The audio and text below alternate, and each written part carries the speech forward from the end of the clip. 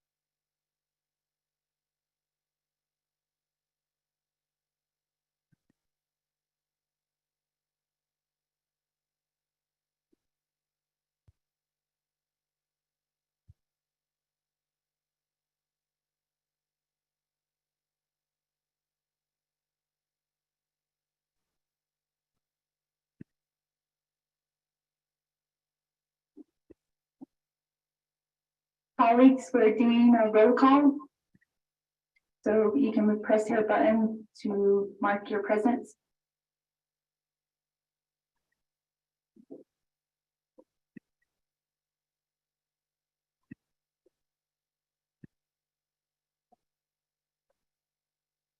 Something really smells right here.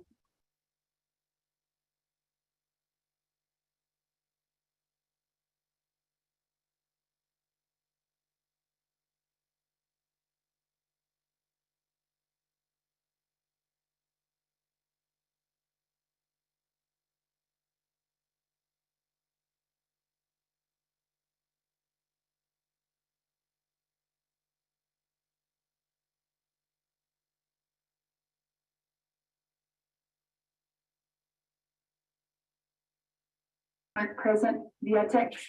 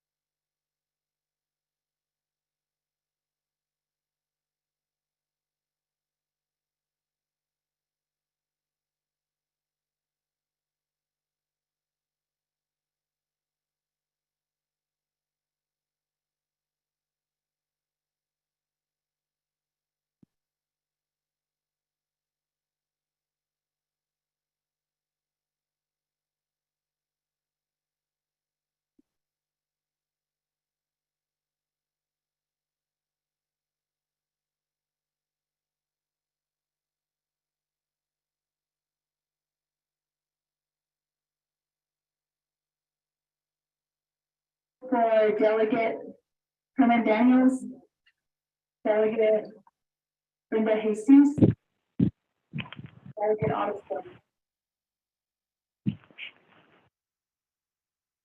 This is Delegate Daniel. I'm on the line.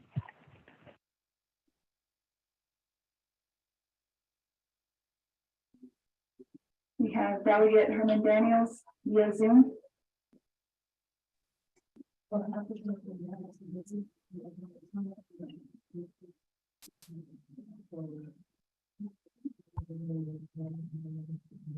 Good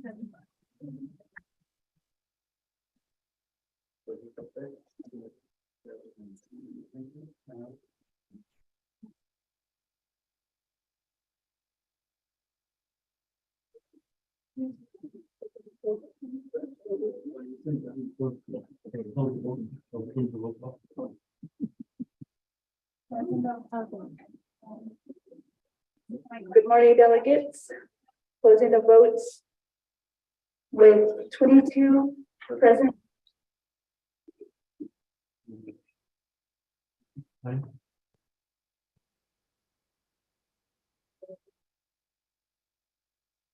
Good morning, honorable delegates and our guests in the gallery. We're calling to order no 7.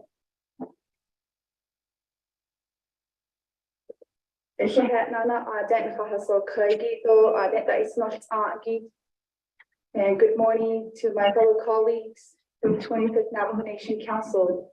I want to welcome you all to our 2023 Winter Council session. And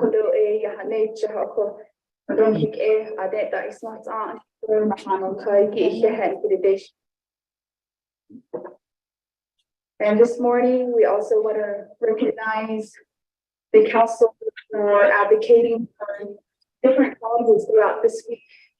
Today, our color is yellow in recognition of Amber Alert. Amber Alert awareness to recognize the early warning system that notifies the public when your child has been abducted. It was named in remembrance of 9-year-old Amber Hingerman. So thank you, colleagues, for wearing your colors today, yellow today. We want to have our audience be aware of that. Recognition. And honorable delegates, we do have special guests in our gallery this morning. And just want to briefly acknowledge them that we do have several grassroots organizations with us in the gallery.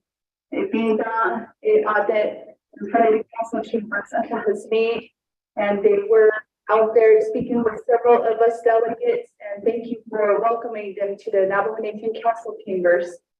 So we have Dota Helium, we have Navajo Charter School, and we also have Dota Fracking, an organization here within the gallery. So delegates, if you do want to hear their point of views and their recommendations, just make them feel welcome to our session this morning.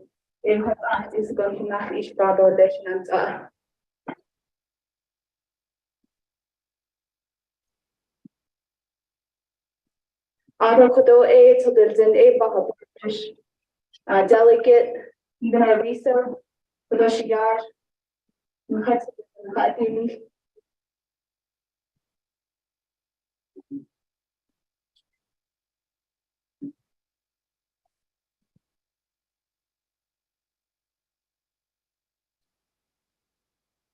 Madam Speaker, good morning. Do ya no no ya get Pass on the clinic 25th Navajo Nation Council. Aro are ya ho ya hagi anigi ya and staff. Aro justice no clinic ya by Aro next for a need to the Zendahano. Hajishi to the Zen Uncle Ashi needs to the deal. Uncle Kachaya to the legislator, like Cardi and leaning, you asked when loaning to the Zen, asked the slow day of a Yashkito. EJ, Kibana Ayadis, winter session, your it was only glory class I need. Aro and Hada stay. Ashins are the Arosha cutting agent, I think. And it was after L.A. and other state or one on night cut on this cutting in lane. Aro, Betahini, Nani, Haba, William Aron, Chin, Ani, Coconet, the Kixi Dagi, Aron, the Lidia, not Lily, Juno, Aya, Bayade, Kito, Juno, Aya, Hidne, Bakane, Japanese, Aya, Belanda, later, actually, in God. It are a Benanos, although Lahu and the nation has a he hit a whole lost hut. I don't done hit it better and can be if he hit a honey guitar. Habit the honey. Made it better now. I don't share one which is really other big usually the area. About that in Yano, you can be really needs. Hands on the leak, I hello than her one day. The back is the getting $8 should have the living. Arodi cooking as Meligi. Aro Tarnas, the Progandan, the law stop, the Pestamon. We hit in the care, you know. 110 chapters. Areas, but so there's a Bahasti or this Aro and when none could go on none in that Ani and Nadita. That's a dagi, that's a kagi. But one lord or less, yard $8 so the Schniffit Hardy and Ling, you know, a Shanate later. I don't he travels. I thought he can $8 Hardy and Ling. It so there's an G slot or relationship in that they are with $8 in Jesus' name. Amen.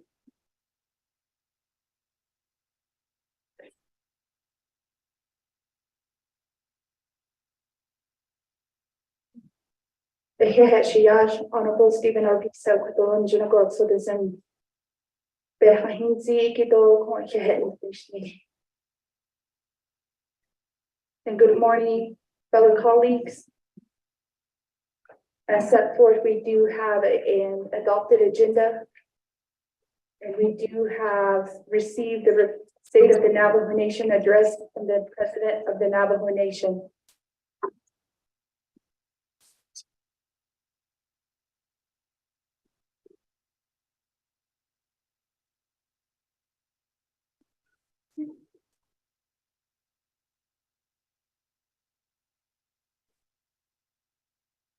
Staff, can we notify the President, Office of the President and Vice President?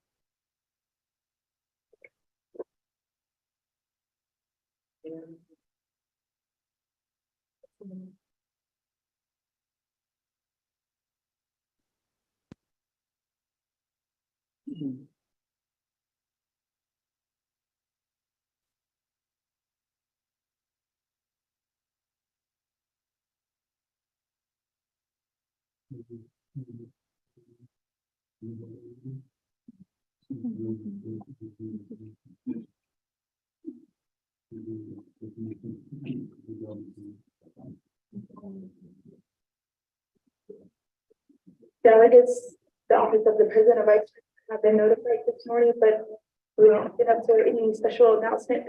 Have while the President arrives here to the chambers.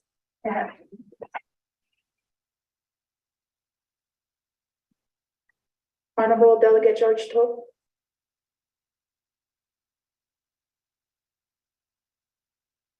Good morning. Yatehipin, Honorable Speaker, Madam Chair, Ato Koto, Oniklonigito, Shnat Anima Senegi, and then the visitor in the gallery. Ato yesterday, introduction by us, the call. Between Snan, it was a San Lenigi, a Kuja, South Side, that Ishabeda Outlook when he tattooed, we've been together for 48 years. So it introduces about all this. Thank you. Thank you, Honorable Delegate Toth. We have Honorable Delegate Dr. Andy Ness. Another point of order on the floor. Delegate Daniels. Thank you, Madam Speaker. Yeah, Kodoshma. I don't know. I raise a point of order. Later. Agenda, if you ask, so that I don't know. Right now, we're just waiting for the president of the Navajo Nation to enter the building with those. But the that which had been educated in Dana area, I don't know, so say they back in that so it is. I just want to point what a water shadow is for them. Thank you.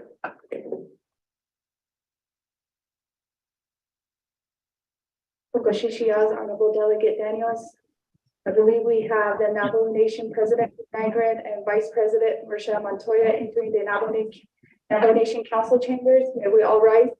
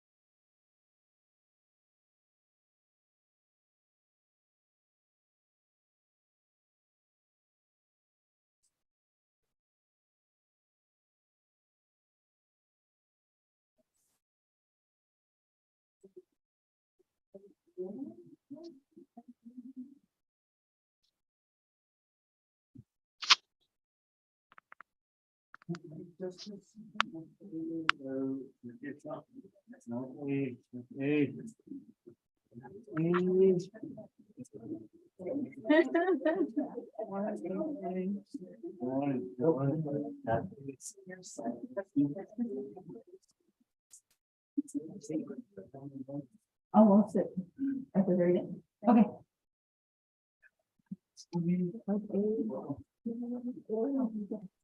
That's E.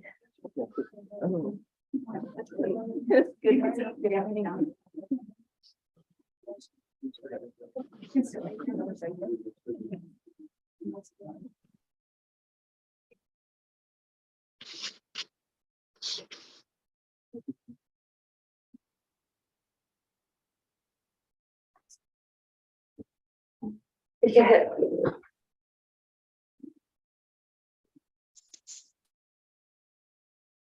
With that point of order of recognizing Delegate Herman Daniels, we're going to go straight forward with the agenda and go on to the State of the Navajo Nation report from President Bu Nygren and Vice President Rochelle Montoya.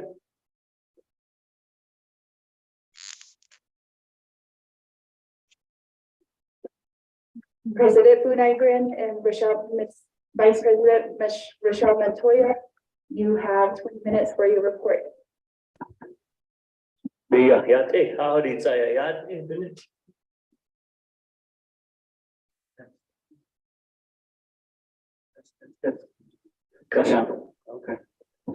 Feels like I'm in school. School the people, I don't know the etc. from the speakers. So Madam Speaker, congratulations. Oh, man.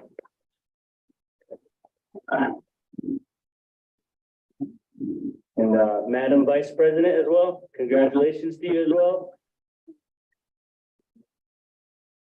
And Madam Chief Justice, thank you for everything as well. So I think 3 madams in a row is a good day for Navajo. So it's amazing to just say those 3 words and to recognize 3 matriarchs that are very important to our community and our leaders all across Navajo. And of course, good morning to the 25th Navajo Nation Council.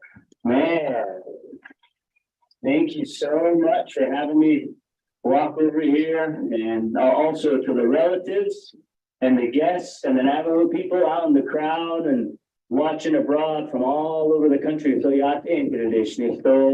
can get and then get over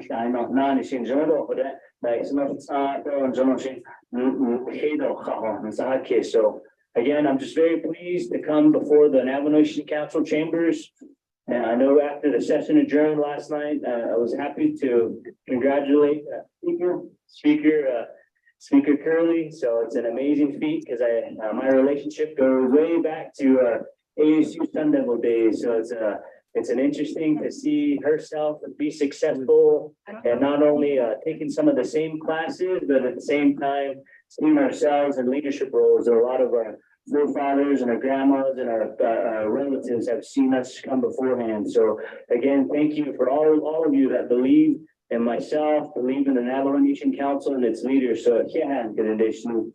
And also want to say good morning to my wife, First Lady of the Navajo Nation, former state representative, Jasmine Blackwater Niagara. Yeah.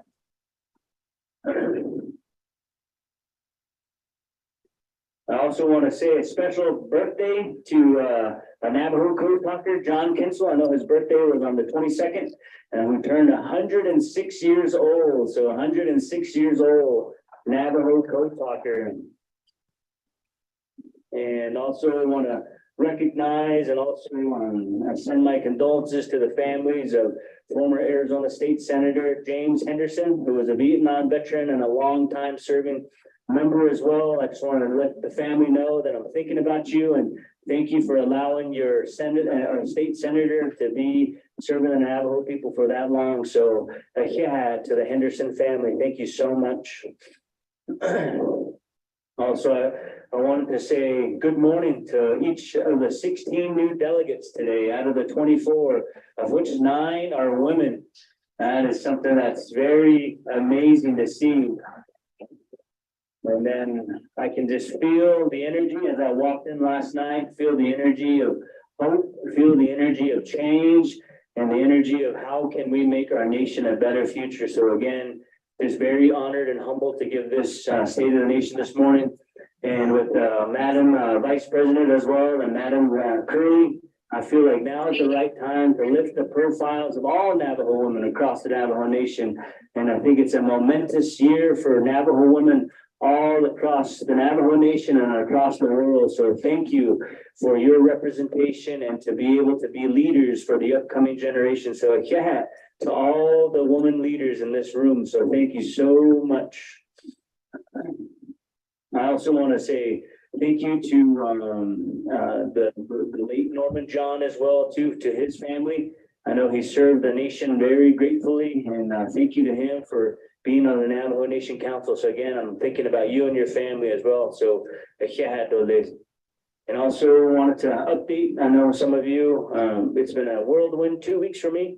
I know today is 14 days on the job. It's been a whirlwind within my administration. It's been a lot of fun. It's been a lot of getting used to certain ways, getting used to signing documents and getting things situated. So again, very fortunate to have been able to meet so many leaders across the board.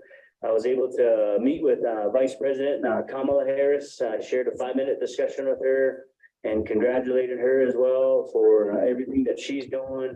So it's good to meet with her. Also met with Governor Michelle Lujan Grisham, Governor Kate Hobbs as well, and they both expressed their greatest support to the Navajo Nation and its people. And they also offered that whenever we need to step in and help, then let's get together and have that one discussion, because I also reiterated to both of them too that I'm in full support of the Navajo Nation Council, and I will do whatever it takes to make sure that our priorities are lined up so that we're singing the same song when we go to the state level and the federal level. So I'm all for that. So yeah, for the state leaders that might be listening out this morning, so I appreciate the time that they've given me. I know with Governor Lujan, one of the main thing that she expressed was the capital outlay dollars. And I expressed to her in return, my goal personally, it's a very ambitious goal, but for New Mexico, it's a goal of mine to try to spend all of the New Mexico capital outlay dollars this year. So I've asked my team to come up with creative ways on what needs to happen so we can spend those capital outlay dollars in New Mexico. Some of those dollars date back to the late Senator Pinto. So those dollars have been around for a very, very long time, and it's a personal goal of mine. I want to keep myself accountable to see if we can spend all that money. I think the dollar amount is between 16 and 19 million that I and my team, we want to try to get that accomplished. I know from the New Mexico area, the Eastern Agency. I know you all have been watching those dollars. And then when I met with Governor Hobbs, one of the things I brought up was TPT tax. I know the last number I heard was that the Navajo Nation is well over $60 million in TPT. And my pitch to her and Governor Lewis of the Gila River and President Javier of the Salt River Pima and a few other chairmen and presidents of the state of Arizona tribal nations, all we're asking the state of Arizona is give us our fair share. If the municipality and the towns get anywhere between 25%, why can't we get 25% of that amount? So all I'm asking is for a fair share, and so far, a lot of the tribal leaders are on board. So it's going to take all of us in this room to make sure that we can get some sort of percentage of PT tax that we pay to the state of Arizona. Because in return, we can use that to wherever we need to put it, whether it's roads, public safety, or elders, or get, I think 25% of 60 million is about 15 million. So just imagine every year we're $15 million back in our coffers and make sure that we can help our people. So that was the main thing I advocated when it came to the state of Arizona. And I also wanted to say thank you to Secretary Holland for visiting not only the Navajo Nation, but other tribal communities across the nation, because I was very fortunate to meet with her 4 times. She jokingly said, "Boo, you're the only guy that comes up to me about gravel pits and trying to get that process quickly. So I'm going to call you the gravel pit man." So, all right, whatever you want to call me, that's fine. If we can speed up the process for gravel pits, because all of us know the communities that we serve, and even that heartfelt speech from our speaker early yesterday about how the roads and the living conditions that she represents, that's what's at the forefront. So I'm glad that Secretary Holland, every time she sees me, she thinks of gravel pits now. So I also reassured her before I come meet with her, I want to bring her a 1-page executive summary on exactly what we need from her, instead of approaching her and telling her all the things that need to happen, but just to keep it simple so that she can do her job. So that's another goal of mine, to make sure that we open up some gravel pits this year so that we can stage them all over the Navajo Nation, and so that communities across can start utilizing them. It was very heartful to hear some of the stories. I know some of the traumatic stories that were told during her visit to many farms. I know a lot of us are used to hearing our grandparents. I remember my mom and my grandma talking about her Sherman Indian school days, how they rode a bus on a dirt road all the way out to California, and how the language and the things that happened to them is just something that I can't personally comprehend, because it's very sad to hear that our people have gone through that. But I know that when it comes to the governor of Arizona and the governor of New Mexico, one of the things that they want to help us is definitely with the missing and murdered indigenous people, because I know we got a champion in the house. I know Delegate Amber Crotty, I know she's a champion of that effort. So definitely looking forward to working with her, because both governors have expressed to develop some partnerships. And the other thing I mentioned with when I met with them was cross-deputization, cross-commissioning within our boundaries. The reason why I believe it's possible, because Salt River is doing it. If all of you are familiar with the Phoenix area, Salt River Police actually goes into Mesa, Tempe, and the state routes, and they've got agreements set in place. And I've asked myself, why can't we accomplish something like that? Because I know on Navajo, it's very unique. We got Arizona, New Mexico, and Utah. So if other tribes are doing it, I'm pretty sure that we can take some of their formats and not recreate the wheel, and really work with them as well. I also wanted to recognize John Sosi. I know he's in the crowd. John, if you could stand up, please. I know a lot of you know John Sosi. He's a newest member of the OPVP staff. He's a lifelong champion of domestic violence walks, and to make sure that he brings awareness to the cause. So I wanted to take that issue very seriously, to make sure that our women and missing and mission our people's voices are being heard. So definitely happy to have them aboard. And I know one of the other questions that have been coming my way is the mask mandate lifting. And one of the things I've been thinking about it was for a very long time. So hopefully it wasn't a surprise to all of you, especially the people across the Navajo Nation. Since I made my announcement on April 4th of 2020, almost a year ago, I did say that we should reopen 100%, and 100% meaning like we got to get back to business to make sure that our tribal services and things that are accessible to our people, they can use those facilities right away, because as a lot of us, we've know our communities well, having spent 9 months crisscrossing the Navajo Nation. One of the things I've always heard is I need to get to the chapter house. If I can make it to a chapter house, there should be a staff member there. I've even gotten a few text messages recently saying, even in these winter conditions, if my 2-wheel drive vehicle can make it to the chapter house, then a staff and somebody should be able to answer my questions.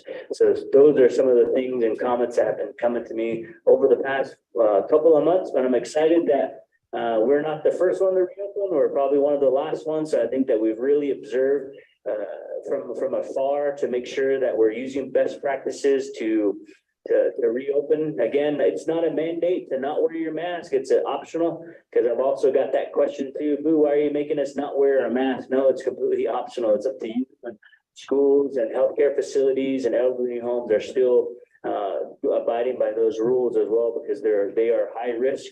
And the other thing too, is I just want to reassure everyone that we got to continue to sanitize, continue to take care of one another, make sure you're vaccinated, getting your boosters, and a lot of those things are still going to be in place. So again, thank you.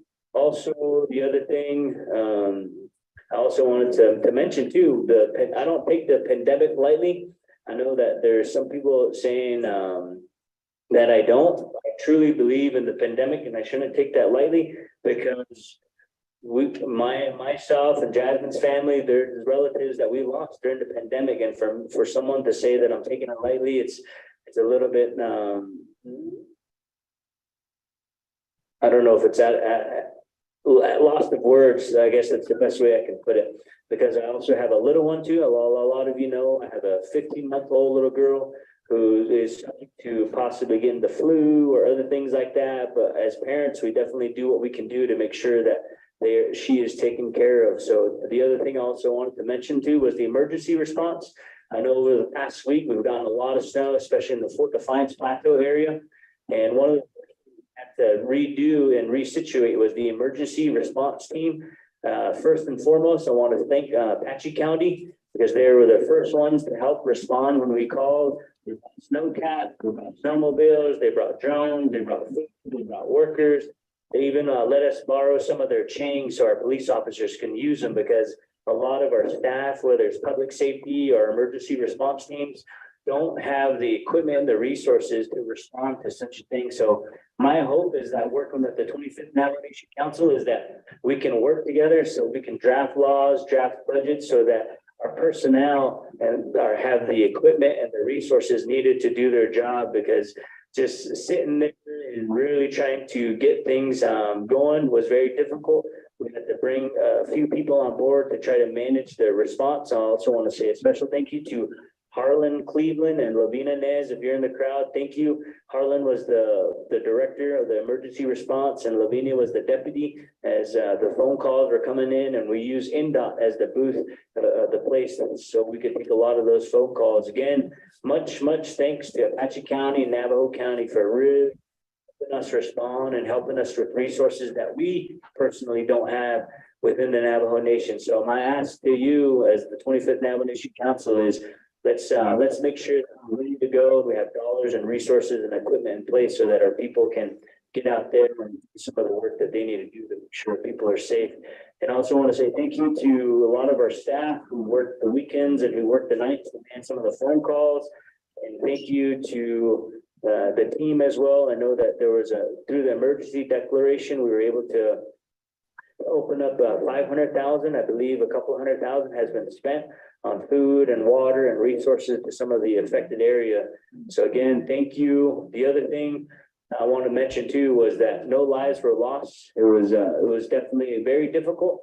I know that we kept with the resources that we had, we addressed a lot of the high elevation areas like Sawmill, Fort Defiance Plateau, and the mountainous areas. If we had enough resources, we could have expanded even further. But I know even up in Red Mesa, we got a couple inches of snow, and I don't think we had resources even enough to even reach my area where I'm from. So so moving forward, looking forward to presenting to the Navajo Nation Council on the needs and wants moving forward with your support. The other thing I want to also mention is the snow is going to turn into mud.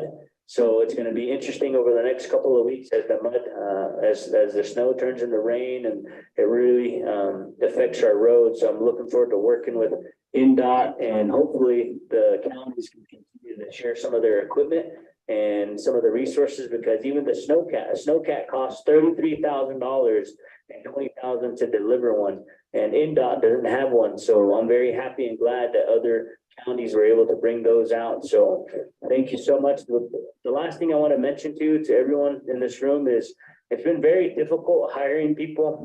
There's over 1,200 to 1,500 job vacancies, and it's very difficult to try to get people hired. And then those positions, by the time situations are, I think a lot of us have understood that it's a strenuous process, and I've asked my team to come up with solutions that we can present to the Navajo Nation Council, and hopefully we can open up those jobs where people are being hired right away for specific skills needed, because there's been some scenarios where I've been told where a department wants a specific experience, but the person that actually gets hired doesn't have that experience. So as your president, I want to make sure that we can get those jobs filled right away, because if in order for us to tackle a lot of the things that need to happen, especially things like ARPA, I know that's a big topic of mine and a big topic of the 25th Navajo Nation Council. We got to get the hiring process really reviewed and streamlined.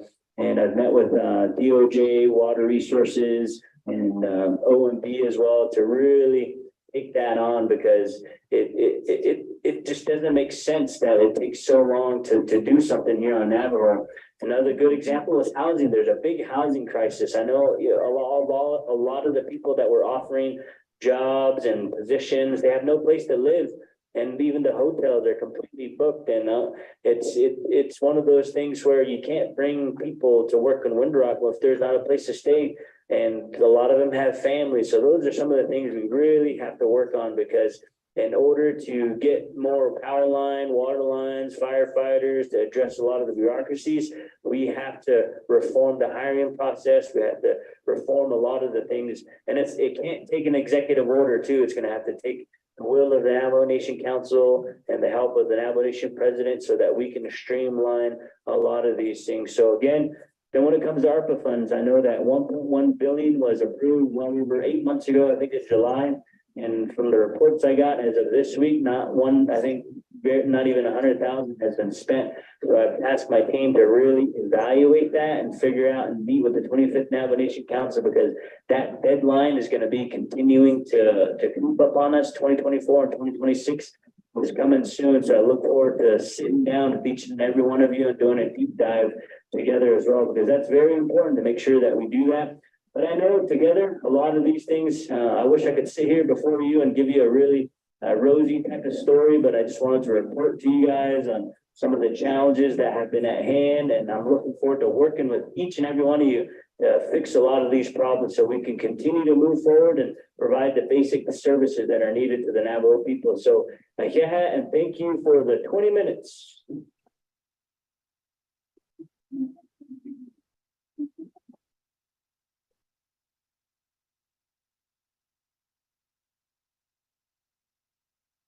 You have President Boone Angren and also Vice President Rashad Montoya.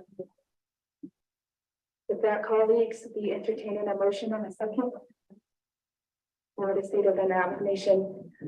Motion by Honorable Delegate Vince James, second by Honorable Delegate Curtis Unito.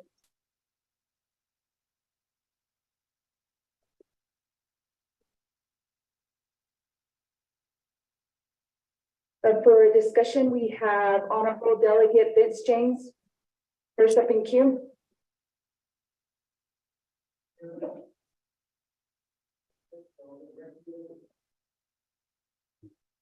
Point of privilege, Honorable Delegate Vignes.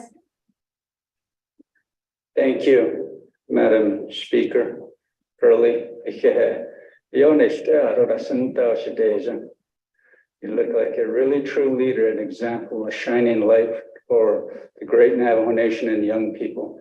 My point of privilege is we gave 20 minutes to the president and vice president.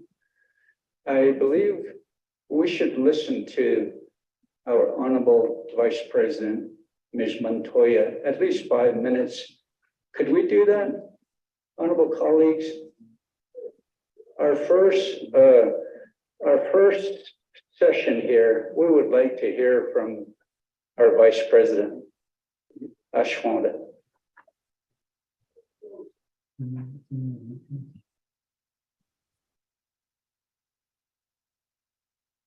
Thank you, the Honorable Riquinez, for that recommendation to our colleagues.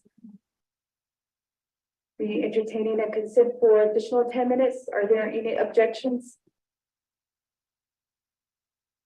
Then we'll put 10 minutes for our Honorable Madam Vice President Rochelle Montoya.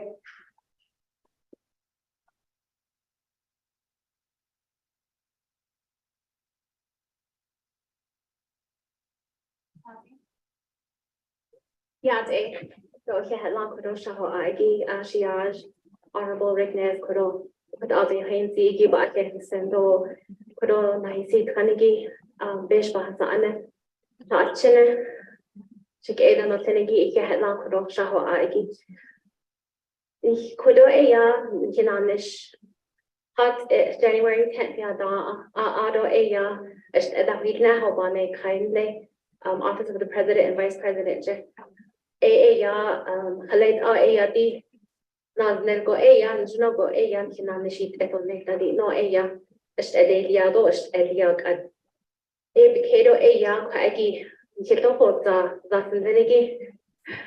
I always laugh about that. In New Mexico, Arizona, that's so yes, nika.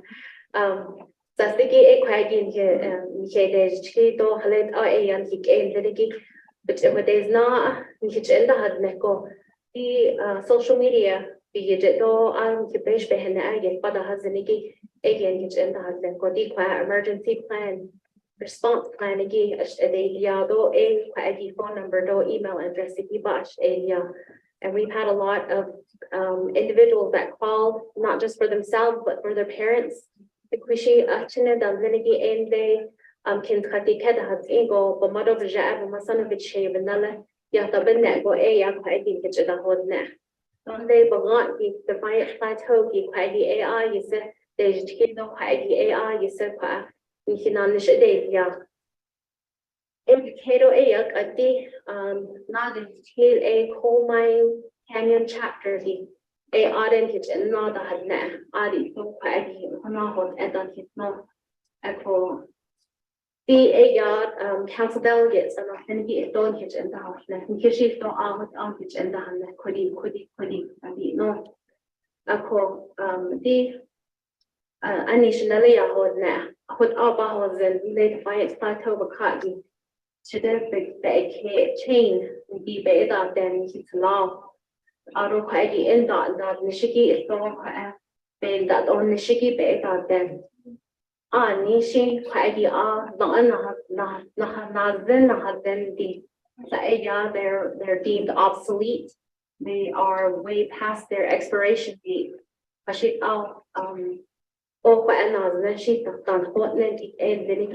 ebony now a caution of the ashore the quaggy in the deep nishkoti quaggy based on lineage, but as other dignito quaggy and then he go away without another only.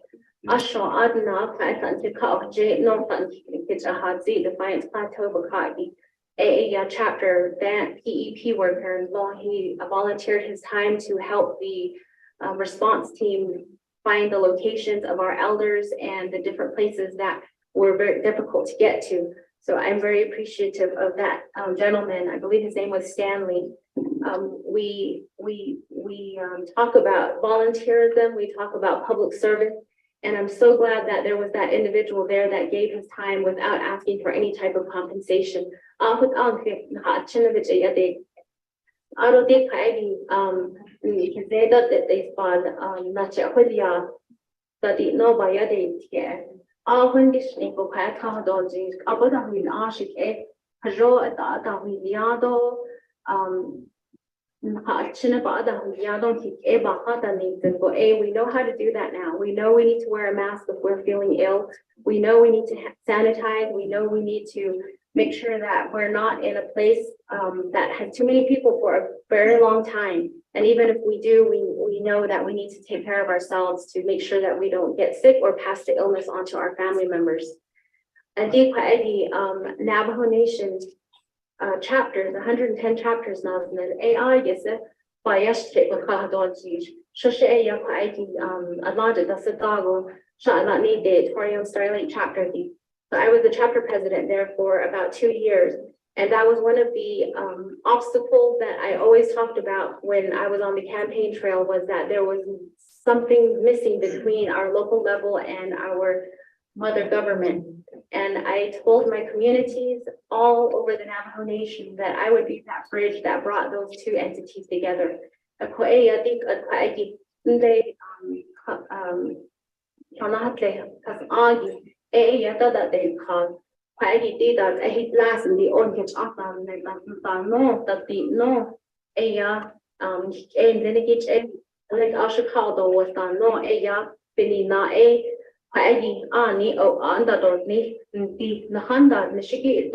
They need to be able to protect themselves. And also, they need to have the right tools to help our people at the local level. Of course, that just means having more people on the ground. We need to have a better look at our hiring process. So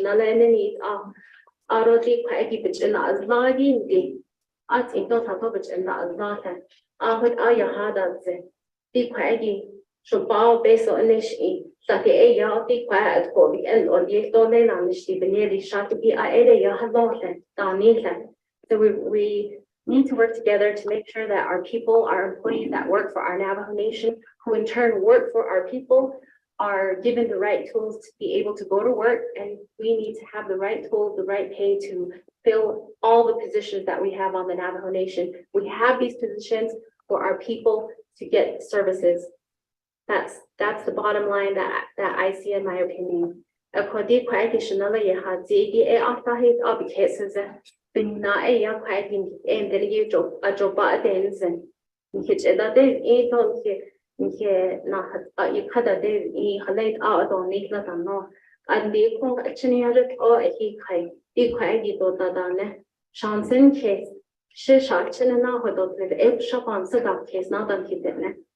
Conditioning, see, quite Jinago, Rogo, a kitchen day, Nishko, Ego age, and that on the not now, that on the chick. For he had long question for ID, though, but he had said, home, share away, and then he had to get what you need. And Jinago, she ate on the quite speak, Madam Speaker. Out of Kodo, now that get all the ID, don't have that is negative quite. Chief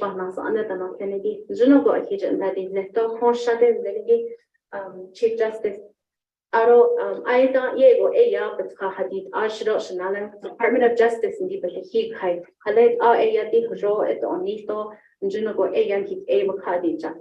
there's so many players in this Navajo Nation government that we all need to work together, think positively for one another, be respectful to one another. Share with avances case. So after he out a put out by yes kid or day. Go with Asha to this maybe. Yeah.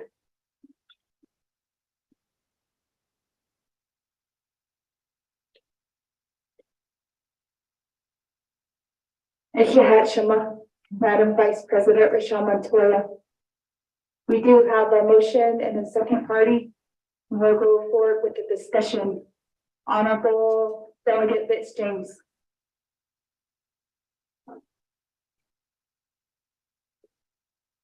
Yeah, Lord Agent, Speaker, Adonana, Select, Dosha Chain, President Nigel, Adonana, Shade, Vice President Montoya, Dosha Kahasiko, Adona, the kitten, the Niki, in Habaho, Nahaho, at Linko, Kodod, a large Iki.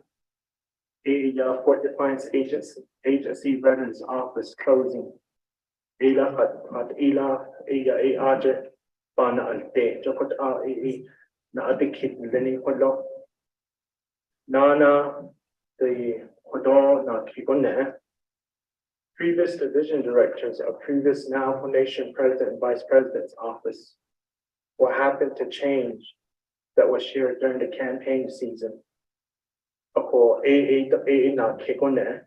Ako naka-achine nakta kato nakta the non-initiative in shakot abe hata isti na ako shak jokot ado na adikit linigi wadla ako ado tao na had ila not source a case in the door of a cart on what data and statistic information was used to make an executive order to lift the mandated mass.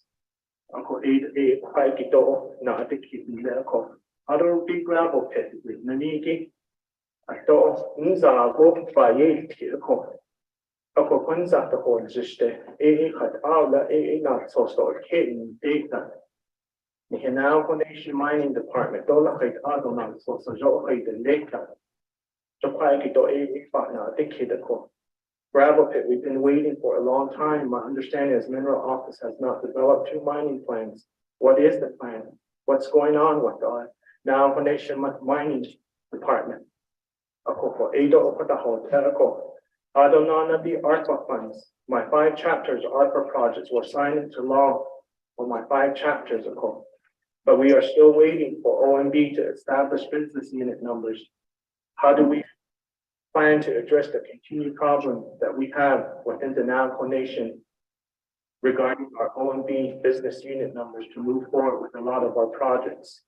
It's a continuation, it's a continuous problem within our Navajo Nation government.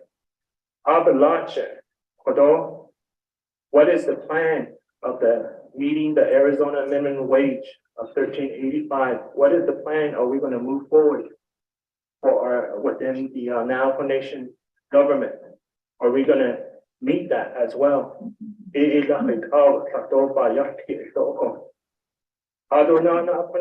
The next question. Will your office be addressing the investigation of previous administration hazard and duty pay? Oh, a huge advantage. Steve advantage.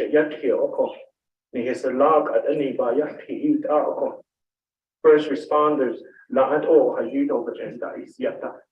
they weren't paid. Some resigned, some are the long haulers trying to recover. They were never paid. But yet, the previous administration division directors were outrageously paid. We tried asking for answers. It was never happened. Are you going to address that as president of the Navajo Nation, the vice president of the Navajo Nation?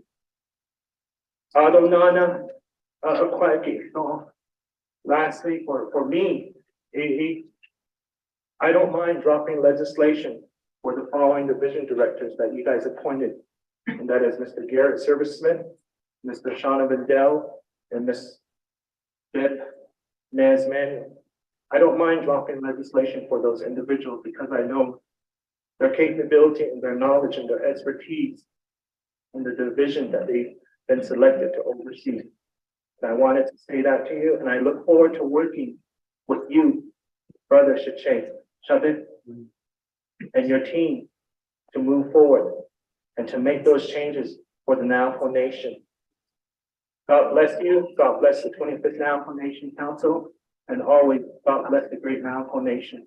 But I deserve my time. Thank you. Thank you, Honorable Ms. James. Reserve time at 18 seconds.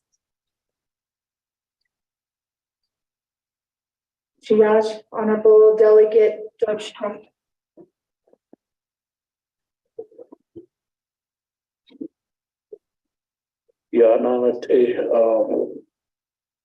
Honorable Madam Speaker,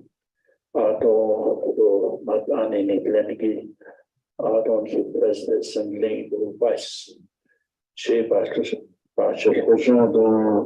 the new beginning of this Navajo Nation. I don't know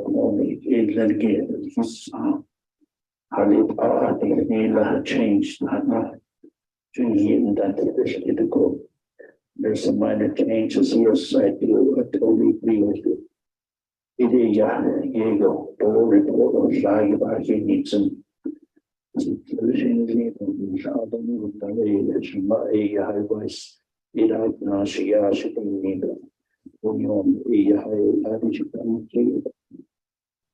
My first concern is in regards to the ARPA. Yes, expenditure report was sent into the office. And we haven't heard anything for my 8 chapters. ADA and under this comes out the Hawaii charge in Darnishi. The next one is law enforcement. My understanding now, Nation Police Department does not recognize. So we need to do legislation to establish law enforcement for Navajo Nation. The other one is commission. Deputize about inland as we used to go to Arizona, we have our own police academy. These 6 weeks and it's a lot, it's a lot. And I think they used to be in the certified state of Arizona, New Mexico, and Utah. They need they should become that. So a lot of non-Indians are coming to this our reservation.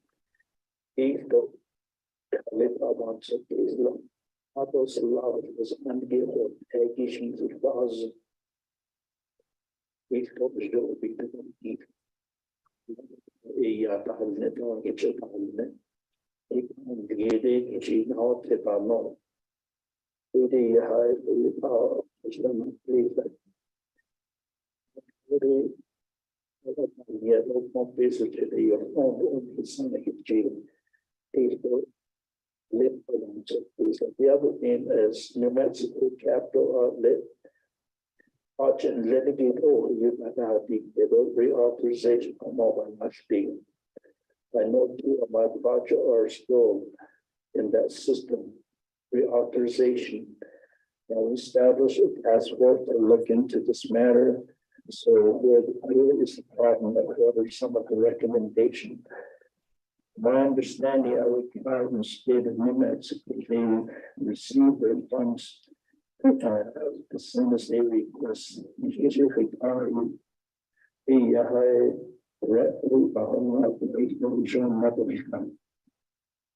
the other one too also is Title 26 certified and non-certified chaplain. I came on to this body and before that I was a chapter official for 2 years. Community development and also the DOJ, their interpretation as a chapter official, you have no business into the administration. I know it's exchange a year and a half between the chapter official and also administration out on them. We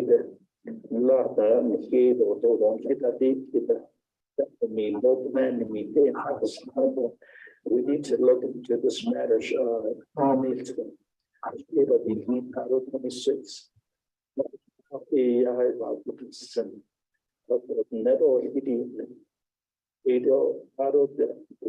To Eastern Navajo land from the Shifra. He so the point of how we can have a meeting. If we have this, there's a lot of issue that I could present to you, President Vice Station and he will now be next door. So, thank you.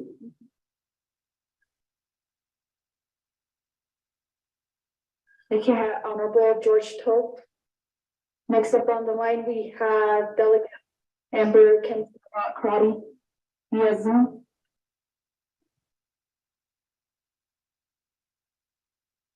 Oh, yeah, Madam Speaker, I appreciate the time, though. President Nygren and Vice President Montoya, thank you for your State of the Nation. I would like to request a written copy of the report. I received the email, but the attachment is the quarterly report. So we'd appreciate that as I send that out to my chapters and just provide public input into some of the key priorities of the administration. During this time, our last 14 days since we have taken the oath, it has been a pleasure to learn not only more about the administration's priorities and the organization and working with the 25th Navajo Nation Council. This is 100 years of the establishment of what we know as this government. And what I want to make sure is some of the areas that were addressed today, if we could clarify when executive has that authority that has been granted to address those issues.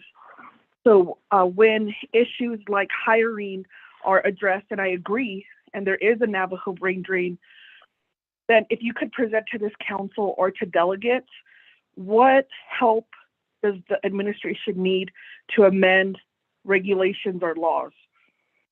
What is the legislative fix? And that would be helpful as we move forward in then understanding from the executive level, where are some of the gaps of service, or where is the red tape, or where is areas that we need to address. Many of our laws are outdated, which include an area very sensitive like burials. That law had not been changed until last year with the work of Chairman Nez since the 1950s. When we look at enrollment for Navajo Nation, that has not been addressed since the 1950s.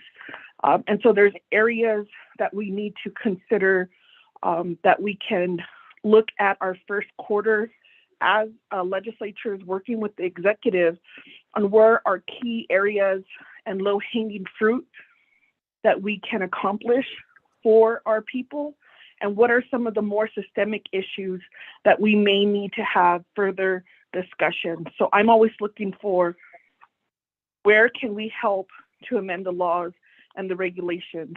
When it comes to areas that we will need the help of executives is to nominate to the Missing and Murdered Diné Relatives Task Force. We also need all of our boards and commissions to be appointed. And we will also need the executive to move forward on how we are going to address Navajo Housing Authority and the need for not only housing through HUD, but working with nonprofits, working with different entities like Habitat for Humanity, working with the Diné College, Navajo Technical University, San Juan College, who have construction, possible construction programs, and really examining what are our opportunities. And I would appreciate if that could be a discussion and that's presented, can be to the people, it can be to the leadership, but there is a lot of individuals who want to help the nation and just do not have a pathway for that help. So I want to end there and just thank you so much for the time and the energy, and I'll waive the rest of my time. Thank you.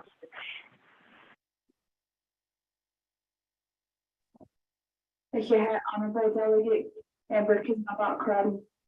Next up, we have Honorable Delegate Brenda Hastings.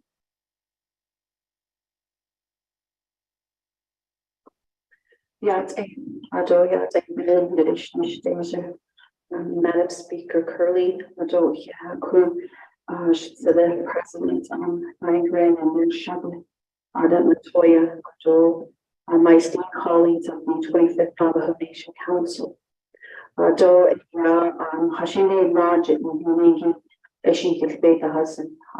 folks in the gallery and also as legislators and as leaders of the Navajo Nation. There's a diverse and vast need for a lot of amendments to policies. And that's one area that would have to be the core change to a lot of the red tape or barriers that we speak of that would have to happen. Of course, the division directors that we've appointed, and after their confirmation, that would have to be tasked to create that alliance and collaboration with them in hopes that we move these amendments to these title codes of the Navajo Nation Shinatan. One of the areas that I really have been centric on as I headed the real estate department for Navajo Nation was the Navajo Nation needs to strategize on developing a better plan on how to manage and maintain the buildings, the real properties that a lot of these programs and divisions currently occupy. We have issues regarding occupational safety codes for our employees of the Navajo Nation.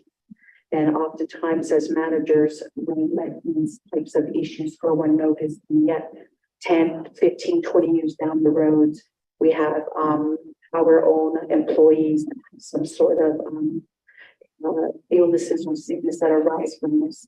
So that probably needs to be at the forefront. And Division of General Services, what role does facility maintenance, risk management and property management play in maintaining these buildings? Because we have property tag numbers on these buildings, but oftentimes we don't see, these departments out there assessing or evaluating these buildings until such time when asbestos or mold or leaking is noticed by some of the staff themselves, but they continue to be housed in these buildings. And one of the lasting precedent, as I'm most certain you are aware of the nation's financial position, when the nation is using more debt, it raises the risk for the nation's overall earnings or cash flow stream. But a higher debt can also be a positive thing to where we can actually lead to a return on investment or just a rate of return.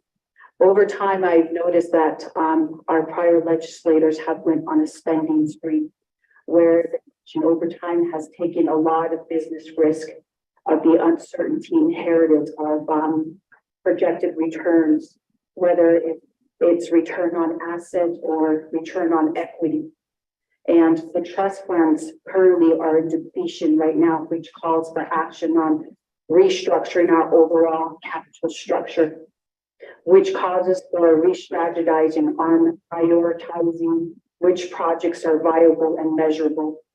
And as you made appointments into the division director positions, what is your strategy, or what is the division director's strategy or plan of what would be optimal capital structure going forward for the executive, judicial, and legislative, that in hopes that we can somehow come back together and start benefiting with incoming cash flow? So right now, I know that there is issues regarding revenue stream and and let's all, work together to meet a lot of these goals that we set out and attain them, and in a more measurable way, quantifiable way. I reserve my time, speaker. Thank you.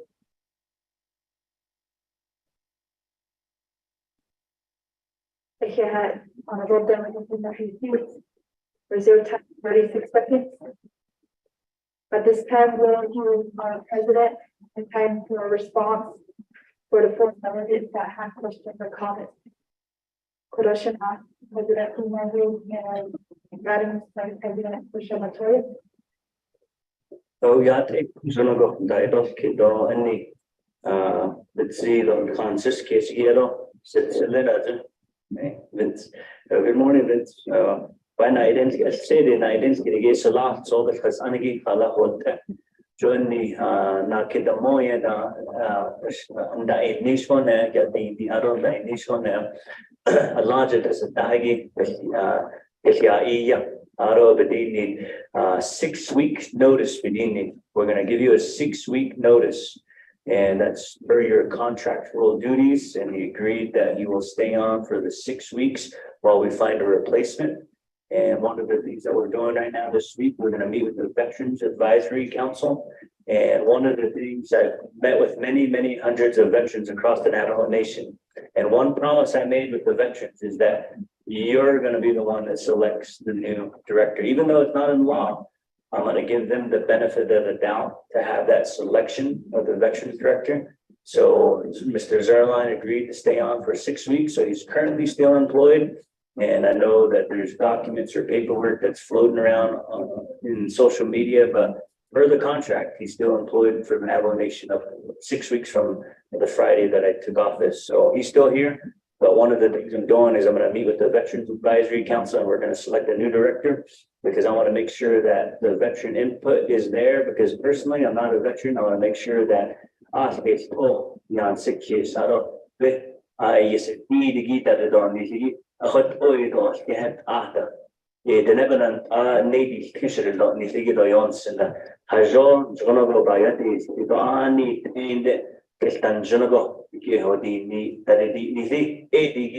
then yeah, I'm gonna be meeting with them. So hopefully that answers the question. And then division director, I know that I wish I could really recruit. I did during the division director, when I was looking for division directors, we did have a call across the country and where Navajos are being.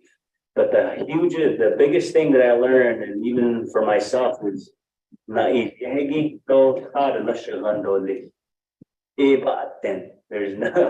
we're not competitive and there's nowhere for them to live at this very moment in time. My wife and I, Vice President and I, were hoteling it up and it's very difficult. And even for some of our staff, they don't have a place to stay. And some of them are traveling long distances. That's just the state of the Navajo Nation. It's very difficult. As your Navajo Nation president, I wish I could tell you. So it's a difficult situation, and that was what was really disheartening going through some of the selections because some of the most high caliber people, those situations didn't work for them. So because they have family, they have kids. And a lot of those things. So one of the things that we can work on is maybe 4 years, 8 years down the road, whoever the president is, then hopefully they can say the best place to work and live is on Navajo. I want to offer you a job, come help your people. I think that if we can get behind that and make those changes, and let's change the narrative into the future, that'd be good. And then data and stats regarding the mass. We did, it wasn't a unilateral decision on my part. Everything had to go through the Department of Health, all the advisory council, everybody that's involved, given the recommendations and physicians and all the people, and they heard it through, and that was the recommendation, and executive order was issued from Department of Health, and then from there I just acknowledged it. So I'm not a physician myself or a doctor, so no doctor of education, but the other thing to mention was the mining and gravel. We did have a meeting with NDOT, NECA, and mining and natural resources. There are some sites that have been identified on Navajo. It's just that we got to get behind it. And once we open up a pit, good example is the pit that we own for Delcon, right? We own it, but we don't own the equipment. We're not operating it. One of my personal goals is why isn't the Navajo Nation operating? We should have equipment because right now the operator isn't Navajo, so it doesn't really benefit us. So my goal is to make sure that we own everything because all of us in here, the 24 of us and Vice President and myself, our best interest is always for the Navajo people, and those are our investors and our clients. So we'll do what we can to make sure that we bring better resources to them. As far as OPB and some changes, and I concur with your Arizona minimum wage law. If that came before my desk, I would be happily sign it because I think it's about time it's needed. I heard it across the campaign trail. You got Speedway employees, you got Sinclair employees, you got people working all over the place making $8 an hour, and they drive 2 hours one way. By the time they get done, they just barely have enough for eggs or something. So it's a tough situation that our people are in. So if it came before my desk, I'd be more than happy to sign it because we got to get up with the times and make those adjustments. When it comes to hazard duty pay and investigations, I'm all about accountability and transparency. So if the new Law and Order Committee is assembled and they want DOJ and our department to do some investigation, sure, so be it. We all work for the Navajo people. It's Navajo dollars money. We shouldn't be afraid to show the books. So that's the type of person that I am. So I fully support transparency and accountability. I'm happy that you're going to support Garrett and Debbie and Sean and Dale. Everybody else is sad in the room though. And then George, good morning. ARPA has definitely been a big thing because just my background in construction and construction management, that's one of the things that really I'm kind of foreseeing. The next works inviting you all to the next debrief, to all of the debriefs that I'll be getting. I'll make sure that you guys are invited to those meetings because you need that input, because we got to figure out what's feasible, not feasible. And this body needs to make sure that, like I said, it's been 8 months since it was passed, since July. And what you're telling me, I'm sorry, I wish I could pull off a miracle in 13 days, but I'm still working the system and making sure that we can align some of the things. Some of the things that I've been thinking about is combining some of the departments and moving them into locations that make the most sense. We should have a location for project development. I know that currently the ARPA office is at the old airport. They're also located by Subway, so they're all over the place. And then that also includes all of our project developments across the Navajo Nation. So we truly need to develop our own project development unit to where with a leader like yourselves steps into a building. We know where home site leases are. We know where right-of-ways are. We know where park is. We know where everything is, instead of searching all over Window Rock, Fort Defiance. So that's going to be my goal, is to realign some of the departments and locate them right next to each other or keep them in the same building so that projects get through the area quickly. And you also mentioned public safety, definitely a big on my part. I'm happy to hear that you were Arizona, New Mexico, Utah certified. And that's an old, I guess the good old days, they had it figured out. So we want to get back to the good old days and get it figured out and make sure that our police officers are certified in Arizona, Utah, and New Mexico. I think that's a good goal to have, but definitely with the support of the Navajo. So again, you got to think about it. When we certify them, we should also pay them more, because if they're certified in 3 states, where do you think they're going to go when there's an offer in Arizona, or Utah, or New Mexico? At the end of the day, all of us care about our family, right? Our kids, our relatives, our moms, and our grandparents. Wherever we can support them best is where we're going to go. So with that, George, you also talked about Title 26 updates and DCD and DOJ. From my perspective, the chapters, all of us look to the chapters, and we need to restore some respect to the chapters so that they have some autonomy, because they're the ones that should be filtering a lot of these things for us, and we should give them the benefit of the doubt. The 25th Navajo Nation Council, the 24 of us and myself and Vice President, we should be the leaders really generating policies, procedures, and allocating funds so that our chapters can be successful on their own. The Eastern Agency Land Commission will work on that. The appointment, well, I'll definitely bring any suggestions that you'll have. The president's office is fully staffed, it's open. So if you want to host a meeting or bring some people in, or if you want to meet with some people, you're more than welcome to come over and schedule meetings. So we'll make sure that's available. And Council, Honorable Prodi, I appreciate, we'll get that quarterly report to you as well. And I know it's been a very interesting 14 days, because I had an ambitious goal right before the inauguration to appoint 14 or all the division directors. It was a good goal because I felt like if you're going to get somewhere, that learning curve needs to start as soon as possible. So I made sure that we hit the ground running as quickly as possible. And when it comes to hiring and developing solutions, and that's one of the things that I tell my team every single day is stay humble, don't complain, come with solutions, because we are here to serve the Navajo people. So that's one of the initiatives that I would constantly tell my teams is don't just talk about it. What are some of the suggestions and what are some of the things that we can take to council? If it's going to take the act of council, let's put a 1-page executive report together and lobby the council and get people together, because if we can make something more efficient, more effective, all of us in here benefit for it, because we all have one purpose.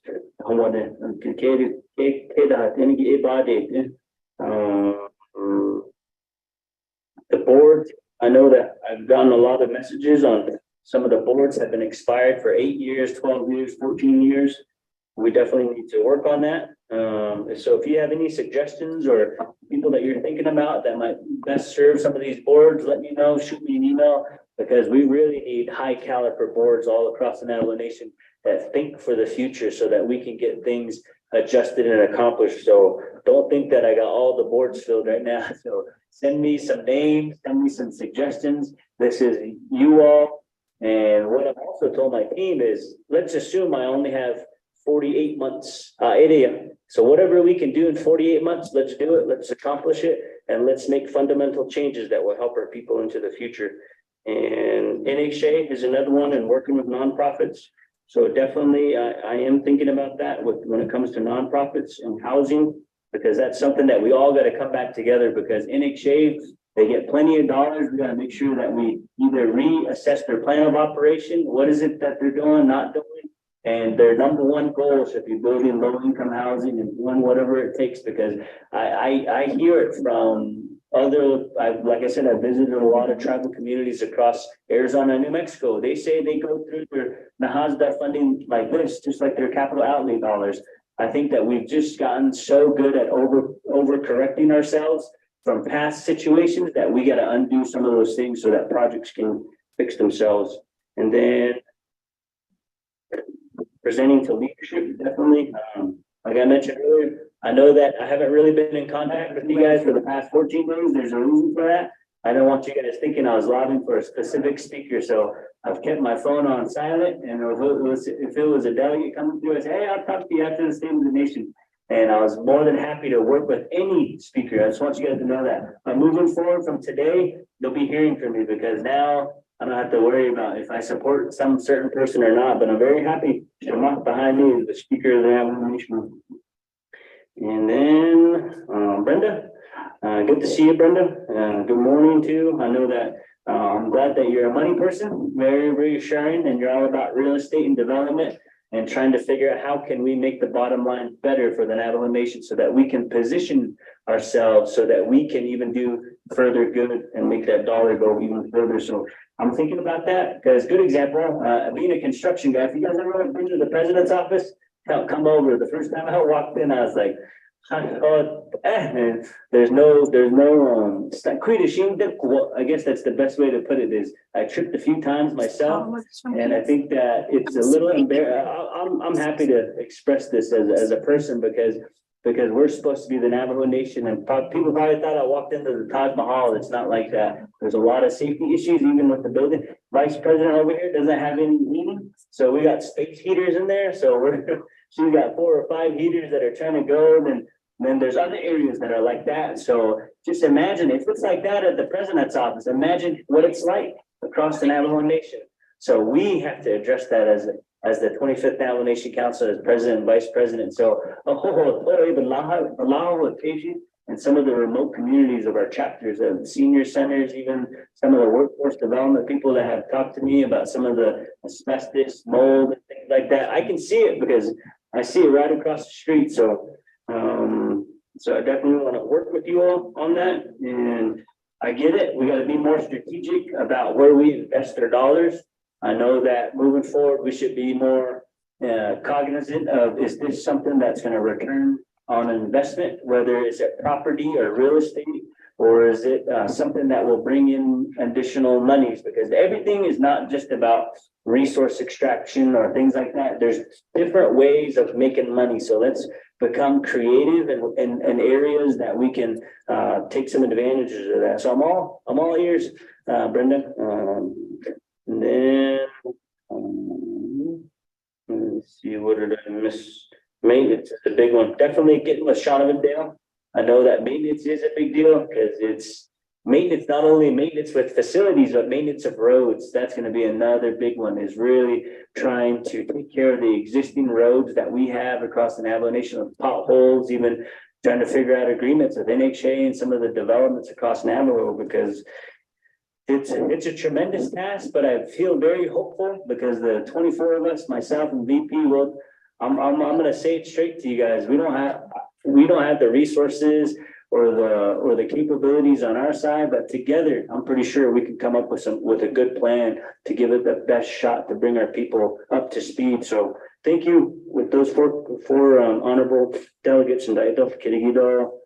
See, yeah.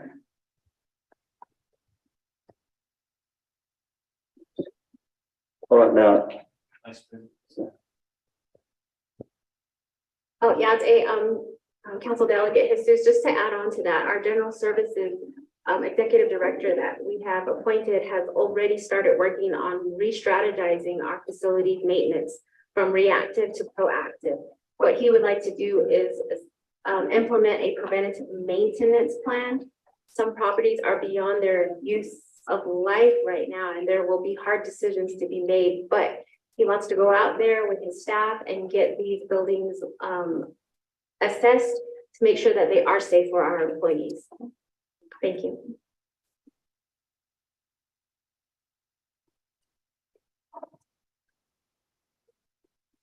Thank you, President and Vice President, for your response and comments.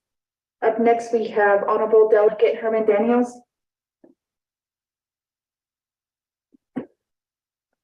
Thank you, Madam Speaker.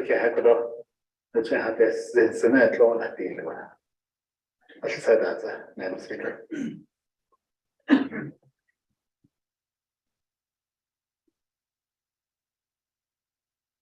Okay, but it's I don't know. Okay.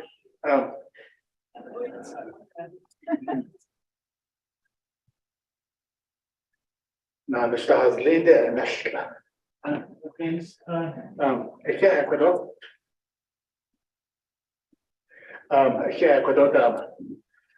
President Nigel I don't get our son now. I went up with Shama. Could get our social and could but I investigate the President's office of the President, Vice President. Of course, she could on agree them not as on or J.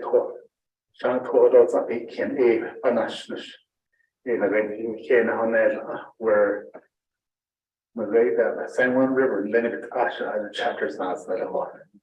So I has uncle that's the whole I gave one kind. I call quite on agree before I proceed with on agree that quite on agree Mr. Silversmith could I believe you're right that he's the Mr. Silversmith. I want to thank this individual put on a division director put on Mr. Silversmith. I think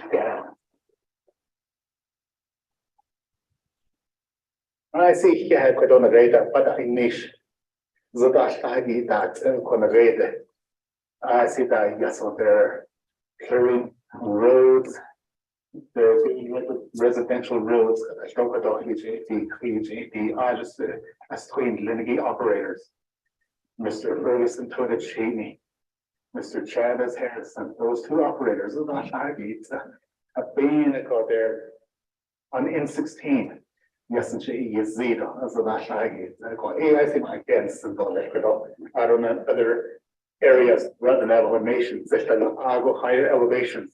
So yes, I think that I shouldn't be in Nishko. I think you had a dealing on this. I don't could have been a great down. This could on a great down. Should they need a could see Zenigi. I see a Dahan needs. I don't know the way at the chapter level. I understand the way that I provide written reports to my chapters every month. DB Nashi, wear your mask. Adata Hashia Shashun Sheshahasi, Nahans and the snow, Bevichahanasi, and the Nashnegit and the Nashni. I don't know the Kos, Edo and the Nashni, the Shnovanas, even a DD. Yego Chinos and Gilakanda is the Schnoda, Benan Skin or Dile, a cocodon radar, little Yagi, or Yai should be Akodo, Kalita Equado, Ekishna and the Nella hates Alonso Equado, this was only Clinigi. I called I don't know if it's home now, and then never this is with on the radar. The whole Hotza, or Dita. So anybody, I don't know if on the radar. Emergency declaration could declare the I don't know could I was reading your report your written report where number 3 on page 3 when that is so yarn away down Besosha with some account on the radar 500,000 emergency management disaster account. Equidor the radar, Equidor. A Equidor are the second laden has under the oil Hanaviona, a cottage, a topic, or the other. Well, I quite get the other son of Sunday, my day, and I go, hey, cho eat the home, or laid as under a could I, when he can't wash so you could all. According to them, got it eggy, and Yasin Dana. I could all, as I'm speaking, could also text, they're sending me pictures. Yasin has, we have Iris. Go to has Tina. I don't know special needs that Eggy Dobich has did a bashin net. Street of Sani bashin net. I call Edia. I don't put on a radar bendish. He put on a radar. J2 Senior Center. Malay could have heaters behind Eggy Dave Jacob. The last 24th Council. Emergency legislation go Hindi short. Requesting for 89,000 to replace the HVAC system. To this day, that on net. So 80 years in Hanas for the leadership chain. So years about none of Chicago, they could have. So 80 years could on a radar. One from a hasip. Thank you, Honorable Delegate Daniels. Next, we have Honorable Delegate Dr. Antoine. Yate to our colleagues here in the 25th, as well as our workers out there in the Legislative Chief Council. Arakodo Ade and then Han. So Kaigi, I thought Yate and Doya Gidini, though they hold the dato. Shana, Adam Dashma, for your report and providing us that in paper as well. Aro Kwaiki, I wanted to also reemphasize the questions, the questions pertaining to the closure of the Fort Defiance Agency Veterans Office. They text me, send me information related. I do my best to relay the most accurate information that I can. And you didn't entertain the question and responded that Mr. Zwerlein is aware of his 6 weeks. To my understanding, I know there is a 6-year contract with that position. And if he is aware of his departure,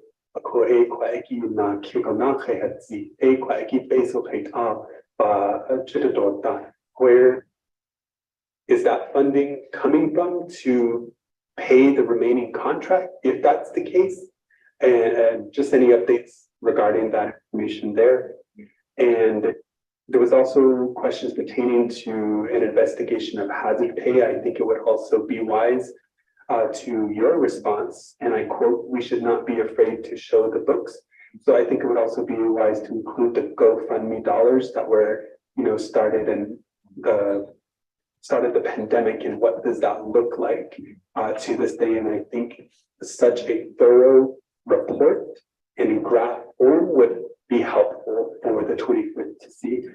And moving forward to our Navajo Nation employees, I also want to question why the vital records office is not reopening. I understand that we have ARPA dollars and many of our families out there want to enroll their kids and additional relatives in a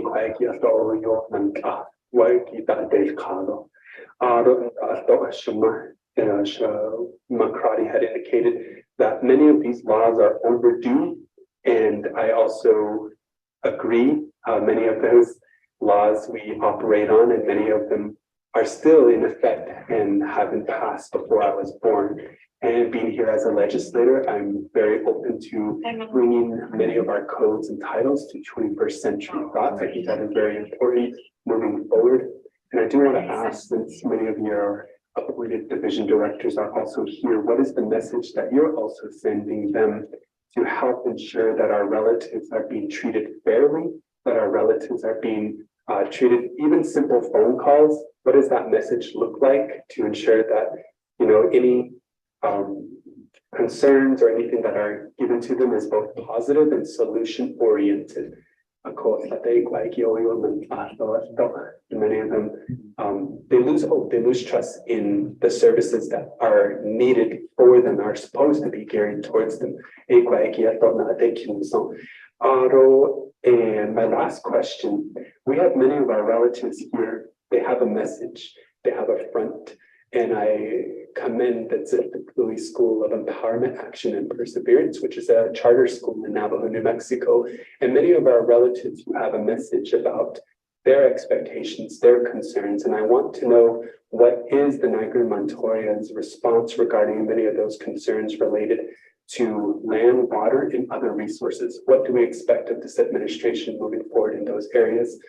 Otto, you also mentioned the housing to move forward to support our low-income families. I also want to emphasize, how can we also improve our advocacy for our families who do not meet low-income formulas? They also need housing as well. I think I reserve my time. Yeah.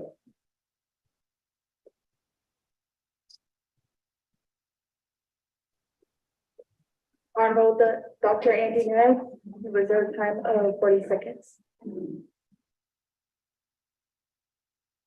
Up next, we have Honorable Lamardo Azeret. Good evening,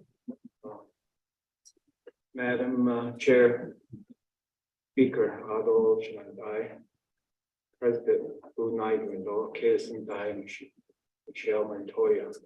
So, I'm also planning for the national society on YouTube or social media. Jaya Lomardo as a reading chip. That's on my talk.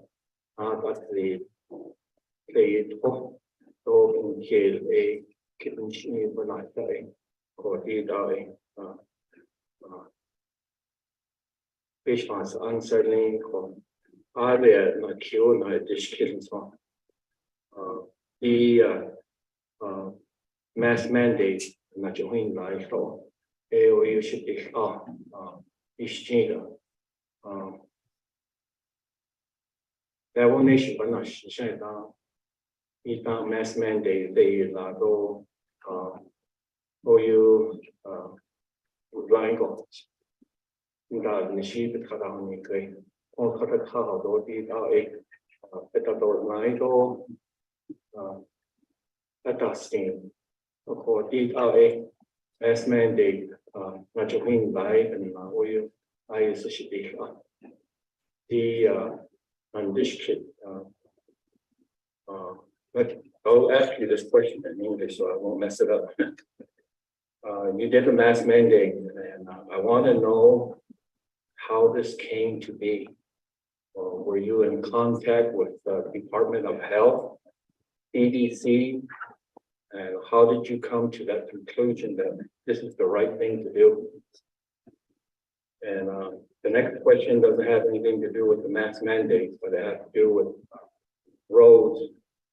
Diego, Mr. Harris over today, Diego, he had way before the emergency mandate, emergency declaration, and he was helping us very, very much over in the areas where we had people that had medical situations.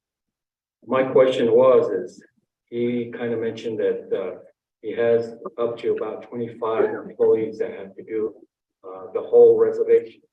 And the question is they have problems getting people to operate vehicles, and the CDL was one of the things that keep on bringing up, was being brought up. And they basically said, well, should we just remove that CDL certification? And I said, I don't think so, because that's a really bad thing to do because of responsibility to the Navajo tribe. It's a safety situation. And I basically mentioned that to him, and I said that I wouldn't vote for any of that stuff to make sure that CDL is removed. He also mentioned, just like I said, that he had only enough people to cover a certain amount of people.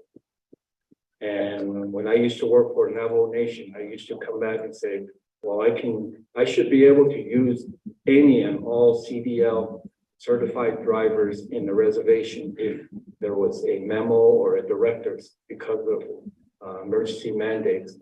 And I like to see that happen so that he can have more employees to help him with different things, hauling equipment or whatever certification they have.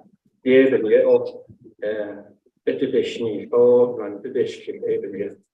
Yeah.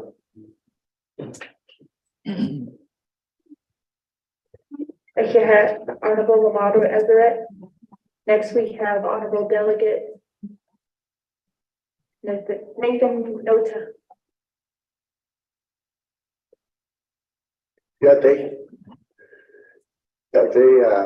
President Nygren, though, Vice President Montoya,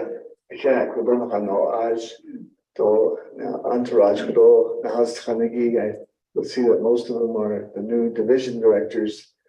Welcome to all of you, and I wish you the best of luck in your new positions and the things that we're going to do for the Navajo Nation. We probably all have to work together from here in the council and you guys as well.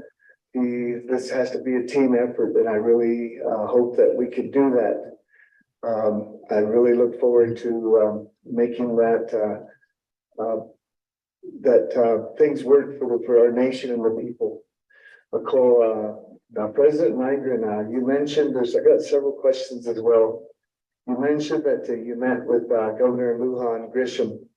You said that there was about $16 to $19 million that have been unspent in the past. I'm going to be headed to Santa Fe here, I think next week or so, and a number of us. I'd like to know who that person is to talk to about. In particular, I know it's not the governor, but I'd like to know who it is that I should be looking for to find out if the chapters in my district are part of that $16 million or $19 million that's unspent. Although I did get a lot of text messages, emails, phone calls last night and early this morning about the issue with the Veterans Office as well. And I'm glad that he brought that up, Delegate James. And I'm understanding that in one of the agency offices, the employees all resigned, and I'm just kind of curious about the situation with that. Then the last thing I think I want to say is that we had a great orientation session. I think you were there a couple of days with us at Twin Arrows on Lake Flagstaff. We met with a lot of the directors. We met with a lot of key leaders here on the Navajo Nation, division, departments, and programs. We met with over 35 of the different offices, and they were in NDOT, Community Development, Natural Resources, Public Safety, Division of Health, Auditor General, OMB, Veterans, even the Washington office. There was a common theme among all of these offices. I know that we have we're not getting much royalties from natural resources like we used to get. So within the past 5-6 years, I'm supposing that we've lost a lot of the income that comes into the nation. Those common themes were that there's really, and this would be important for the division directors, there's a tremendous lack of funding. There's not enough employees as a result of that in each of these divisions and in each of these offices. I think as a result of that, let me go on to this other thing first. Also, the salaries. The salaries are much too low, and you just mentioned that there's all these issues that we deal with housing, but I think salaries is a major part of that. And as a result of that, we're losing a lot of our young people and a lot of key people that we could have to the outside. The last thing that the third common complaint or concern that was brought up was burnout. I'm guessing a lot of it is through the pandemic, but there's a tremendous amount of burnout among the employees as it is today. So those three things, lack of funding, the salaries, the burnout, I'm wondering if that's kind of being looked at, and that's going to be addressed by yourself and the division directors and all the offices that entail the Navajo Nation. The last question I have for Vice President Montoya. A lot of times the vice presidents, they go on or go off on different priorities. I kind of like to know what you're looking at, maybe your focus, your platform. I know that the Vice President of the United States has she's combating hunger. She's dealing with rent relief and healthcare and those kinds of things. I was curious as to if you're looking at any possible platforms that you could share with us today. Yeah, Arnold, so let's plan on working together and let's make this a better nation for our people that we serve. Yeah, reserve my time of 4 seconds. Reserve time of 6 seconds. At this time, we'll have our president and vice president for response and comments. Yate, although I said Yate Benu Nana, Dr. Andy Nez, Naiden, investigation. I truly believe in being open and transparent with every dollar that we spend on an Navajo Nation. I know that the city of Flagstaff does a great job. You can go online and you can see where every single penny is going. In my opinion, that's all good with me. So if you want to go down that route and help us champion legislations and laws and policies so that people know exactly how much they're making, how much they're spending, what programs are costing, all those things, I am all game. So I'll be more than happy to sign that. Comes across my desk. As far as the GoFundMe account, I think that's something that we can work with. Like I said, I believe it's going to go through the Law and Order Committee, the recommendation or something like that, but definitely open to it. I'm not going to say doda, so I'll say biga hajoda. And then vital records. I'm glad you brought that up because I've had a few people. I still need to get my daughter a CIB, so I'm very excited to get her a CIB too. So I'm looking forward to heading over there, making sure that we can provide the resources that they need to open. Laws are overdue. I definitely agree with that.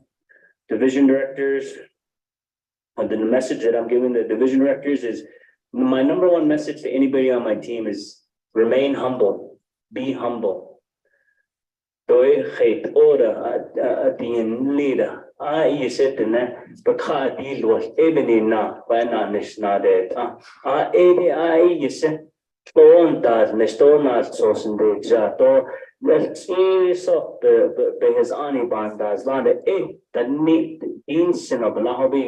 so I've made it very clear to every division director, earn the trust and respect down to the people that clean the halls, clean the restrooms, or the managers or the workers, all the way up to the deputies, to yourself.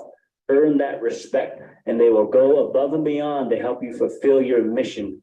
And that's how I feel. My plan is to continue to remain humble and continue to work with you all, because just because I'm the Navajo Nation president, or just like I said, we have heaters and big so I'm a humble guy. So we'll continue to push that forward. And that's the message I like to give our people, because we're all in this journey together. Why not have fun and work together while we're doing it? So, and then median income and high income housing.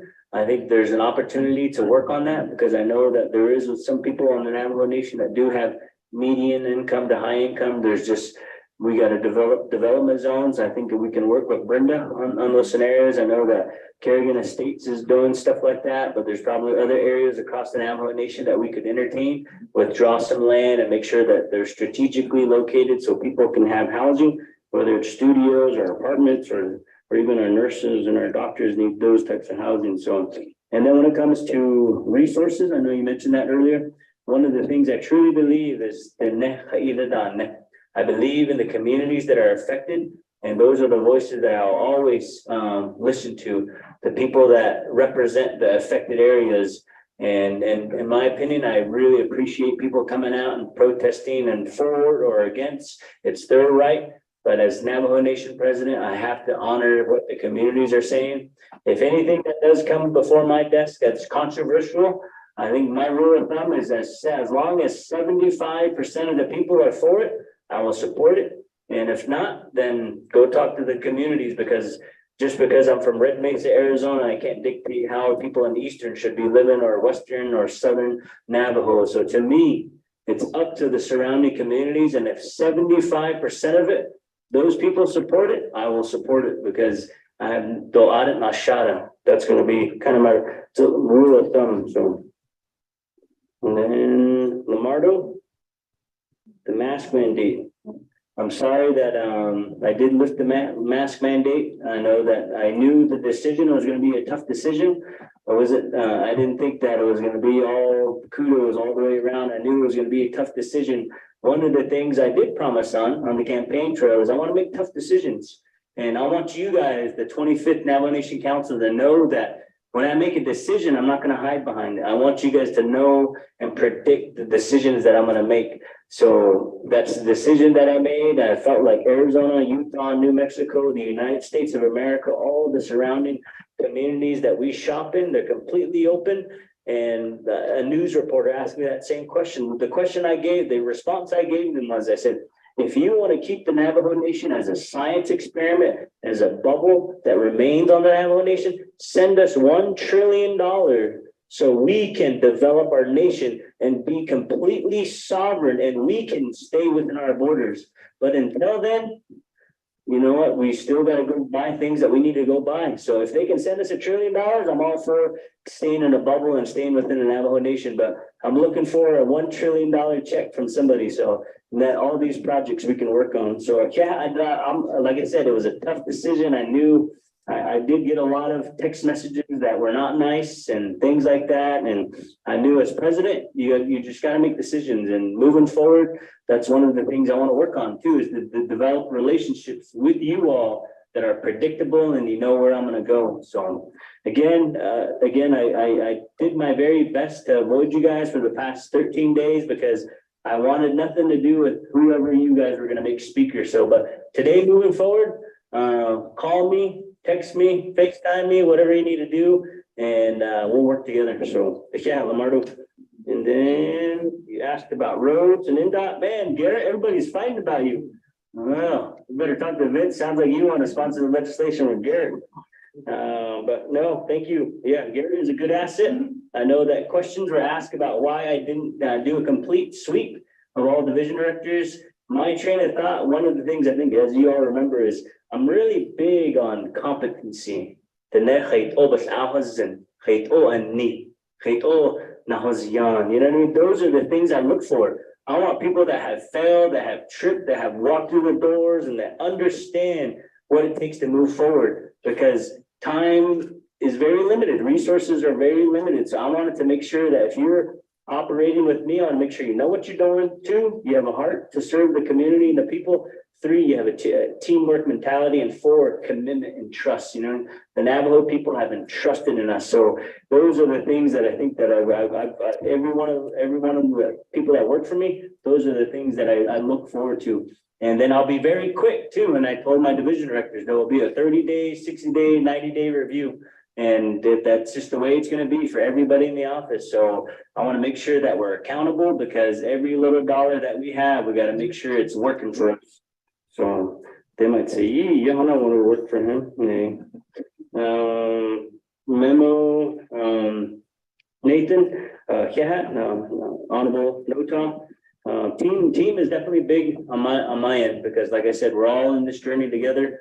I'm not going to be I'm not going to act like the way away in I'm going to look to you as well, to look to you for thoughts and resources, because having worked for a tribal enterprise for the past 3 years and working with the 24th Navajo Nation Council, from the outside, I've really learned what it takes that Navajo Nation Council, you got to take them serious. You got to sit down with them. You got to have coffee with them, talk things over. And the other thing I want to do is to make sure that if there's things or legislations that come in your way, I want to make sure that you guys can use our resources too, and our knowledge and our expertise, to make sure that if you want to make a phone call to DOJ, if you want to make a phone call to natural resources on projects that you're looking at, well, you should be able to ask them and have them vet some of the projects that you're looking at. I know economic development is going to be a big one, because as mentioned, I think with all of us, we had to figure out for the past, 6 years, we've been dependent on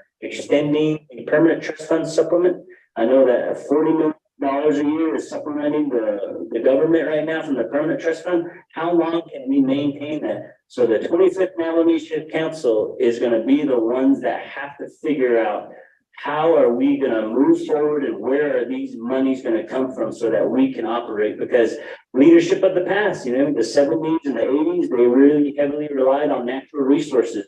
And that's how they got us to where we got today. But as 25th Navigation Council President, Vice President, what are we gonna do? That's what I'm looking forward to doing is if there's ideas or things that you're entertaining, now bring them on by and let's talk about it because we got to do something because pretty soon we're gonna drain the permanent trust fund. And I'm glad that, burnout, yeah, employee. I think employment, if you're working for the nomination government right now, like I said, my division directors are tasked to earn the respect of janitors, all the way to everybody, same thing with the president as well too. So looking forward to seeing what we can do to help our people because they're the ones that make us look good. So we got to start treating them well. And I'm going to hand it over to Madam Vice President. The other thing too was I think Herman, Delegate Daniels, you mentioned why resources are not being allocated to remote areas like Lojito, areas where we come from. It's just resources are limited. And right now we've focused on areas that are high mountain areas where they got 3 feet of snow, where it's just really, if we had all the resources and the capabilities that if we can work on over the next coming months, then I'm happy to entertain that. So hopefully the next time this happens, we can honestly say that we've been prepared and we have the right resources and equipment in place. So I'm looking forward to working with you, Herman, so that we can have those types of resources. And then we'll work on that HVAC unit on your senior center. So I don't know. So I'm gonna hand it over to Vice President. Oh, I can another. So, Council Delegate notes are quite united. She got another another. Yeah, had the April 4th, the quite with our Asian she thought she came the Navajo Nation because this was no, you had the other bus city case, these quite had the she thought she thought avances case the snow area, when you not everything it's the other. My focus is also what President Nygren's focus is. I am 110% behind him on what he wants to accomplish for our Navajo people. But to be more specific, we had our discussion on where my heart is. Shaban says, what I know a little bit more of, my expertise, I guess you would call it, is chapters. Chapters, you said the voice, the door,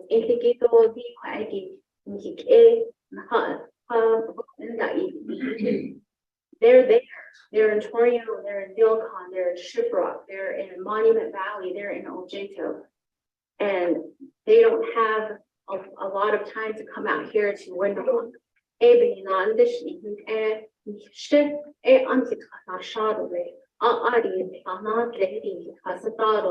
With as much time as I have, that is what I want to do and bring that information that they have back here to Shanada, Dr. Nygren, and to you, the council delegate.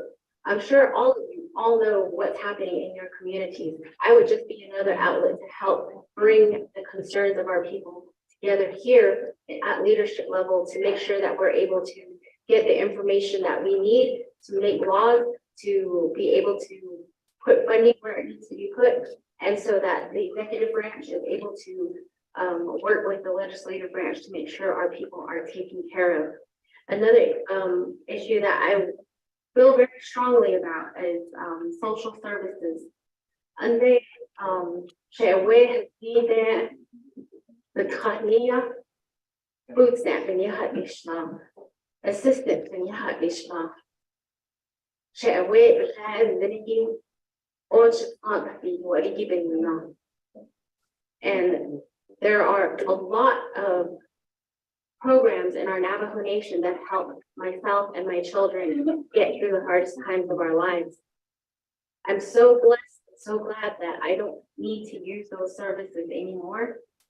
And I've taught my children to be self-sufficient, to be resilient, to go to school, to do what they need to do to get through life and leave these services for individuals that truly, truly need them.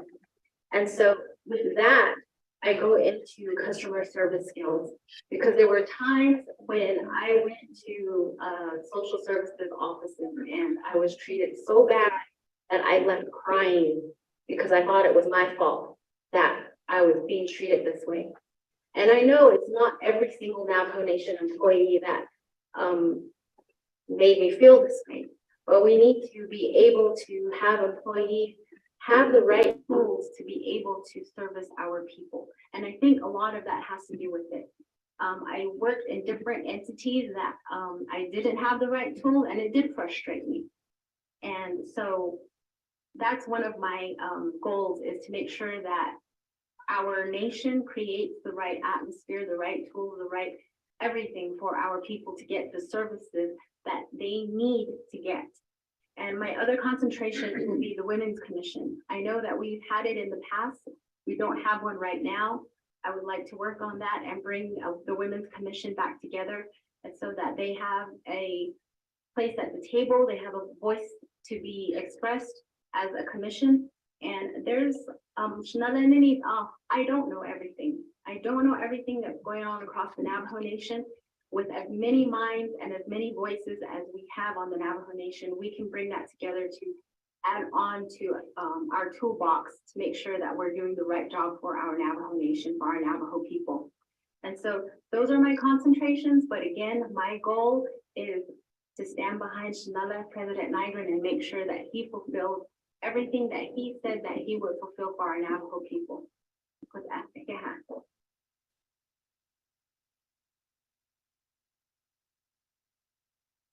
Thank you, President and Vice President. Next on queue, we have Honorable Delegate Norman Begay.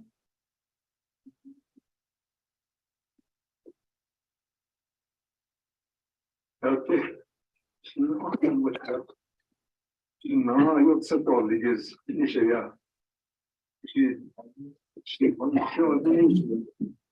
Thank you, Madam Speaker. President Nygren, Vice Montoya, the staff, the council, in a seat, gallery, and I saw Kangi, I don't know, Yagido, there's no Sangya, internet, or I saw Kizigi, and Kino Sangi Kro, you're not only Chido, and I get Chido. Just kept our cross along Sangya. Each chapter, because I'm going to see how change does this. Saho is playing our stuff. The heaters on down this stuff. Get what you get, you can say, she's up in a draw, I own Parna, see what you did. Yeah, really, that's the focus out of them. Out of 3 chapters, they represent Elmore. Almost have the perfect chapter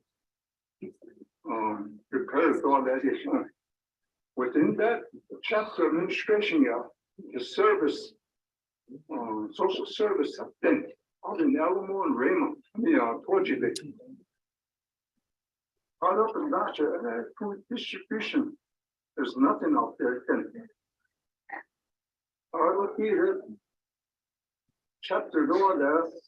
Funeral service out of there, station, and then a chapter that is called a meeting of 40 plus the channels for chapter administration.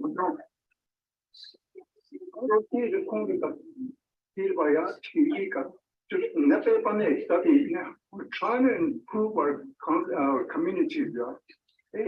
See, Mr. President.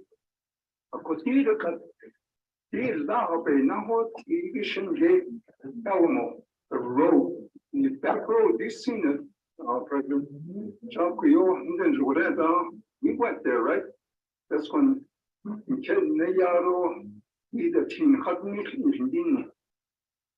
what I like to see in Alamo is work with the county. Half of that 13 miles that we need to go is county road.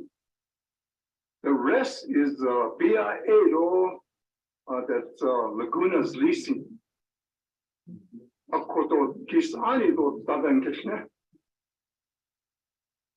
like to sit down, like you said, you met with our governor, I've already talked with our senators, represented for the that area, Mr. Harry Garcia. I thought so one of the things you mentioned, we need to advocate with the counties. Fortunately, is in 3 counties. Elmo is in 2 counties. Guess what? Chinji over that 2 counties, McKinley and Cibola County. The only way things are going to work is we advocate with our counties. They don't need a team, though, the governor.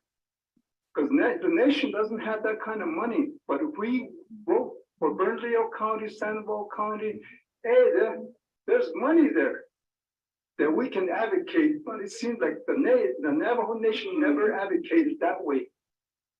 I like your idea. Jonah? NHA. They promised Alamo 125 homes. When I got in here, they said there's only 20.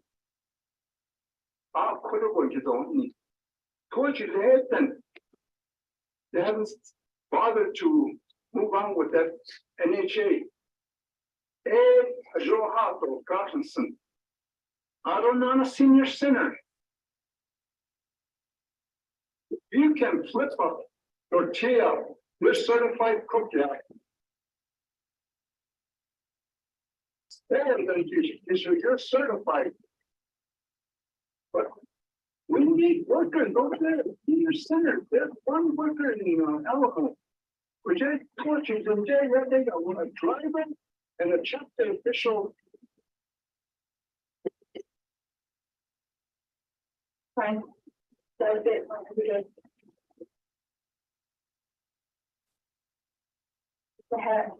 next we have Honorable Domingue Simonson. So thank you, Madam Speaker, Ms. Kristen Curry. Vision was quietly other Mr. Shawn Montoya. Thank you as well as your staff. Other party was harmful or change after you other even though the issue I should say about this the issues coming President, Vice President, and delegate leadership movement that we really a couple in the ministry that the thinking cup are very in the business. So the people that non-missions are going to that we will thinking that there is the key thinking cup or instrument that we need a couple area.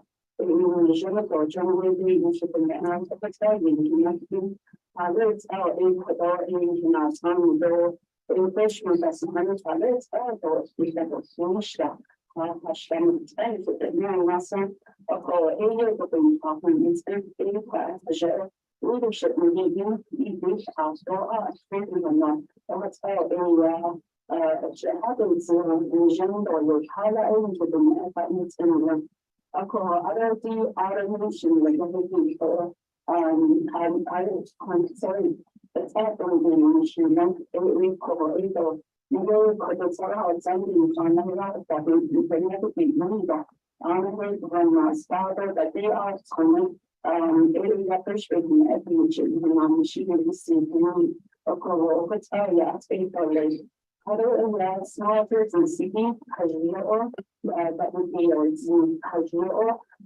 just one shot check. They will be killed area that we machine. Other cracking the way hard job chapter was agreed with the Kushina as the with the shipping down to hit you in the car. So to and this is a reminder to my colleagues here today and our leadership folks here today that on the backs of many people in the for billions for 3 years, we brought $40 to $50 million to this Navajo Nation. That is about $2.2 billion. And today, we have nothing to show for that in our communities. Nothing. I do not have one connecting road in any of my communities. Today, we have very little emergency response. We are limited to Hashito by Yahasin. Because all of you are there in my investments on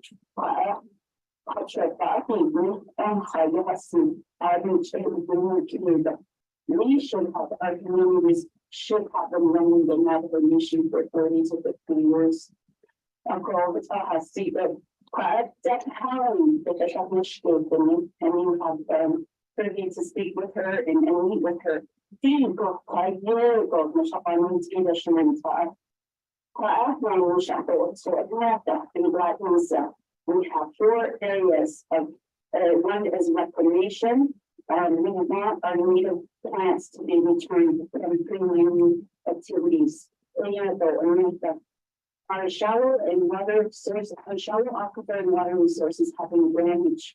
50 years of rain, we have depressurized the aquifers. That is the job of the Department of Interior.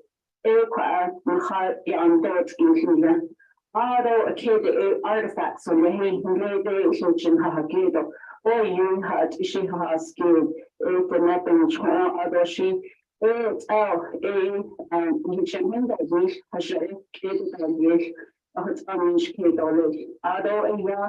It is clear that you've brought in a lot of your executive directors based on institutional knowledge. I think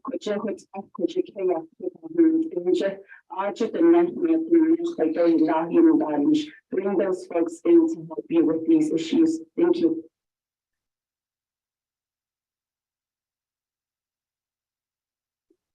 Honorable Jermaine Simonson. Up next in queue, we have Honorable Shandine Parrish.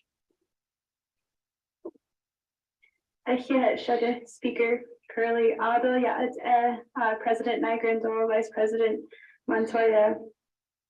I have a few questions as well. My name is Shandine Parrish and I represent Kansas, Danahosa, and Chilchambito.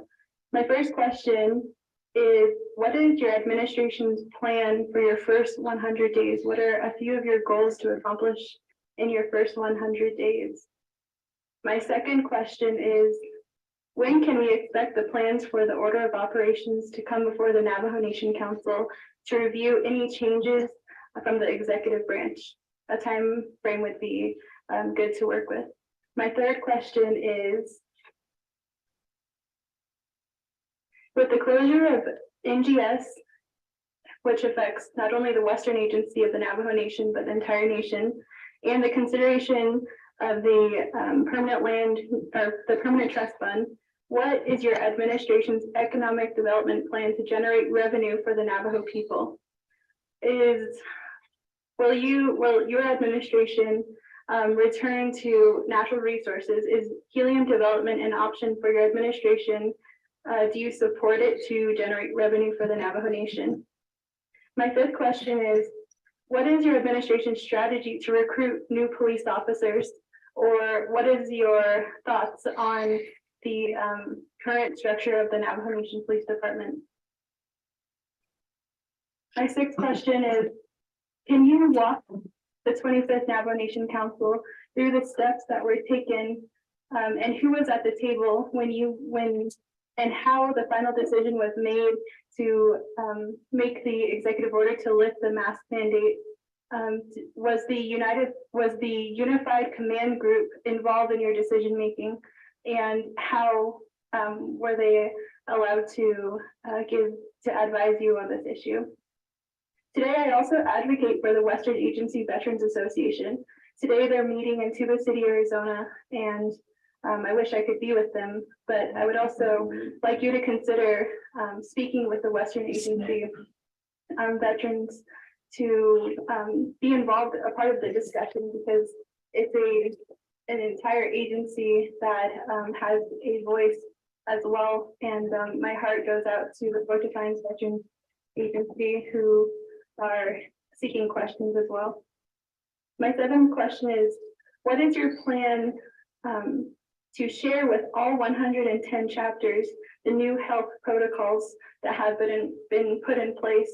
I've been getting texts all weekend about what this mask mandate lift means for the chapter houses and how we can offer resources to our communities. My next question is, what is the plan to keep our people safe with the next surge of what is the plan to keep our people safe with the next surge of the latest COVID-19 variant, the subvariant that was discovered recently? What is your plan?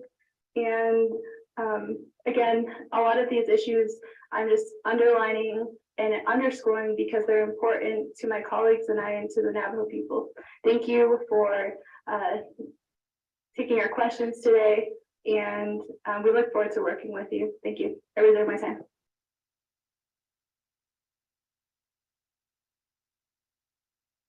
Thank you, Honorable Charlene Parrish. Reserve time of 1:23. Up next, we have Honorable Sherilyn Yazzie.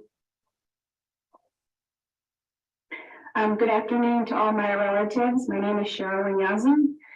Thank you for coming today. I know a lot of you probably had to drive far through mud, and I appreciate that you took some time to be here with us to learn about our plans, and it gives you hope when you go home. Congratulations to Madam Secretary Curley, and thank you for the Migrant and Montoya Administration and Directors for visiting us today to share your plans of what we're going to do and how we're going to work together. One of my main jobs, and I can't step away from it, is that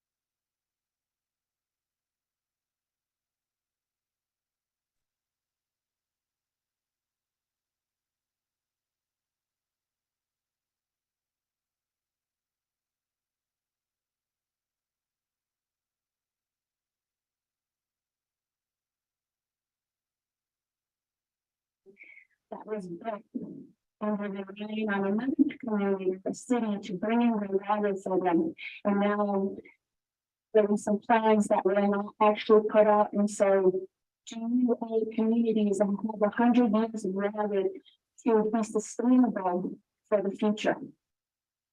The other question I have is, does the Navajo Nation have a nationwide conservation plan that we can implement now, because we are going to experience one climate crisis in the future? And then I also want to thank the grassroots organizations and the students that came out today. And we thank you for coming, and I look forward to hearing from you and what you see in your community. Today, our environment crisis is going to require social and political collective action for us to have equitable outcomes. The last question I have is, how are we as council, executive, or judicial, how are we going to build strong relationships with all of Indian country? Sometimes I feel on social media, we bicker or we fight, and it doesn't look good on us. And so we need to be strong for all of Indian country, because they are looking up to us to do the right thing. Thank you. Preserve my time.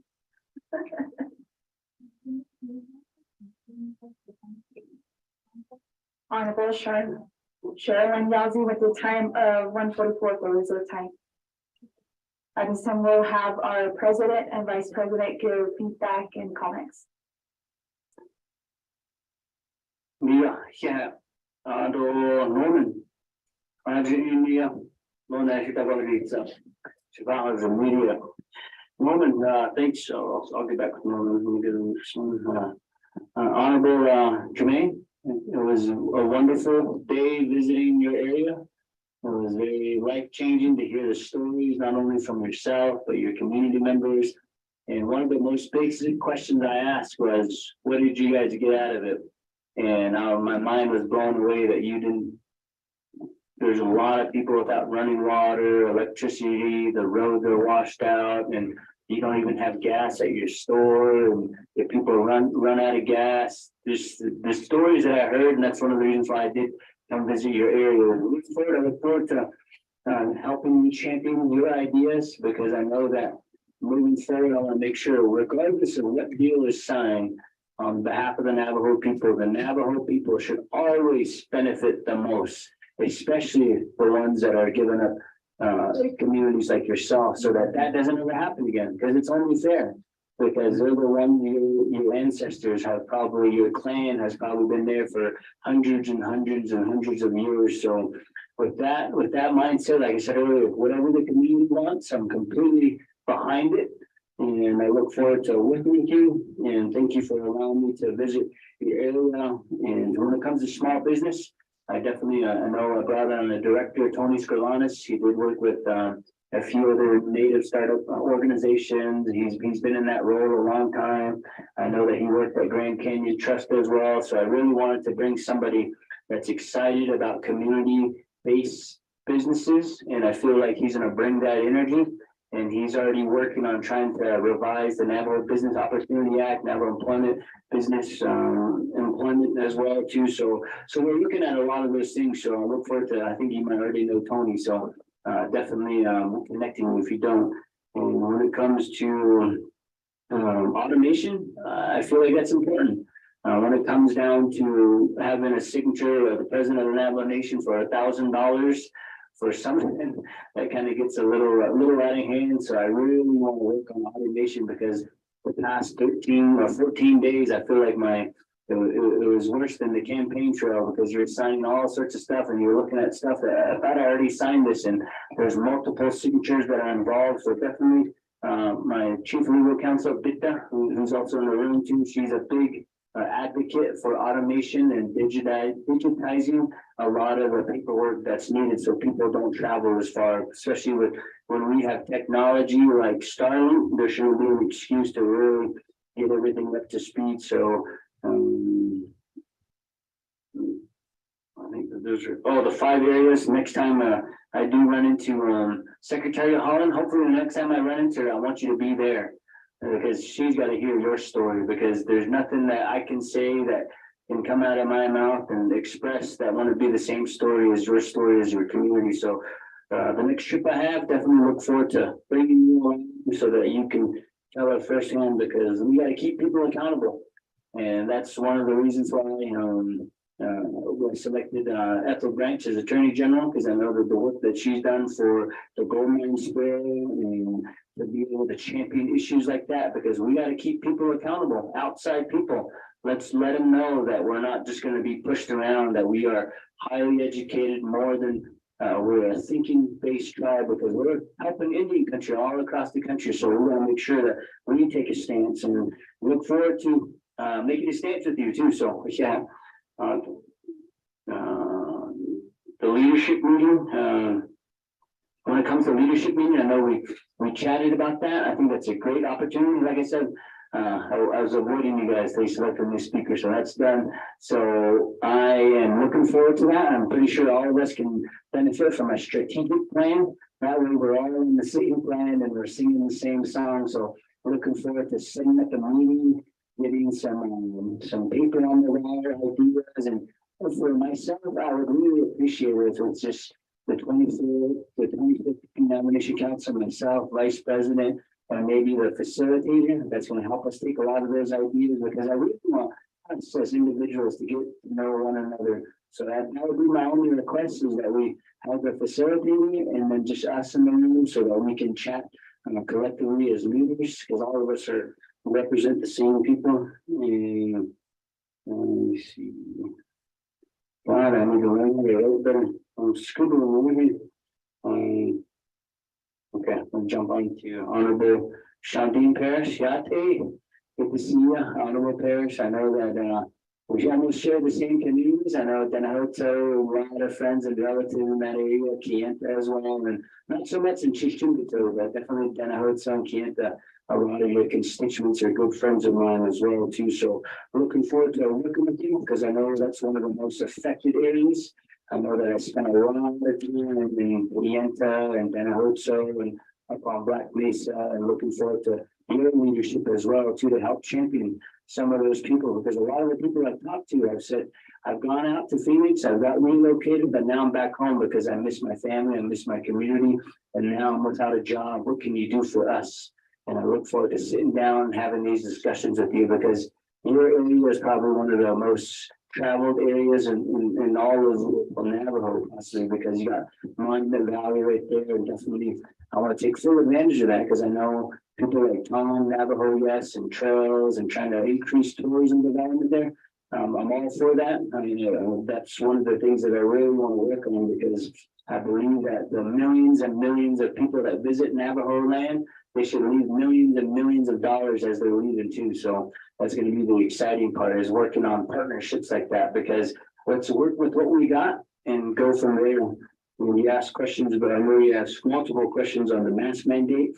Yes, before it got to me, we definitely had Rhonda Tooney, who's the division director for the Department of Health, meet with CDC, the Uniform Command Group, and all the other non-Navajo entities that were advising the Department of Health. They did meet up on that, and they met with her and concurred with her. She got the executive order out, and then I just kind of forwarded on my behalf. The other thing too is I get your, we gotta work on educating. I think that's the next part of educating to the 110 chapters, because like I said, I heard a big plea all across Navajo land. If I could make it to the chapter house should be open. That was a lot of the responses. So I know that decision, I knew that, like I told Honorable Lamardo, that I wasn't planning on pleasing everybody, but I just had to make a decision, and the decision was made. So looking forward to educating our community members. And you mentioned about the Western Agency Veterans Group. Definitely looking forward to a meeting. I believe they're a part of the advisory council, so they'll be a part of the selection of the new director as well too. So they'll be there expressing their way, and at the same time, meeting with them is going to be very important. Again, I think it was just miscommunication on the Fort Defiance closure. I'm not sure, but legally he should be there working. So we'll get an email back to the 25th Navajo Council. He's there working. So looking forward to that update and sending your way. I try to keep Jeanette out of it. Keeping people safe for the next COVID or outbreak. Hopefully we've learned a lot from this past time, and we take that and we note it, and we'll make sure that it is a plan in place for if something like this does happen again. I know history does tell us that it happens every 100 years. So hopefully the next 100 years that council has this playbook that they can use. So looking forward to developing that post and then document. And then Cheryl, Natty, a graduate farmer, because I've met with them, even farmers.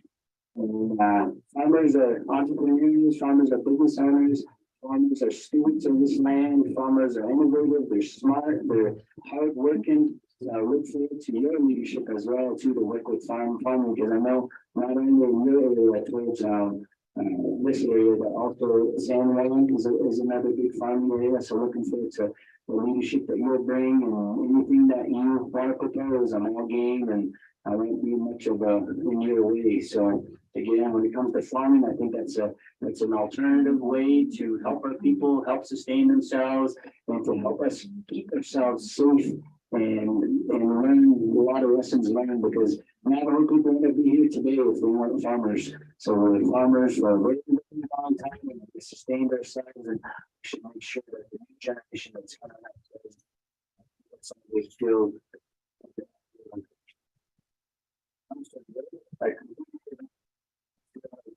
Sure that we're taking care of I know there's climate crisis, there's all sorts of crises.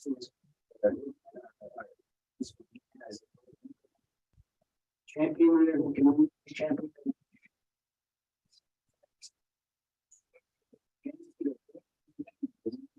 Against the types of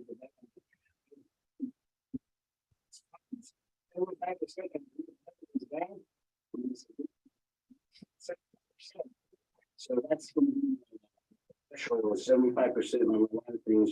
The reason why I see 75% is because that's when people are fired up. When people are fired up, things get accomplished. So that's what I'm excited about. And then we mentioned conservation plan. I'll get back with you. I'm not sure if there's one in place, but I'll make sure that our staff gets back to you today to give you that response.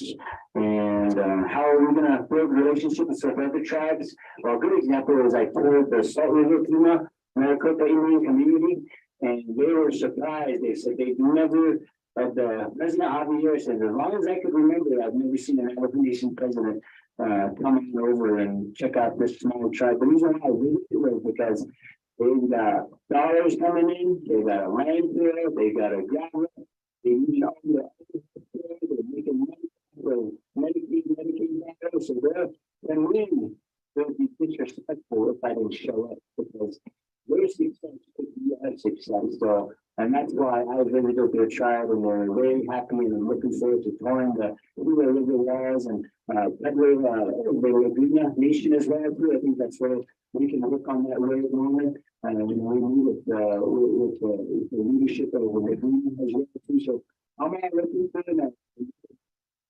Mexico as well too, because Navajo Nation, we're all tribal people and tribal nations. So let's work together and figure out what other people are doing best. And I think that's what's good about being Navajo. All of us in here, we're very innovative and we're glad to take things and take it around and make it better. So maybe we can take a lot of teachings that other tribal nations are doing, take some of that and run with it and make it our own as well. So that's kind of the things that I'm doing with other tribes as well.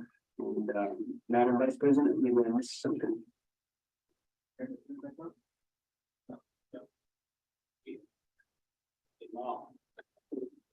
And okay, when it comes to police, I think police training is going to be another big factor. We definitely need to invest in increasing the police force, but it all comes back to how does it turn for you? So I think that's where we can increase revenue back to the tourism taxes, and maybe 3.2, the state of Arizona agrees to pay some of that 3.2 tax. Maybe that's something that we can put into our police force, and at the same time, salaries as well. As it was mentioned earlier, some of our salaries need to be increased, so we'll place our people to come home and we were part of the change. So again, thank you for all the legal that you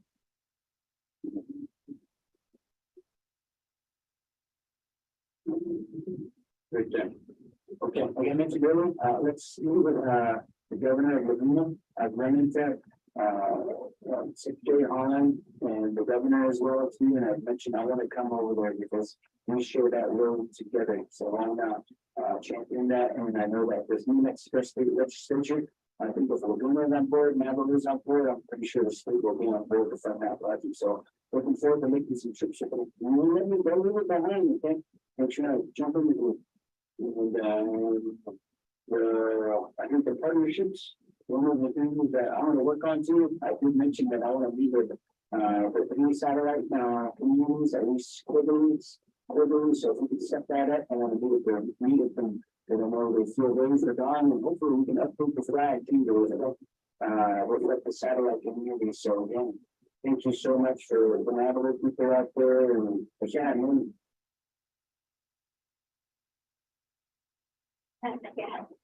think xung quanh lại đọc đi we felt it the community they has I think 新疆南大湾机出来让吃到好多这个啥你就得有这个 Facebook level and across the information area or helping each other with that the funding that came from the communities. I am on my for myself, I want to say thank you to the communities for bringing that to the application. Although they might be on you for that, I think that should not allow may look at touching them. Anybody with different areas that rain and with mine, and we need to make sure that the open ponds are taken care of, they're seeping into our water, that we they're growing, and that's what our livestock is eating. We need not is affecting our livestock, and then on the that we eat it, affecting our children on them. So that's something that I really took part when I went out in that area. And then she had a shanty, I think, organizing the vision of responsible to draw a shade of back and I don't think in 100 days, the no one can really be on the side. I think they are a getting not so some level, I wish the Ricardo, I should all a not it's a job possible, go. And a fine his published, I don't think that not everybody. I don't think I definition really officer behind them is sponsors people area unfair they president we are not on but I think action of them let's all work together and they build a police force that can help our community. I don't think I definition and chapter safety, how are we going to be keep our chapter safe? Today, not be the budget. We were tasked on presenting a plan to bring our students back into school as the pandemic was decreasing or increasing. And so I believe that we have our executive directors yes, they have expertise. But we ask all of them to always work together to come up with a plan when it comes to our safety and finance. Of course, on safety, the question, you know, how to do things, so everything you need to ship I mean, wear your mask, stay on the vaccination, like there's no, some of us didn't do that. And like I would say, some of us can share your means every day. Non-traditional days do not need. I live rent in Coolidge on the other side of Gallup, so I had to go off the Navajo Nation and come back on the Navajo Nation to come to my work.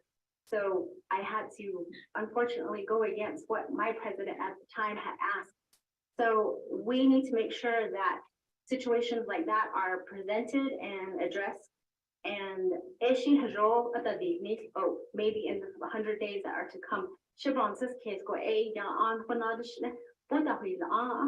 we know what we need to do. You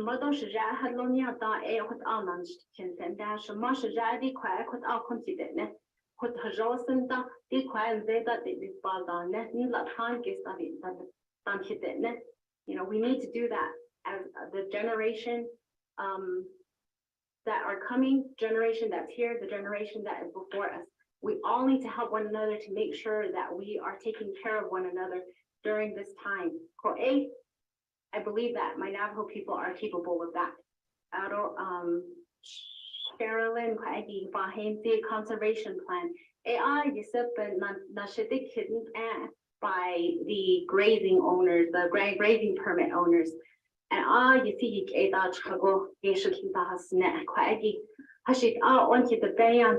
they're cutting our livestock at this rate. And I used to think that, how come we do not have a plan for conservation? We have plenty of our children that go to school at New Mexico State, UNM, Arizona State, that have their expertise in agriculture. We need to tap into that and make sure we come up with a plan to help our people in that. Yeah. I'm glad you've seen that, Madam Vice President. The only thing I wanted to mention was an honorable He asked about the plans of operation updates. staff, you guys listening? I'm gonna set a goal for you guys. Let's get those plans of operation evaluated and looked at. Chat with your program managers, chat with your deputies, chat with your staff to figure out where is the hindrance. So within 100 days that we come before council, even before then, let's start meeting with council to make sure that those plans of operation are evaluated and we move forward from there. So I think that's a good goal. I think it's an ambitious goal, but it's good to set ambitious goals. And then if it takes 110 days, it's we got it done in 110 days. So again, thank you for asking that very specific question, because everything that we're talking about comes down to plans of operations and procedures and everything along those lines. So again, for asking that question, Honorable Parish. If you have President Nygren and Vice President Montoya. Next in queue, we have Honorable Eugenia Charles Newton. Thank you, Speaker. Thank you for giving me the floor here. I would like to begin by stating to the President of the Navajo Nation, President Nygren, thank you for the report that you provided to us here today and answering our questions. I would like to request that in the future that you give us a copy of your report beforehand so that we're able to read it and be able to prepare our questions based on the report that you provide to us. That was a request that I made all the time to the previous administration that was never honored. So I'm hoping that we can first establish that respect and make it known that we did receive the report a couple of days prior to council so we can prepare our questions. I'd also like to request if you could send me a list of all of the directors that will be going through confirmation so that we have an idea. And also I know that usually they share with us their resume or their letter of interest in applying for the position. This will help me as a delegate prepare questions for confirmation, because I learned in the 24th Navajo Nation Council that confirmation is very, very important. We had a lot of directors that did not work with council, that made things very, very difficult. And so I hope that under this new administration that your directors don't take that same pathway. I remember receiving an email where one director called a delegate, the sugar honey iced tea, and told him to stop, BITCHING. I don't have that. So that was, it was very disrespectful, but it was shared with council by the delegate. So if we can get a list of your directors ahead of time so that we can properly vet them for confirmation. In terms of the investigation of the hazard and special duty pay, I too am interested in getting and sharing information on the NES administration who did receive hazard pay and special duty pay. As was stated already by my colleague, Delegate Vince James, our CHRs, food distribution workers, social workers, and even first responders, they reached out to council to tell us that they received nothing or they just got a flat pay rate of $1,200, $1,200. Yet the 24th Navajo Nation Council got a report that directors, managers, and people close to the NES administration got their hazard pay and special duty pay, one even over $20,000. I believe there was also a CARES contract that was never advertised that was given to NES's campaign person. We need to see in black and white, where did this CARES money go? Which director, manager, worker got hazard duty pay and special duty pay, and how much did they get? The Navajo people got a small amount compared to what his administration and his employees received. I think the Navajo people deserve to be told where that funding went. And I know there was an article that delegates received that. As a delegate, I can only speak for myself. I never received special duty pay or hazard pay. I never applied for it. I never asked for it. But there was an inaccurate information that was provided that we did receive that. I'd also like to request that we also look into the purchase of the sheep at $107,000. I have asked for this in writing as well as a report to be given. I wanted to know as a delegate, what pot of money was used to make this purchase? we have laws in place regarding procurement and RFPs. I don't believe that an RFP was sent out to ask our Navajo people who would be willing to sell their sheep to the OPVP or to the executive division. Recently, we learned that advocacy to extend the emergency rental assistance program was denied at the federal level. Many of our Navajo people applied for rental and utility assistance, and for some reason, NHA failed the nation again. And they didn't spend all of the funds. Now that money may be sent back to the federal government. How can we address the matter regarding the board? In the last administration, I do recall there was a long wait time to appoint board members to various enterprises. So I know that that's one of the big issues that we do.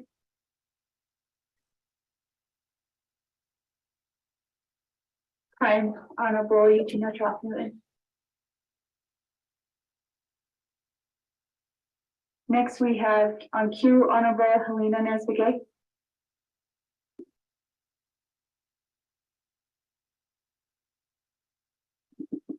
Oh, yeah, it's happening.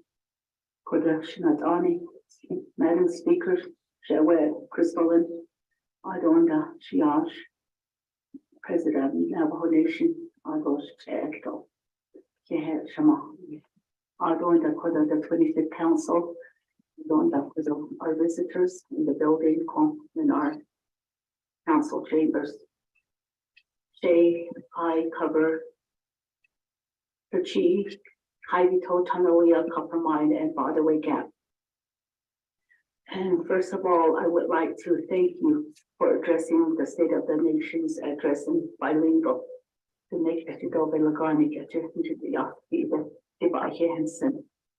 Although that was Arden, the Masana in the shape that is song.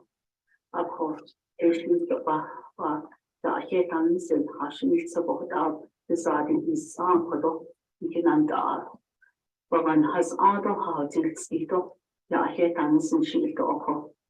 I don't the Head Start program. Hala, what's the plan for it?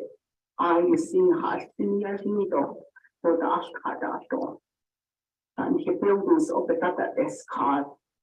Buildings, the windows, all boards, but that's I needed. If we can get certified teachers, make it into a Montessori school. So what are the Ashwan, I'll get the horse.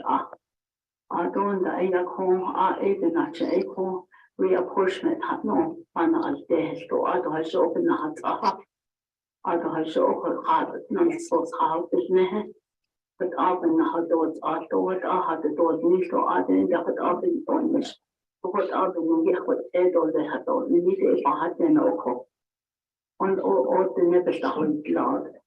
I call a meter door. I just wonder how they out on how to get how the Head Start program. 3 of my chapters, their buildings are closed. We had those programs going, but now there's nothing.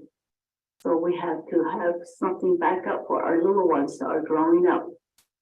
Although we have in Farmer Bennett Freeze area, so we still have people living there with no electricity or water lines. And they need home repairs on their where they reside too. Although as a former Navajo Nation employee, BPM personnel officer, they take too long to hire. They out on happen that was door. So hired senior center supervisors, though other positions retired in line. Some of them are going into the 2nd year. And you know the vacant's still there. They don't have that notion in Kilco. Now we get the door kid. I go out over across the Navajo Nation. Called a team, many benefit and a whole team. Although when you go off the reservation, in the, what the other has seen, the other, the highway had the house station, so if those people can do it, we can do it too.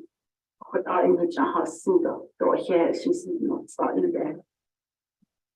I reserve my time. Reserve time at 1:12. The Kune Honorable Carl Slater, Boston.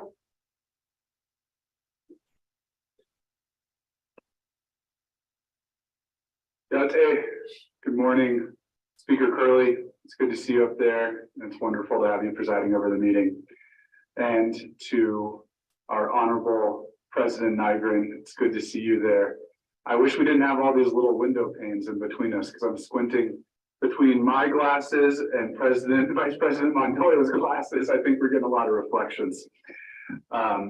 Also, just FYI, Speaker Curley, there's a lot of public health data that says that these stifle airflow and that they're not conducive to protecting the health and safety environment. So I hope you can consider removing them, and also the one in the gallery. Thank you very much for the report that you have thus far. I know you have a lot of initiatives going, and I would like to hopefully provide a little bit of context for things relevant to our past committee work on the 24th Council. I mentioned before, every time I've seen you, to look into the chronic vacancy policy that was being developed under Human Resources and DPM. We were told at the committee level that it was over at the Department of Justice. This was supposed to either ease up on the rules or just help us get, people in the seats that we need filled at the CSCs, the AMS, the senior center staff. I've conveyed in my district, Round Rock does not have a CSC or an AMS. Rough Rock does not have a CSC or an AMS. We have senior center staff that are vacant all across the district. And we really need that sort of strong muscular leadership from your administration to push that across the finish line. Right now, it doesn't seem like there needs to be anything that's going to come back to any sort of legislative decisions. But if that needs to take place, then the sooner the better. You might need to revise the personnel policies manual, but I think everything can be done via executive order and just coordination on your side. I also had been pushing, and the committee and the council had endorsed really a study to look at those chronically filled vacancies and then look at housing needs within each of those communities. If you can then plan out and say, well, we're going to have this amount of income coming in based off of these jobs, we can support housing developments in this community or this community at this income level. And I think that that's something I'd really like to see the administration take up again. It wasn't really followed through upon in the last administration. And I think you have an excellent opportunity to address those housing shortages that you were talking about that make it difficult to recruit staff. We need to be intelligent in our approach, and I think getting data like that is going to be very important. At the state level, I just want to reiterate that we need the support of the executive branch and lobbying for that ICWA bill up in Utah and the development of an ICWA bill within the state of Arizona. And then I'm curious to hear what your economic development plan and vision is. And, there were a few different oil and gas and helium lease or operating agreements that came up before the last council. And I'd like to know what your opinion or position is right now on the NOG operating agreement that was vetoed previously, and also some of the other ones that have come forward. And what is your plan for revisiting the Energy Policy Act? Because I think there's a lot of delegates here and our people, as you heard today, who are interested in revisiting that. I won't say one last thing, but in the CARES Act and in ARPA, we provided financial assistance to a lot of people and to a lot of businesses. But we have a system right now that doesn't automatically identify if you're pre-qualified for services like LIHEAP or other programs that come through. And we have been pushing the executive branch to help develop that sort of database with vital records and statistics, so that you as an individual Navajo can apply for your hardship, upload relevant information and data in there, income, documents, etc. And then, whoo, look, you automatically qualify for emergency rental assistance or emergency utility assistance. Those are the sorts of things and the leveling up of our government that I would like to see from the Nygren-Montoya administration. And I really hope that you can put a concerted effort into developing that. There's a lot more I'd like to talk to you about your 75% rule. I'm not sure you had 75% of Navajos supporting the mask lifting. So I don't think you should legislate via 75%. Don't hold yourself to that, President. But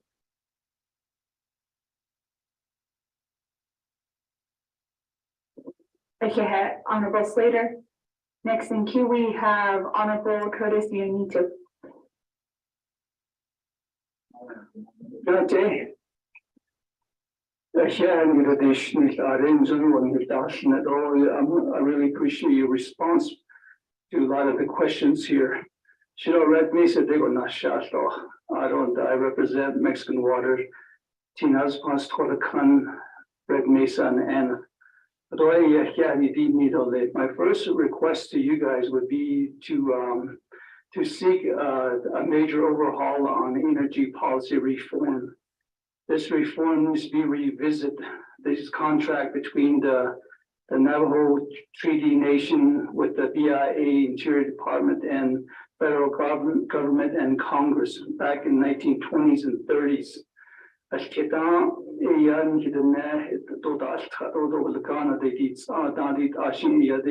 energy policy for mining minerals. Our contract back then, these things are very concerned that we need to go back to the heart of this contract. I'm sure that across the Navajo Nation, 100% to 75% will be in favor on this agreement. Based on that, we have like a mining lease revenue contracts and that what's like it's not even on our favor.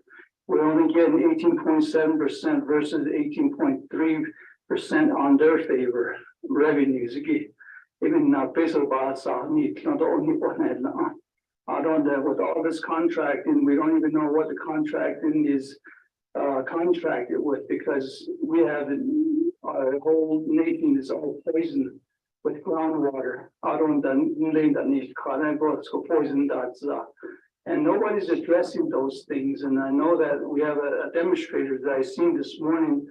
They all demonstrate that heliums are not and so forth. And I'm glad you guys are concerned about those things, because if that's not the case, what I'm talking about here, it would have been quiet everywhere. Everybody would have not been concerned about these issues. On top of that, we got to look at the like health concerns too. Compensations that because of the poisoning exposure. A lot of these corporates, they comes in here and extracting a lot of these, and they don't even clean up for themselves, and increasing their poisoning our water and leaving our people in bad health conditions.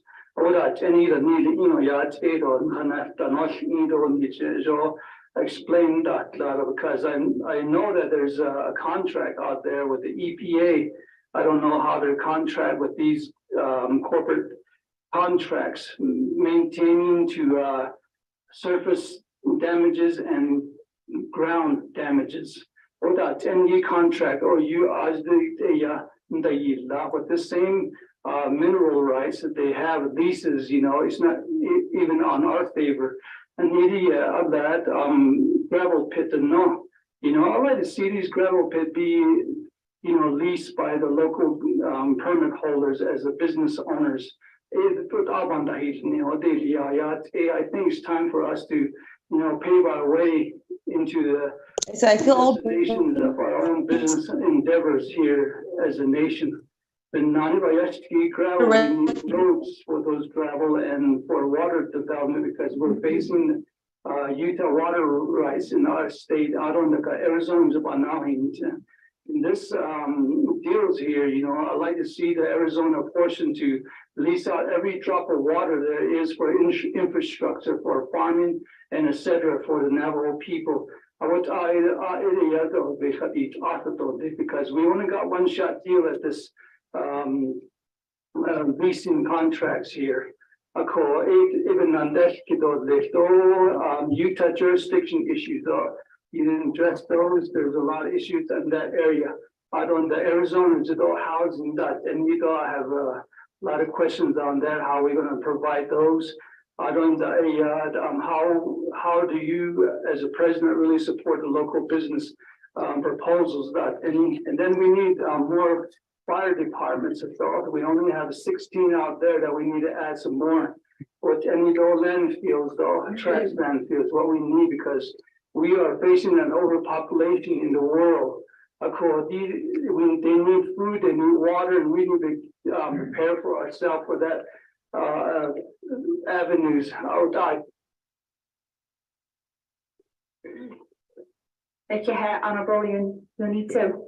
At this time, we'll have our president and vice president take some time for response and comments.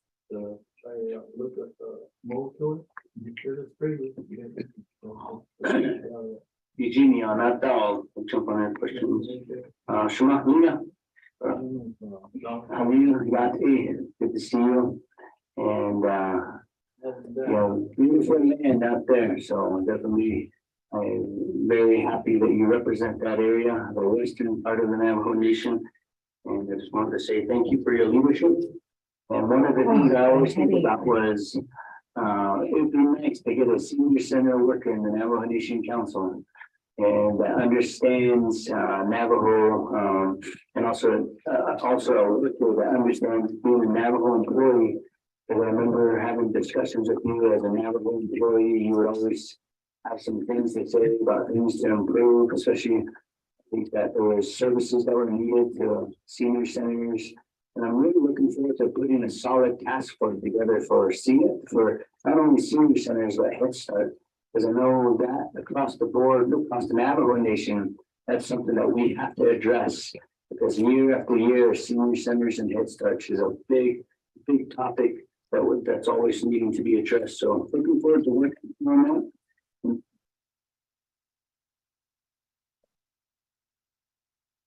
Okay. Also, the reinforcement plan 6. I think that's something that needs to be evaluated. I know that across the board, everyone has had discussions on it, but I think on the agenda, I think it's on the agenda. I'm looking forward to hearing from there as well. You're absolutely right. It does take a long time. Hopefully, some of the solutions that Carl was talking about, some of the things that are in the system of DOJ, hopefully we can push those along and make sure that we can start hiring people more promptly and quickly, because those senior center advisors really need to be hired as soon as possible. So yeah, I appreciate that. Sure, brother Carl got it. HR, as I mentioned earlier, we gotta work on that. I'm glad that you've been following that already. It'd be nice to have some Round Rock staff appointed as soon as we can, and working with DOJ, the housing, NHA boards. I know there's a board. I think as a group, we have to look at. Because I know in 2015, I think it was revised. A whole board was swept from NHA, replaced, revised, and a whole different direction was done with NHA. Looking forward to coming together and figuring out what works. What will absolutely work for NHA. Because year after year with rental assistance, not only just rental assistance, I think the houses that they're building and the issues that are coming from NHO, maybe we reevaluate what kind of board members are on there. Maybe every chairman of every committee serves on the board so that the council is directly involved with NHA so that we can put our foot down on something like that. I think we got to take drastic changes with NHA to make sure that it's moving along. So whatever some of the thoughts that you guys have, I'm all for, because I think we got to try something, because over the past 6 to 7 years, it's not working. So we got to change it up, and hopefully we can address those things with NHA.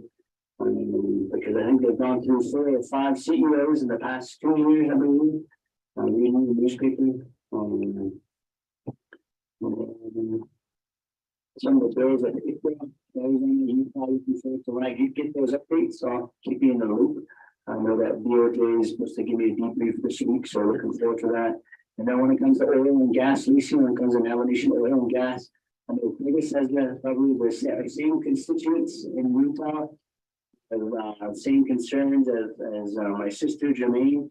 We always say we supply all the money from Utah nation. And having been a Utah born Navajo, really grew up in the Utah portion. Sometimes I feel the same way too. I say my grandma still has issues. A lot of our relatives have some of the same issues. So we really need living for the communities that resources should at least benefit from something instead of so we continue to evaluate that.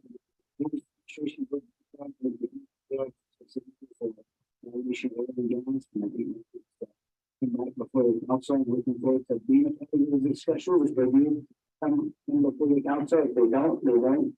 Energy policy, I know that's a big one, because every state that I visited, Arizona and New Mexico, they talk about energy. Hydrogen or clean energy, solar, those are the discussions that are happening. I'm glad that they're happening, but we don't have an energy policy in place. So I'm looking forward to the energy experts on this council to make sure that we do come up with a plan and we move forward with it, because it's about time we do it. The energy policy, also asked about streamlining, streamlining a lot of the systems, especially when it comes to there's an ARPA. I think that we should also include voting too. I think if we receive a check in the mail, we should be automatically registered to vote in Navajo elections. We shouldn't have to go through that whole process because you receive something from the Navajo Nation at the same time that they would should be used if Navajo people do qualify for that. Because we don't know their income threshold, we'll know where they live, their addresses, and if they will qualify for other things that come down from the federal government. I think that's thinking smart, thinking way down there. So looking forward to seeing what we can develop that capacity internally, or anything how we can get that accomplished. I think that's a real monumental idea that we have with automation and streamlining. Then with Curtis, I agree. I know fire departments are doing. I know the Honorable Parish just help open a new fire department. Began the department, they supply everybody the surrounding communities, Chimberville, Benavento, or Jopo, and those buildings, they are underfunded and they don't have a place to stay. So I'm glad that we're freeing out fire departments so we can build a lot more fire departments across the nation with a place to stay and try to work with them. I think it's a great idea. And the landfill, the dimensional landfill, because everything that we bring on to Navajo, we gotta export them. So we don't have room. We don't have. I believe there's one place to go, but we gotta develop one ourselves too. Energy policy, water rights for farming, Utah jurisdiction, and Arizona housing. I think we recently picked up the Arizona one because it's on the board.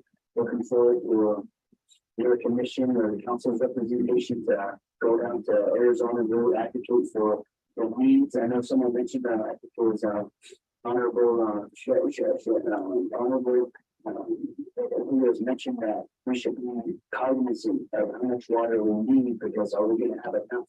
I think this is now's the time to use that as an advantage and people are trying to take our water rights. We need as much water as we can because people are moving home and they need that water. So I think that if we can champion that and showcase that, who knows, we can get a really strong percentage of those water rights.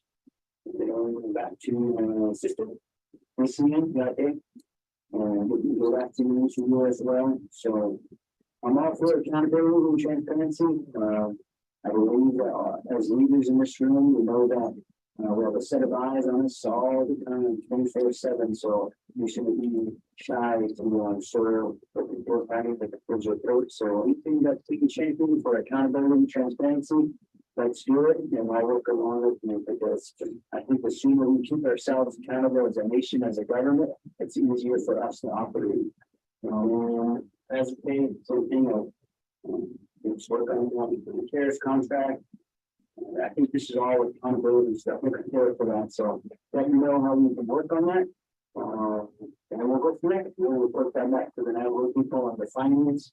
And I think there'll be a lot of lessons learned in it as well too. So I think we're always looking for ways to improve ourselves, so. I can't have some of those people, Charlie is going through, so. Thank you, like, but. Probably miss something much. All right, thank you.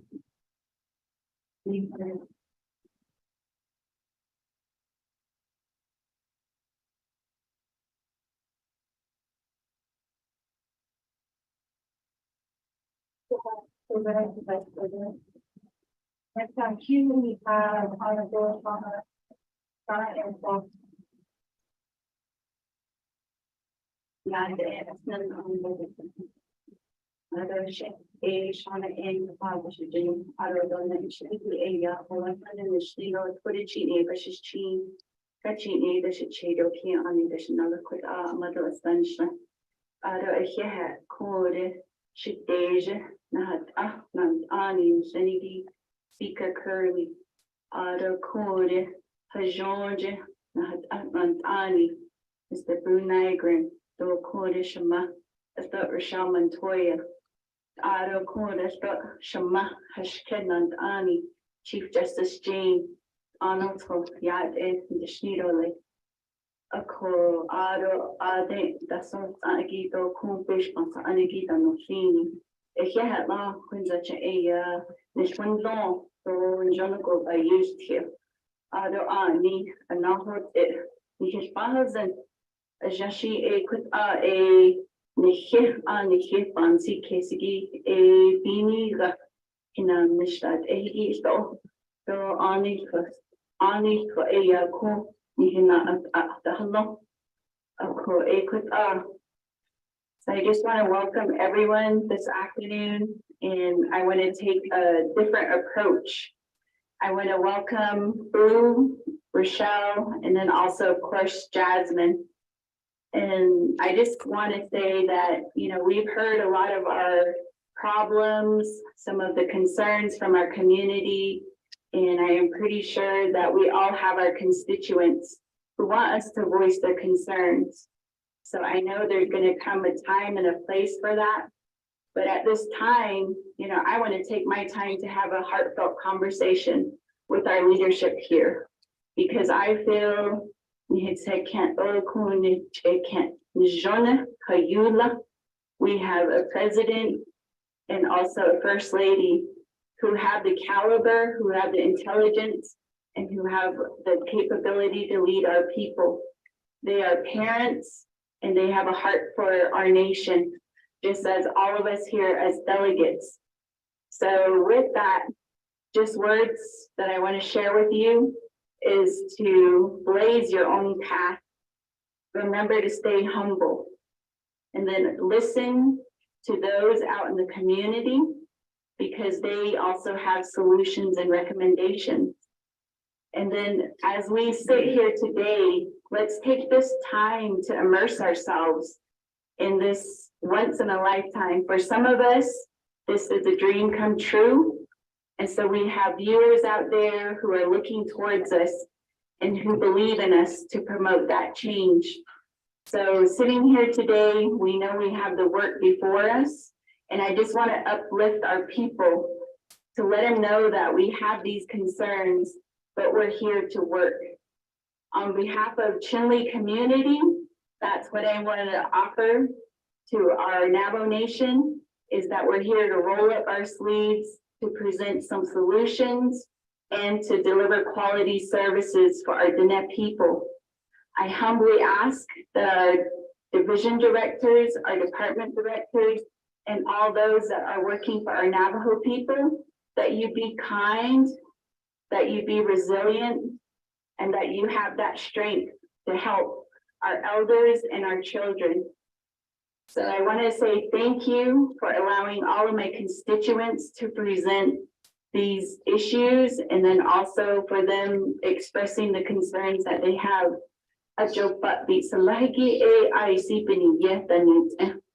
Ako ni hemasan ni hikibenan tienchi ebik eho yikatole akodole ado ehehe.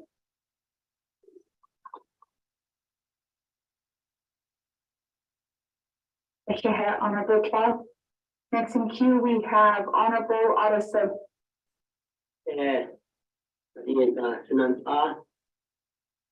Madam Speaker, I did, Mr. Migrant. Philip, so I did, Markham, that's it. Although I didn't make any that.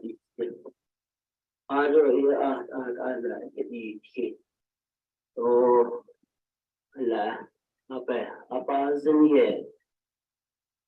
in the so I didn't go in the you was it not in this I should so non study I also done up the whole season. Go did the feature I in the case and get I didn't Academia. I don't the run tape on that day. Now, not need to the primary. I did my son up running as a dish cake got to a day with him shake on the thing. That's so I did the net. Minute I came in me. I came in that is just in me. Heard it on the radio. We're going to build bridges. We're going to build homes, didn't we? Oh, George, it's not quite as big as you know. I should have had you, Laro. I didn't speak because now.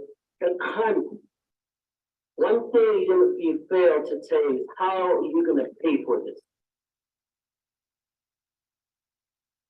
4 years ago, what's that? RPI in treatment center, but I then president kind was a quality in the what ego. I don't know what's that. Drug treatment center. I really hold you to your words, and then I didn't make you can't need kite. Our conversation we had was give me an endorsement. And I said, no, it's not my job, it's your job to get the people support. And I was asked the same thing from the other presidential candidate. You're the one that's running for that job. You have that responsibility to the Navajo people. I hold you to that. There has only been in and Mr. Silversmith, you know my issues and roads into the city. That's the reason why I go back to that radio ad and I actually called president and I said, you need to take that ad down because you're putting too much promises out there because federal policies does not give us money. Money don't grow on trees in Winter Rock. These federal dollars pertaining to these roads have restrictions that has only been even not quite I hold you to that. I did not want that of Lisa. I did not clean up bridges that of Lisa. Just had anything that I think it's a lot. I want you to mess with their mind.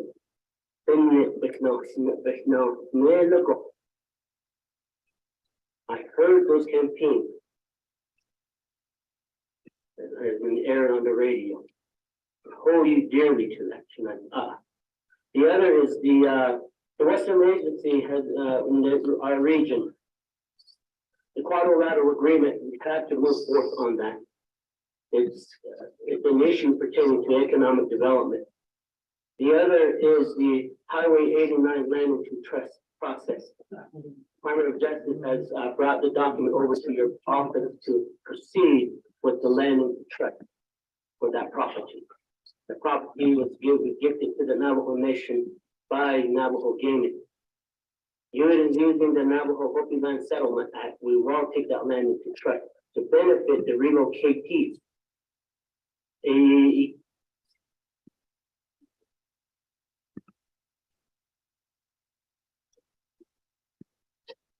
Eshehat, Honorable So. Next, we have Honorable Stephen Ojisa.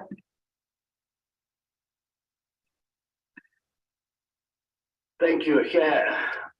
Madam Speaker, out on the 25th Navajo Nation Council, I need to get. Shadi Aligi out on the Adosh Namtai, Che. President Niger, out on the Madam Vice. It's good to see you guys again. We ran into each other lots of times on the campaign trail. Yet, after so a Niger Kitole. They Mariano Lake did kill Lake veterans, Hexadashila. In Habanai, this kiss you that long. Jackets ordered daily, and then lay accounts payable that they called February 10th that they ended at the odd on Hurricane alligator that no. And Habanai, this kiss. President Ashon and Happy the day, no. A call. Day, Bahasti, that law that they cheat, that they didn't cheat, not done. I could eat it, Stephen Arbiso age gets in the card in Snowbicani, but she's chin, touching that should cheat, 20 chini, that should done. I call a younger Todoya, I see Nasha, Aro, Church Rock, Pinedale, Mariano Lake, Smith Lake, the Root, chapter she asked me. I call 14 years each as a chapter official. 12 years an auntie said that. 2 years they killed the Stalco. A lot of the chapter became the has they say yeah. I call Kodo base what you did jackets not. Based on chapters, but the idea that by the hand data. AIC in the nation. It's only chapter that based upon the hand data on the contract legislation that in for emergency declaration. Kind they changed to in the base of another data on the cuttings and cut. I did yes, that little which is not cut. I don't know which one's worse, snow or mud. I call AI should hop up and use and it could obey so they land that lady. I'd skip on not the chapter 50 today. To aid and get that the it's not up if I hit out on ZK. Of course, I got the net Bukati just needs and even not a and father is a call without a hop on Zoom case already. I will go a into in NHA. These are one day the communities good on this. Over that is next.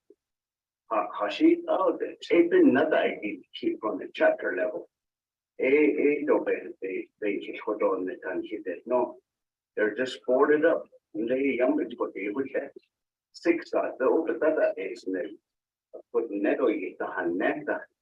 I don't no, you'll be that these cars have no veterans. I'll show you the house non they can't afford those homes because the heating on those homes are too costly.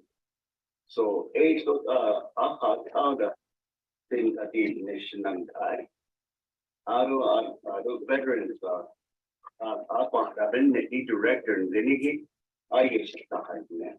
I imagine almost and though equally carefully energy your Indo like 5 p.m. on when that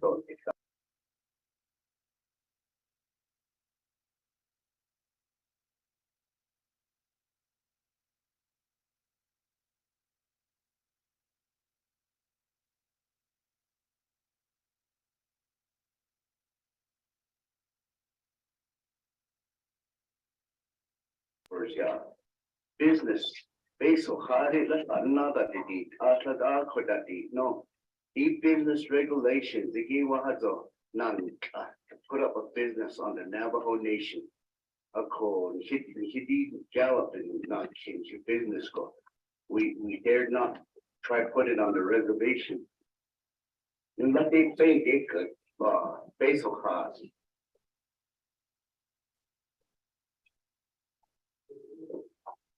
Time, Delegate Arvizo. If you have. Next in queue, we have Honorable Danny Simpson. Thank you, Madam Chair.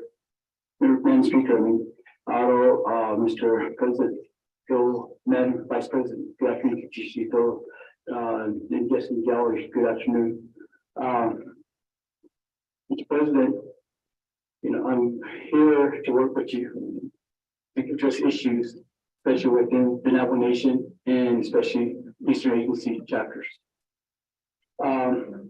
We did have a town hall meeting last Friday in reference to the proposed buffer zone or land withdrawal for Chaco Historical National Park. We did hear a lot of people to rescind the compromise final buffer zone by Navajo Nation, rescind that legislation 2.0 because the federal government is not working with us. So one of the things they stated was to meet with you personally. And I'd like to make that request, Mr. President. Our second economic development in Eastern Agency. We're both other four agencies are very fortunate. They have very good, strong economic base. But when you look at Eastern Agency, our base, our hub is in Crown Point. But as you look at it, when you look at the sale taxes, is appropriate to chapters in Eastern Agency, and what's collected with each agency going around $250,000. And that's distributed to 31 chapters. And that's a very small amount that gets distributed to chapters. For instance, White Rock, I believe only got like $3,000, Nagisa only got $5,000, but you got other agencies that have a strong economic base, tax base, and these chapters get a lot of money. Tremendous amount of money appropriated through sales taxes. Northern Agency has a strong economic base and has only 8 chapters. And they collect a lot of taxes because that's a major road 491 that can go through. So I really can study economic development, make it a strong economic base just like other 4 agencies. We got, as you said, we got 2 major corridor highways, 491 and 371. That money is just going to the border towns when people travel that road. Those roads or highways. So it'll open. I'd like to meet with you. I can't put everything on you. We have to work together.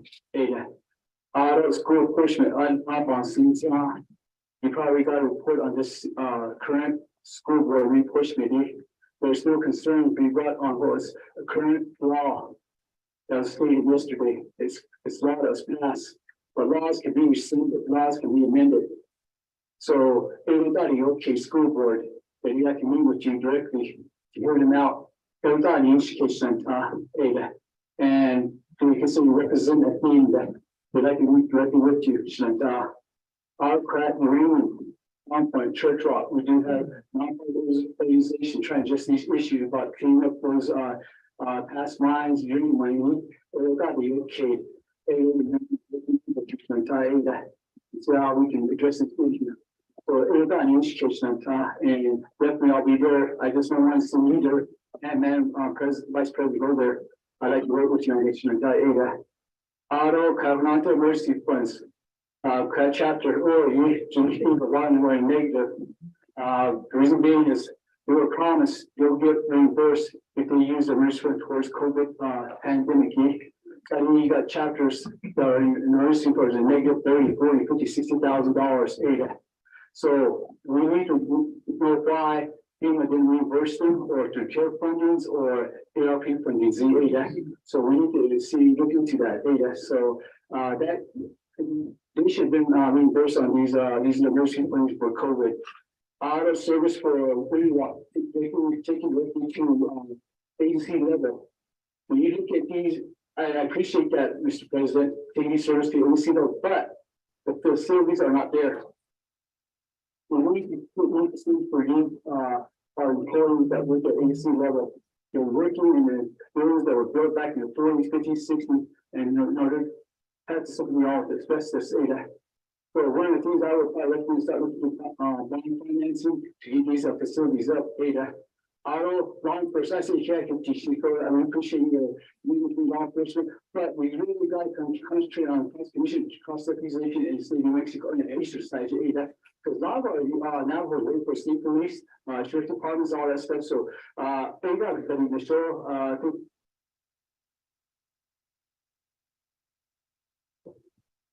Thank you, Honorable Simpson. Next in here we have Honorable Casey Johnson.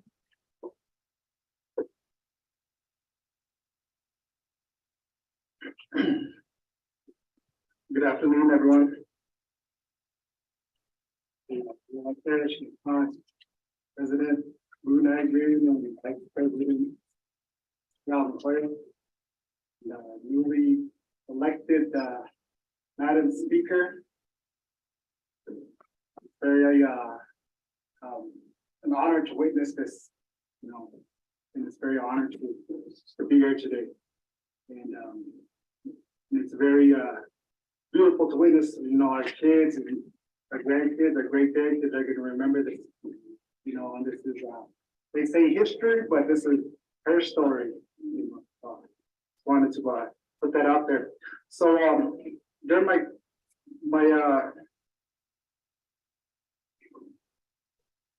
I just want to share this, I agree with you about creating empowerment within our communities. And I want to collaborate with your administration as well as the other branches. And I really want to get this water, electricity, infrastructure in place. I don't want to talk about it. I don't want a percentage or, let's get this going. And also the roads, we want to go ahead and work with the counties and work with the local governments and start taking care of our roads, as well as improving our local economy. Give you an example. I represent Loop chapter community. There's they have one of the best cattle ranchers, Angus, and they could be a option as well as a meat processing opportunity there, as well as agriculture, corn, alfalfa, and I was watching this show on national some food show about pizza. Sicily, Italy buys flour from the state of Arizona. So that's, probably millions and billions of dollars, and we can do that right here on Navajo. And, work with other countries, and selling them our product, international business, international opportunities there. So, also, we need our own Starlink. We can set up a meeting with Elon Musk, we can get that, sort of relying on this broadband. Broadband is kind of costly there. Also, your administration can have to come up with a plan to go to that's coming up. So just want to make sure we assure that we are taking care of our tribal businesses, our tribal enterprises, and making sure they're thriving. And also, we want to continue to add to our revenue generating puzzle. And also, we want to support local businesses as well as Navajo contractors, subcontractors. And I want to make sure we're implying that Navajo preference to all our business owners and business contractors out there. And also, want to make sure you're taking care of our veterinarians, horses, cows, sheep. We need to stop relying on Dr. Ruby, give her a break. And also animal control, public control.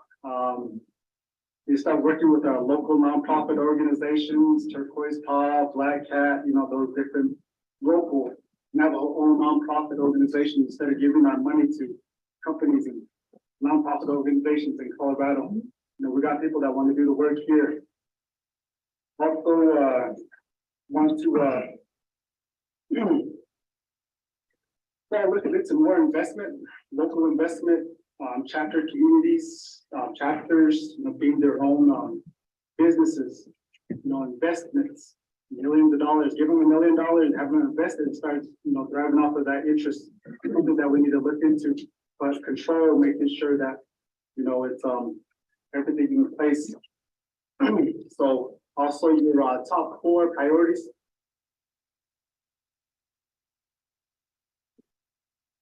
Fine. Honorable Johnson. Next on queue, we have Honorable Riquez. Thank you, Madam Speaker Crowley. Honorable members of the 25th Navajo Nation Council, Honorable President Nygren, Vice President Montoya, the neck the members so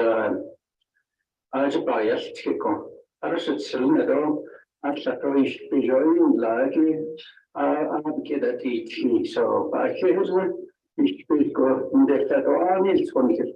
the I don't hear Corona report or 2 weeks we can make Corona is starting blood where it's Yachil Haslati was a day. Yasmin Archers should not have Kato, Jason, not cave, a carnival and said, I could not, I was again. A shipman was giving near the box. Which he's on his Papi, young ended the leading. Needs 40 in Kibet, Satil Zeniki. They knew that we talk of everything that they had on NATO, you, Satil Zenko. All that actually after social media, you couldn't get at last day. Hit on Zenko, it'll be like that. A measly net and hit on me. Has to get social media. We always be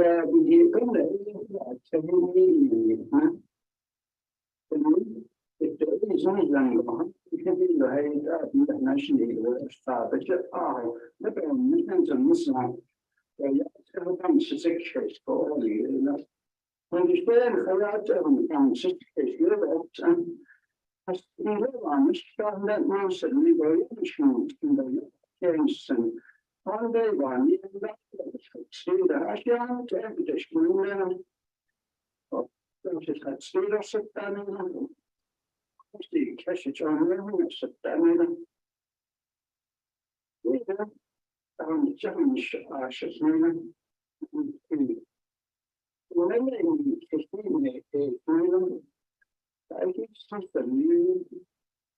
I can't find but see, I'm not sure I feel but then you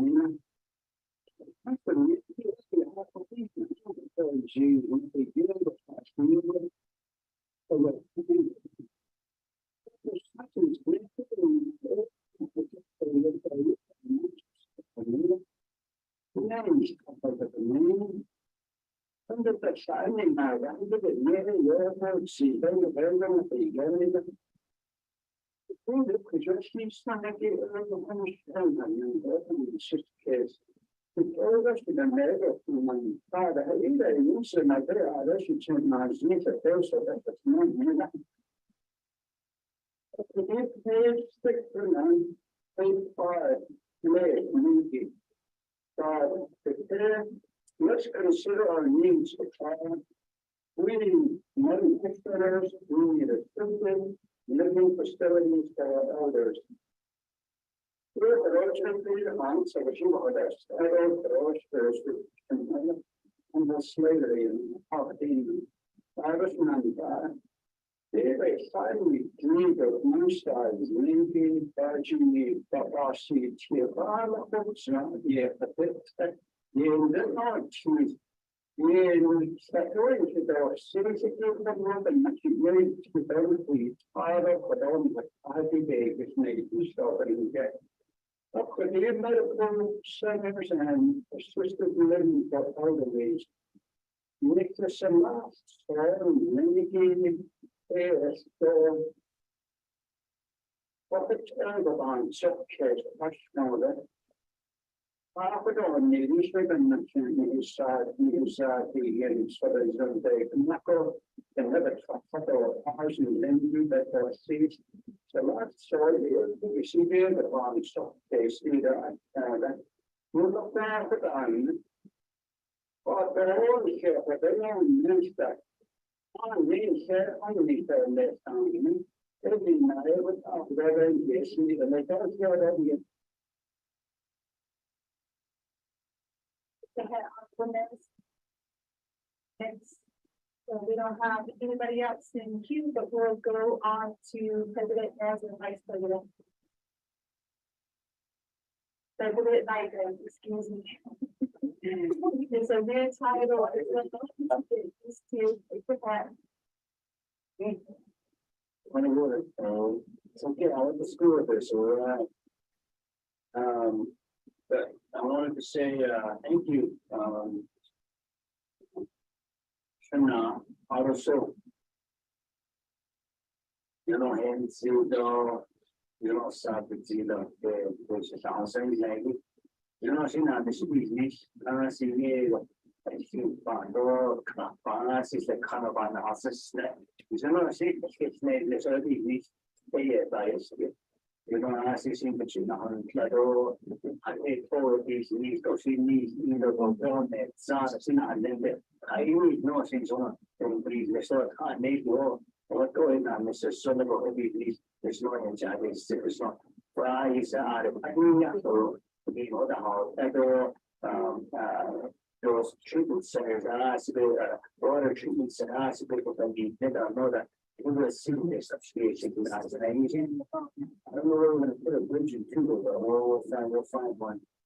I don't know if that's a bridge on going with us. But no, Honorable Sir, look forward to working with you. Yeah, with you.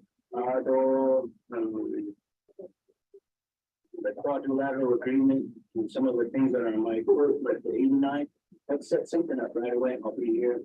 I'm going to make time, and that's one of the things I want to do. Let's make some time. Let's sit down and walk. We all come this way, whichever way we're going to go. Let's make some time to make sure that your issues are right alongside you, because your communities are my communities, and let's partner together. Honorable Alisa, that is, I'm missing the other junior. Still checking. But thank you. I think that last time I see was flat. But maybe on the veterans, looking forward to looking into that.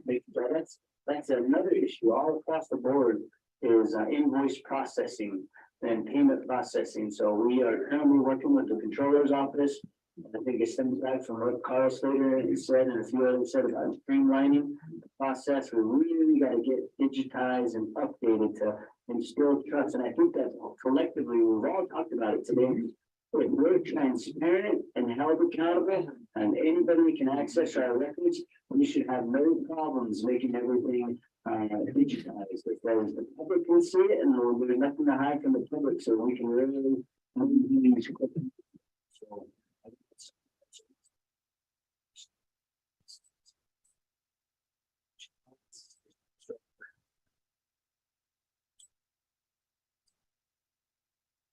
Official patrol meeting, I think that we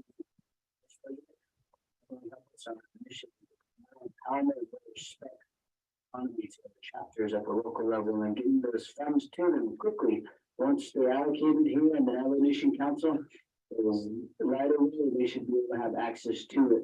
But I think that if our system is transparent and accountable and digital accessible anywhere, I think there shouldn't be nothing that we can hide, and our people should have access to those. So they'll make sure they make sure.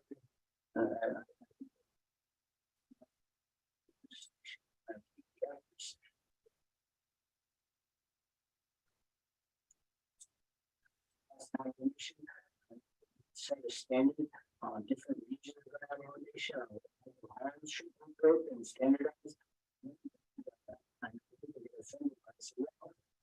Let's standardize housing, let's standardize facilities. Why are these facilities different? When you make facilities and homes different for a low income home or just a facility that's needed by the people, it gets more expensive because there's more studying, there's more all these things that are attached to it.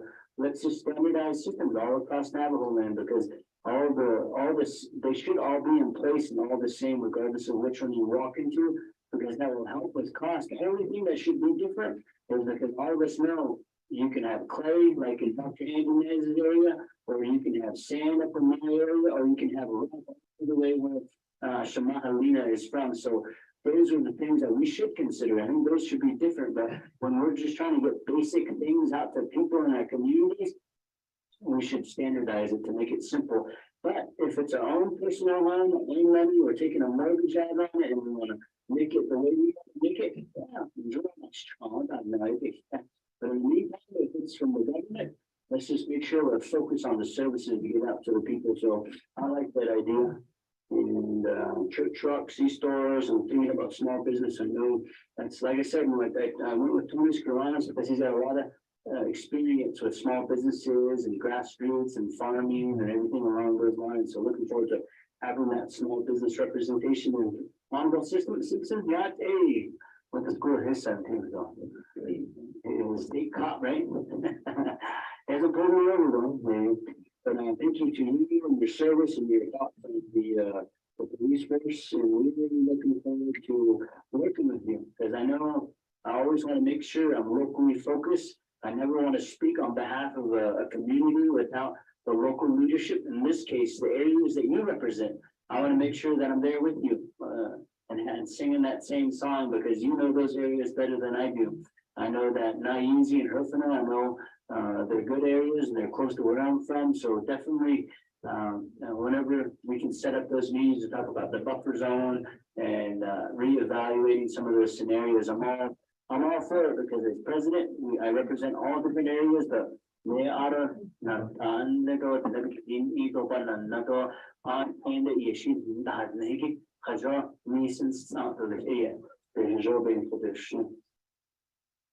I get it, 499, 297 travel corridors. We definitely need to work on that. The uranium church truck, I think that's working with the nonprofits. I want to entertain that. I know I'm supposed to get DP from EP and where the dollars are at. Once I get that meeting set up, I'll forward that invitation to you. It might be online or it might be however we're meeting. I'll make sure that invitation does go out to you all, because I think uranium stems all the way from Church Rock, Crown Point, all the way to Red Valley, Red Mesa, Tisnas Bus area. So we definitely will put a forefront on that as well. And I get it, emerging economies, we're going to be strategic on where we invest our dollars, because we're constantly asking ourselves on how to generate more revenues, as Honorable So mentioned earlier. How are we going to pay for these things? But I truly believe this council, with administration, we all made history, and we're going to make decisions that are going to surprise a lot of people. They're going to surprise a lot of the nation and surprise the way that we're going to be the trend centers and the trailblazers moving forward. And as Shama mentioned earlier, Shauna will continue to remain humble. I think as long as we continue to remain humble, once in a while I'll pick up a green and sweep, once in a while I'll go outside and throw in the hoses to continue to remain humble. I think that will accomplish a lot of things. So I'll remember, so if you see me out there with the green, man, we're taking my photos and I did. So again, that's what I like about Ronnie speaking up there. She talks about her story, her humbleness. I think that's going to be the center of our leadership together collectively. And Shana and Casey, thank you for bringing that up. I know you brought a whole list of things, very ambitious things. I know your community feels like another area that has a lot of rock, right? A lot of rock and makes infrastructure needs difficult. But I know that collectively, I think we can find some solutions together to make sure that we get basic services out to your community. I know your number one priority out there. I'm staying at the gas station, at the food store, or the post office. So let's work on those with the postal services, but with the counties and the states and the partnerships, because one of the things I've been chatting with a lot of the governors and leadership of these, we're all Americans, and every day we're all Americans, we're all crisscross this nation as one group of people. Why not make sure that we're all prosperous in every area of the nation? So again, good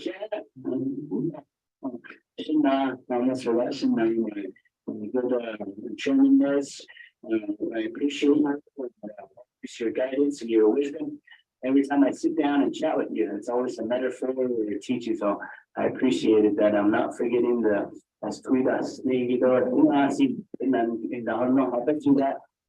older horse will probably beat the young horse up a rocky trail, because the old horse will probably know exactly where to step to make it up to the hill. So I definitely do have respect for our elders and our veterans. And I think that's one of the things, as I mentioned earlier, that our veterans really need to be heard. And I don't want to go back on that and say our veterans are not being heard. And that's why this week I'm meeting with the advisory council, and I'm going to read their decision, and I'm going to play, even though it's not in law, but I'm going to make sure that I play an advisory role and support their decisions and the direction that they want to go, so that their voices are being heard. So I'm looking forward for your support. I know we're a veteran, so yeah.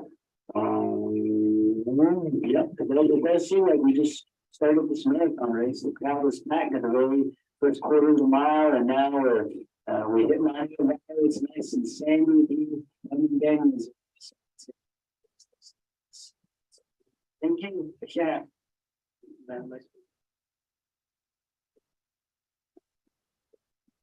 Oh, yeah, so yeah, long run, not I don't kidding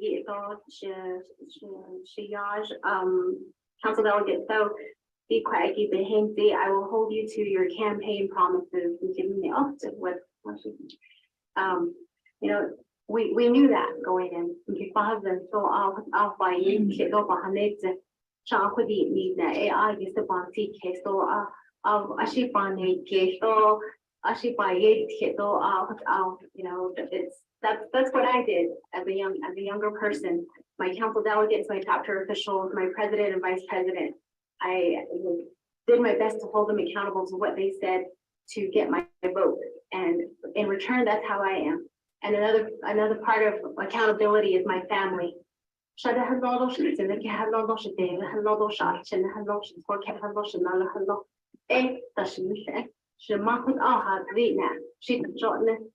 another part that I hold myself accountable for. Council Delegate Arviso, chapter jet non dehiki you said hajo eliano jinigo because the chapters, that's where our people are. They need that in their own neck of the woods. And NHA President they're boarded up, what's happening, what's going on, and we were never given the answer. And then as far as the Veterans Director position and the veterans issue with all of our council delegates here, but not I hold that dear to my heart. He was the United States Air Force veteran. My father-in-law, the United States Air Force veteran. My husband is the United States Army veteran. My oldest son is a National Guardman that served in Egypt. And so if I don't do my best for the veterans, I might as well not have ran. So believe me, that is something that I will hold myself accountable to make sure that our veterans are being serviced the way they need to be serviced. I found it funny what you were saying, snow, mud, which is better? So Mr.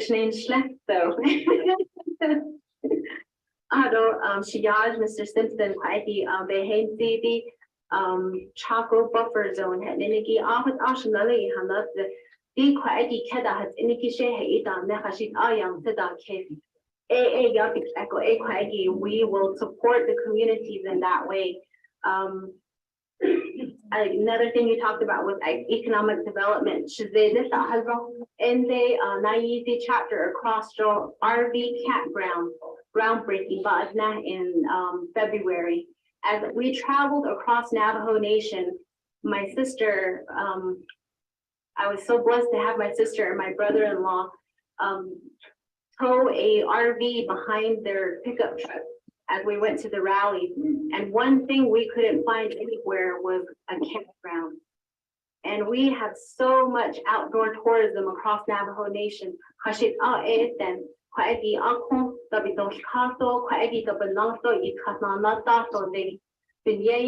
They go off Navajo Nation to the nearest border town to rent either a hotel room or for the facility for their RV. So I think that's another economic development project that we can all work towards is campgrounds across our Navajo Nation. Mr. Johnson, all of these items that you listed that are the needs of your area of the Navajo Nation. It's across Navajo, and I really look forward to working with you and with the rest of your colleagues here, the 25th Navajo Nation Council, to make sure that we have every one of these items checked off for our Navajo people. If not in 4 years, 8 years, however many years it takes, hopefully not that long, because we've already been doing this for so long for our Navajo people. Council Delegate Nez,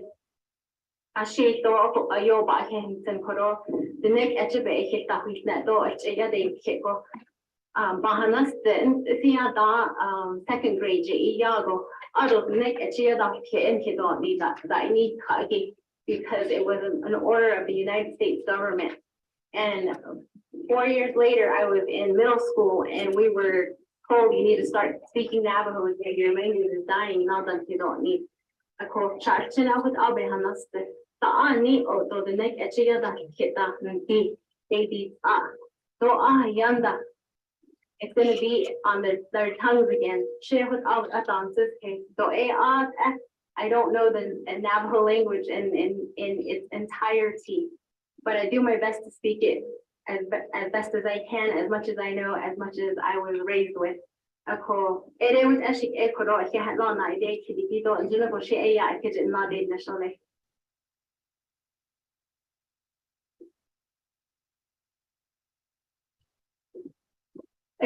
President or Vice President, for your feedback in response to the comments of honorable delegates.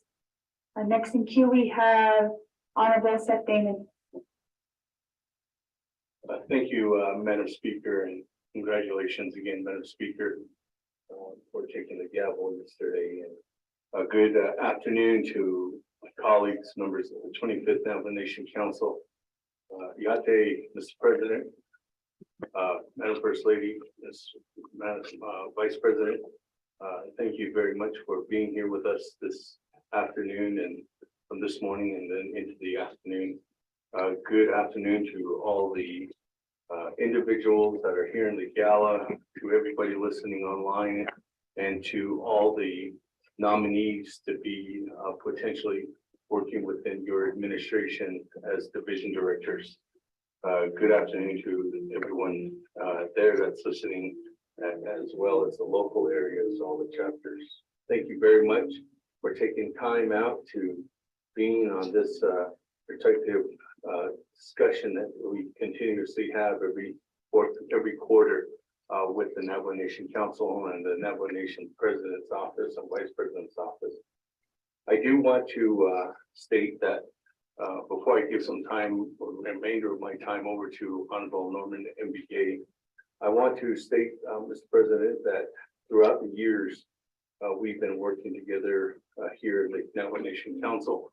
There's been questionable workmanship that has been gone through with the Navajo Nation Washington DC office on the 20th, 21st, 22nd, 23rd Council, and even into the 24th. It seems like the Navajo Nation Washington DC office has a culture listening only to the president's office. But the Navajo Nation Council is the governing body of the nation. And in doing that, I am going to drop legislation to change the oversight to have it similar to the way the controller's office, the auditor general. And because the governing body is the one that makes the positioning statements for the nation and not the committee, I'm looking to have that discussion with you if there's any thoughts or changes on that. Secondly, as a governing body of the nation, I look forward to some of the discussions that Health, Education, Human Services Committee will have regarding some of the issues that we still lack and trust and need to work on. Former administration did not agree on an IMCE. The very first Indian Management Care entity could have been here on the Navajo Nation. All we needed was the president's support. Overwhelming support came from the 24th Navajo Nation Council. We could have created a whole new diverse entity. And I hopefully that we can get down the road and get that going. With that, Mr. President, we look forward to working with you on different needs and responsibilities that we have for all the Navajo people. With that, Madam Speaker, I'll go ahead and yield the rest of my time over to the delegate from Tahajale, Alamo, and Rima, Mr. Norman M. Cat. 154 to Honorable Brigade. Kjæreste, as by Hinson, sudden on the also, as the on every, thank you, Madam Speaker, I don't know, President, all case time, I'm sorry. I wrote the as a lawyer, you see, you get what you let all this sort of thing in a hotel. And the response time is like 2 to 3 days, yeah. We got more problems with drugs, yeah, although meth, you see, yeah, and catching, yeah. As they actually are thinking, so without this data, because is a law, but you know, we need at least a substation out there between Alamo and Portland. I don't know, kill Nagi, could request legislation, Mr. President, Nigel, give us 1 hour at least of your time to meet with each delegate, see what the problems we would have. The way agency, you got Eastern agency, you got 5 agencies. If you can meet with them, you know, with this first month or so, what problems we have with 8 on general, we start collaborating on what our people are.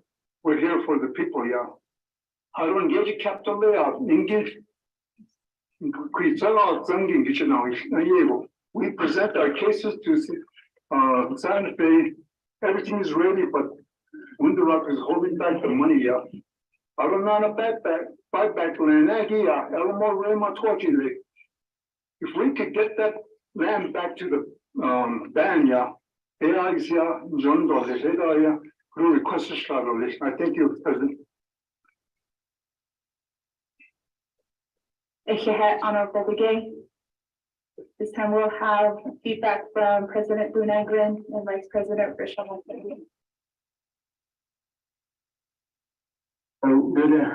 Good afternoon, Honorable Mayor. And I want to say thank you for your insightful thoughts. I appreciate that. And I do, one of the things I also want to make clear to the 25th Navajo Nation Council is that me personally, I want to make sure that everybody that works for me, whether it's the division director, staff assistant, or anybody on the executive branch, to make sure they welcome you guys and make sure that if there's questions or issues that arise, that they take you guys serious and that they get back with you. So that stems from, I think, your comment about the Washington office. I think that even before you drop legislation, I'll make sure that with the Washington office is reaching out to you all to figure out what are some updates or needs that are needed, because at the end of the day, whether you're the Navajo Nation Council, the executive branch, or the judicial branch, we're all here for our people. And there's really no need to nap out their needs, but this is not ours. This is the Navajo people. It's the Navajo people's house. It's the Navajo people's laws, their resources. So there's no need to and it should nobody else. It's honorable. I just want you to know that if you do have some of those issues, bring them up with me. I know that we're going to develop those relationships over the, as Norman mention is that we'll develop those relationships. I know that I have a good relationship with my brother behind me, already been to the Utah side, so Monterey Valley, so each other, awesome color, and I said, well, yeah, I gotta go back to Mason. So thank you, Herman Daniels, but no, those are the relationships I want to build, because end of the day, we're doing for the people, same causes, same issues, it's just how do we get together to fix them? Because I don't have all the answers, because I'm probably gonna need a lot of support from you guys for the changes that we're gonna propose. So I'm looking forward to that. Honorable meeting, and then again, when it comes to the Care Act, I think that, like I mentioned earlier, I did tour a facility down at the Salt River Pier, and I seen their facility, and they were expressing some of their numbers and the people that they're pulling from the metropolitan area. My mind was boggling, because they told me that this is probably eventually going to exceed some of their sand and gravel and some of their landfill, and possibly their gaming revenues, just because of the amount of native people that exist in the Phoenix metropolitan area. If they start using that facility, I think there's a lot of potential there. I am not an expert, but I'm looking forward to having those discussions. I'm all for trying to make passive, the way I've learned, that's passive money. Making passive money, it's almost like an investment. And then you mentioned 1 hour.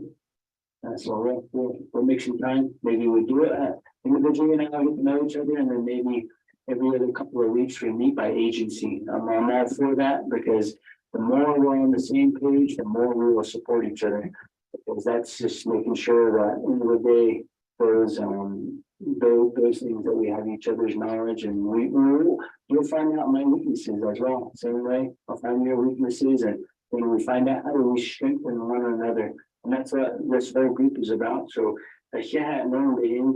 also the capital outlay dollars. I know that's a big agenda. Like I said, I told the governor we're going to spend it all this year. So not quite sure how we're going to do it, as Otto says, but I know that it's very possible that we can find some solutions, and I'm looking forward to bringing that to, if it needs council action, I will bring it before you. If it's something that we can do on the executive branch, we'll do it. And there's probably going to be people that are going to question, why we spent all of it this year, but the state of New Mexico will be very happy and excited that we did it. So looking forward to that. That was it. Substations, I think it's a great idea, especially one between Alamo and Tahadre, because maybe there's a plot of land that's close to the freeway that we can look into and see if we can put a station there. Because I know Alamo and Tahadre, I think that's a great idea. And a lot of the former police officers have told me a lot of the success that they had with police substations that exist. The last time I remember a substation, I think I was in middle school. I had a substation in East Espas, but you always knew there was a police officer right away. So I think that's something that we can re-entertain. So it's happy, and that's about it. Madam Vice President.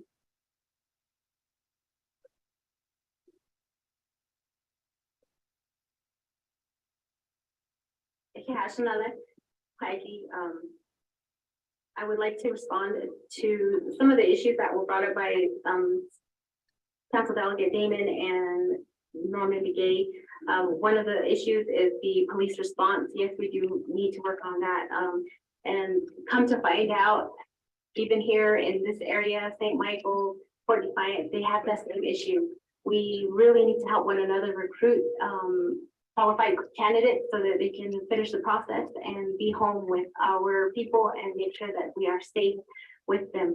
I think it was Council Delegate Nota also mentioned, who do we talk to about finding out what their chapters have in capital outlay. When we were in Santa Fe the other day, Senator Shannon Pinto gave us a document that had a listing of what chapters had and what projects are still there.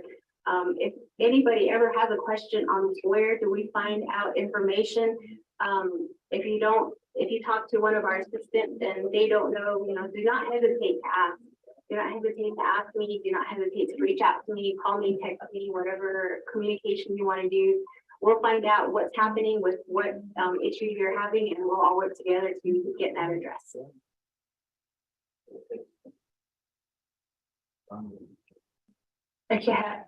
President and also Vice President. We don't see anybody in the queue. We'll go back to our reserved times. First, we have Honorable Liz James with 18 seconds.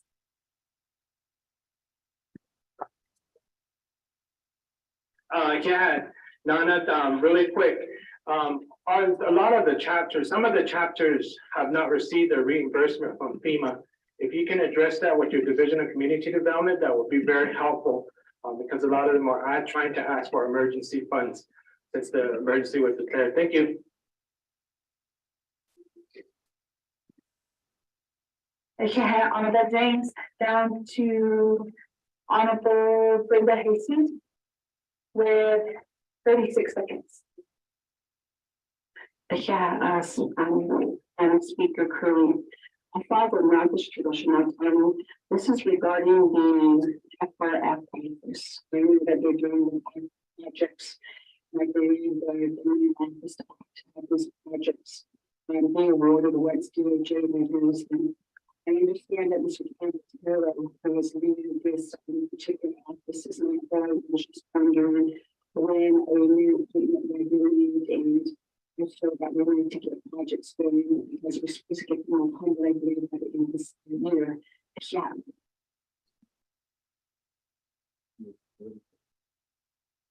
Honorable Dr. Andy Nez, reserve time 40 seconds. Oh, yeah, Madam Speaker, the questions that I had provided, one was not answered, and that was the question regarding the VA director, where those funds, as far as contracted, where would that be coming from? And to everyone for listening and to your government, being a part of today's second day of winter session. And I wait the rest of my time. If you have Honorable Nathan Nota with 6 seconds. So he's marked as excused. On to Honorable Parrish with a minute and 23 seconds. Thank you, Madam Speaker. It's been on President Negrendo, Vice President Montoya. I had one of my questions not answered, and that question was, with the closure of NGS and the consideration of the permanent trust fund, what is your administration's plan to generate revenue for the Navajo people? My second question that wasn't answered is helium and natural resource extraction an option for your administration supports to generate revenue? Those are the two questions that weren't answered. In addition to that, I just wanted to touch on economic development for the nation. And I'd like to ask your administration to invest in the economist's office. She's the only economist in the nation, and she definitely support staff considering all the projects that will be developed for the nation. The next question I have is, what is your plan to expedite the hiring process for the Navajo Nation? Another question I have is, what is your plan to support our elders through Beltex? And the last question I have for my chapters are, they're requesting a time frames for the education and information that will be implemented regarding the new health orders. And thank you for your time today. Yeah. Thank you, Honorable Parrish. Next, for reserve time, we have Honorable Charles with a minute and 44 seconds. Right, good afternoon again. Thank you for letting me know that somebody from will be getting back to me to give me information about conservation plans. It would be very helpful. I wanted to ask also, how are you working with grassroots organizations? Are you meeting with them separately? Just kind of want to have an idea of how you would move forward with them, because I know a lot of them have this information on data that I'd like to see and be able to compare and contrast what really is happening in terms of the information on the weather patterns, the water tables for agriculture, how much we're growing as individual farmers, and also the larger farms and also infrastructure, just building infrastructure in general. And the other question I want to ask about is about domestic violence and shelters. Do we have any on our nation, or are we working with our outside communities? So thank you. And I'll use the rest of my time. Thank you, Honorable Yazzie. Next, for reserve time, we have Honorable Elena Nesbitt with 1 minute and 12 seconds. Thank you, Nana. I just want to add on, lighting for our young people, for the people that are out in the rural areas who travel all the way into an agency office to bring in the documents. Sometimes they don't have all the documents, and they're being told to bring in the documents, and they're being told to come back again 2 or 3 days later. So every day you see you have to look at it. Maybe you bring it to the chapter house, but every year chapter house is new. So maybe they could come out and give the people at the chapter houses. So whatever they need, you know, that the documents will be just right there, close to their home right there. I've seen that a lot when I was out there at the field. So I see of our young people live on your side of the executive bench. Yeah, away my time.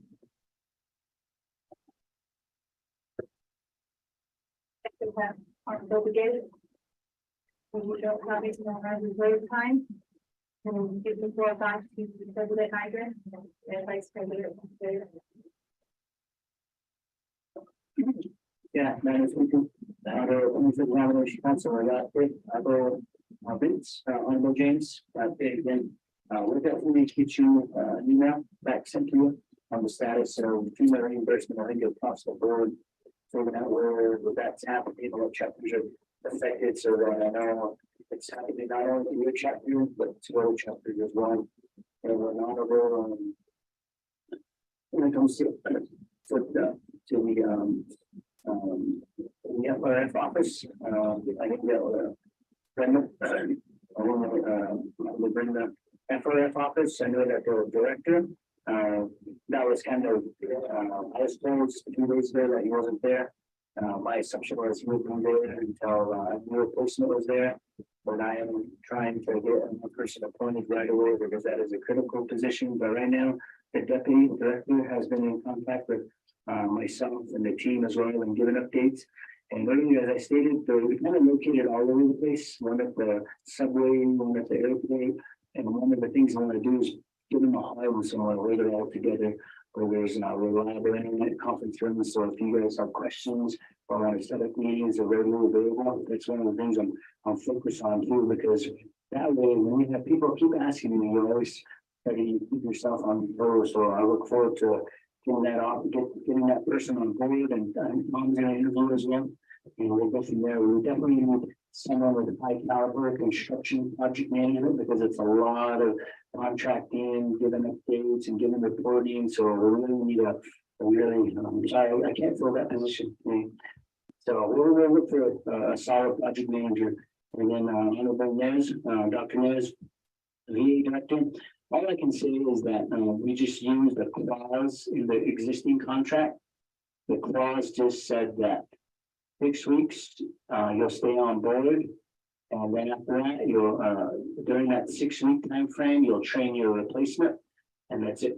There's no, if he works for us for 6 weeks, he's being paid for that 6 week period. So that's as simple as I can put it to you. And we just followed a clause in the contract. So it's a very straightforward. So, and then, Honorable Sandine Paris, I think I mentioned throughout the afternoon on some revenue generating activities like tourism. That's something that we really gotta get into because Minot Valley is a high hub. Millions and millions of people do visit. I know the small business owners that own Blue Coffee Pot, that corridor, and obviously some of the restaurants there. They're needing support because we really want to try to keep more people coming to the Kayenta area and making that experience even more exciting. I think it's good for us. And then when it comes to helium, I know that I answered the question earlier. If the people want it, the people will get it. But from what I'm seeing outside, it sounds like the people don't want it. So I think it's going to come down to which community is really advocating, because end of the day, I'm not sure what areas that they're talking about. I am from Red Mesa. I'm not sure if there's helium in Denahozo or Chichimito or Niente area, but definitely if your constituents are interested, I'm all ears. I'm not leaning one way or the other. I'm gonna leave it up to the affected communities. So that's gonna be my response to that. Carlos Slater, I think 75% is too ambitious, but who knows? 75% might say no, 75% might say yes. So I think that's a solid number to get people fired up. So I think at that rate, people will be fired up and they'll make a statement heard. So when it comes to providing additional support for an economist, I do believe we need more economists within Division of Economic Development, and that's something that we might be coming back to council for, to really figure out what is the direction of Division of Economic Development. What are they truly doing, and what have they accomplished? How can we make them? So definitely looking forward to coming back with council with some suggestions. That's going to be the next thing, is that you guys have given me to do this. I know my staff, my division directors are all listening. I know I'm taking all the notes, and they're probably going to figure out how my scribble is panning out. But I am going to take all these notes, and the next update, I actually want to entertain responding and the progress of these questions that you had today, and to give you some of those responses, or maybe I'll just give you a report on it. So some things are definitely cooking on my head as well too. So then when it comes to Zoltex, we gotta, I know that they've had a lot of issues. I know that a lot of the senior centers are feeling it and really trying to evaluate the whole program. And I'm interested, we're still in the evaluation process. I know that, like I said, it's been 14 days. I'm taking over a ship and everything's happening everywhere, but we are working on it, and we'll get you a solid response. So we'll work on that response as well. I think conservation guy, happy to share with you. We do have one.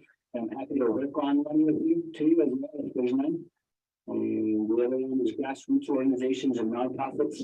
I think nonprofits and grassroots organizations they have a heart and a mission to help our community. So I want them to have a voice, and that's why I mentioned earlier. I really want people on. Like John Sosi, he had a nonprofit, and other ones that I really want to try to bring up that really wants to empower those nonprofit organizations so that they can further their mission. I know someone mentioned earlier, they have control. Sometimes they're looking for facilities to rent, share, and host. They can't find something, so I want to make sure our nonprofits are more than happy to come work with us.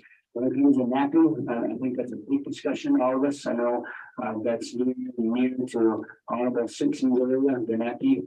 And one of the things we also got to do is, maybe as I chatted with DOJ earlier, is we got to put the government on notice and say, you need to complete that. If it's 600, 700, 800 million, you're supposed to complete it.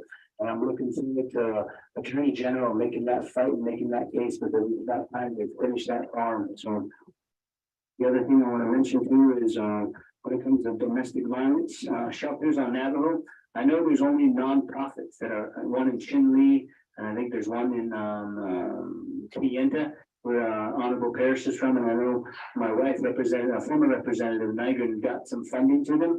But I think it's about time that as a nation, I know that Dobby, I think the one in Chinle, has had issues with payment. Payment is another big one. So a lot of those people that help are people in those shelters, they're digging into their own pockets. They have no money and they're waiting on a paycheck. So we got to stop that when it comes to nonprofit organizations that are really trying to help. So let's get those types of people and organizations paid.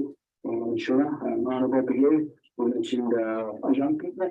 I know that young people don't have a lot of gas money to visit our people, but let's make it easier. One of the things as I was sitting here was if every chapter, I think you can have access to broadband, whether it's fiber or whether it's broadband.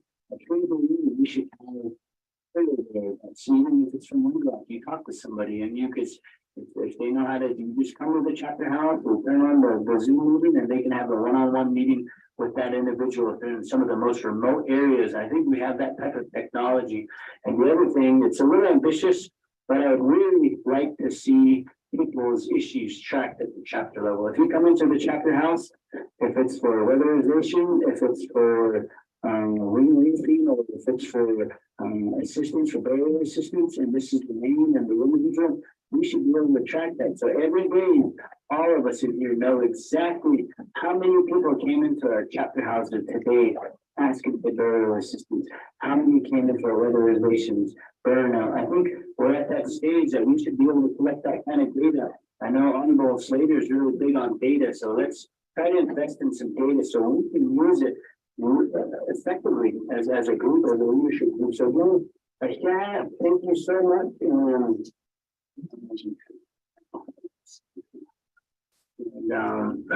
When it comes to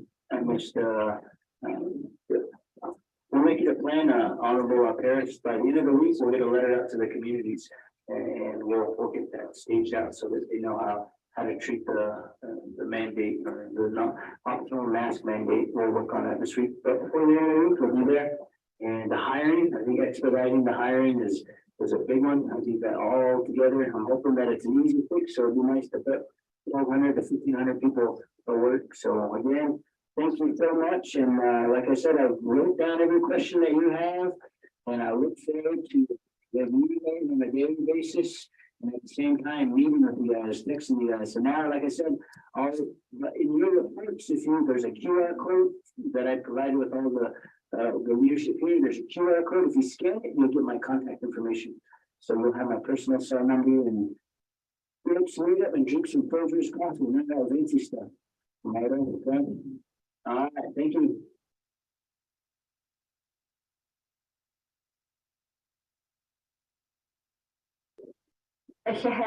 Debt President Brunei Granduro, Vice President Marsha Montoya, Nijinagon Mahasoshne, the Baishek and Kodo 25th Navajo Nation Council, Gani Kliniki, the Kodo colleagues, everybody had the opportunity to question and comment.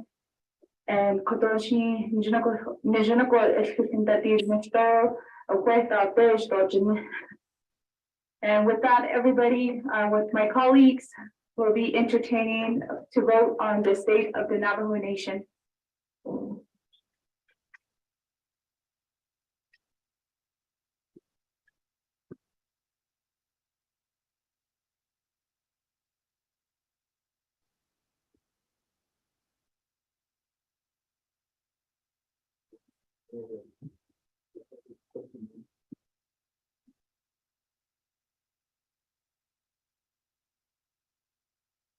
For the record, Honorable Crotty and Honorable Slater text screen via text message.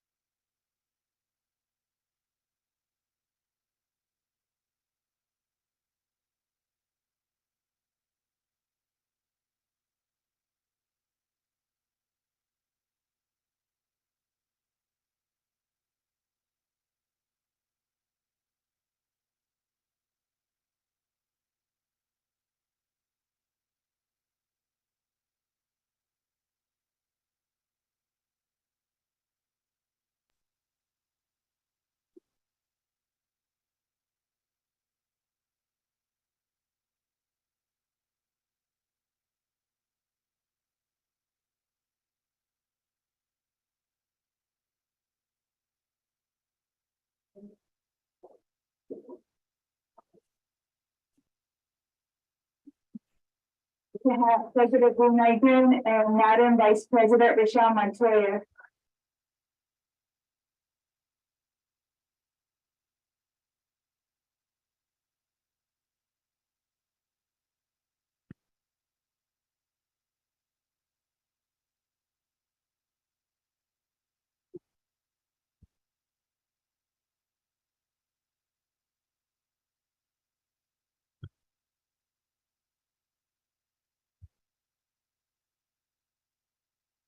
Honorable Member. Madam Speaker, if I'm in order, and we take like a 15 or 20-minute recess.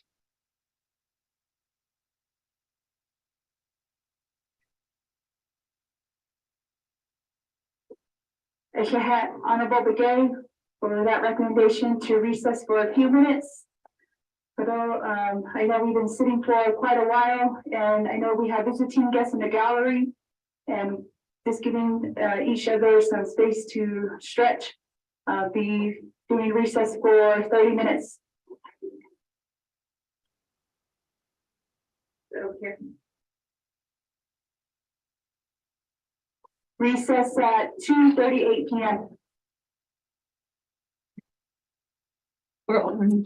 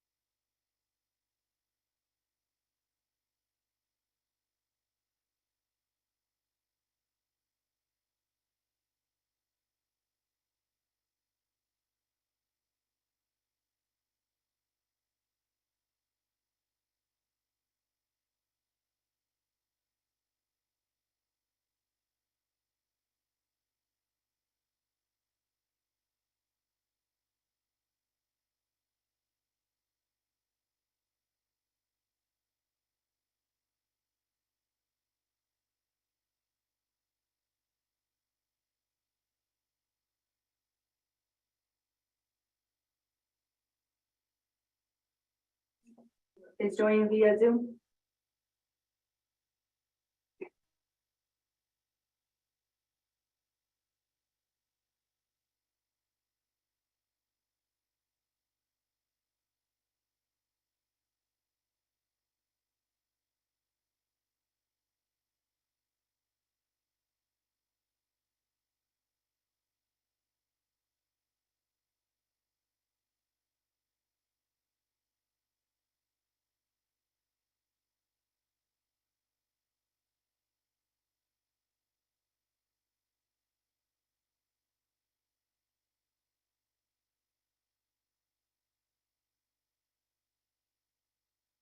Roddy and Honorable Carl Slater is joining via Zoom.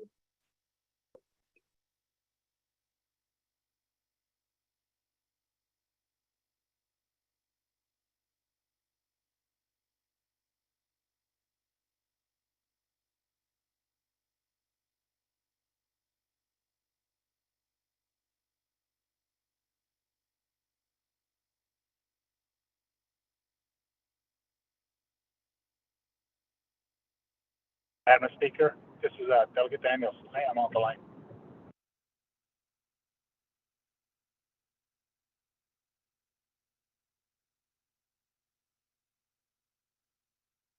Within the 25th Navajo Nation Council on the floor. Reconvene at 3:13 p.m.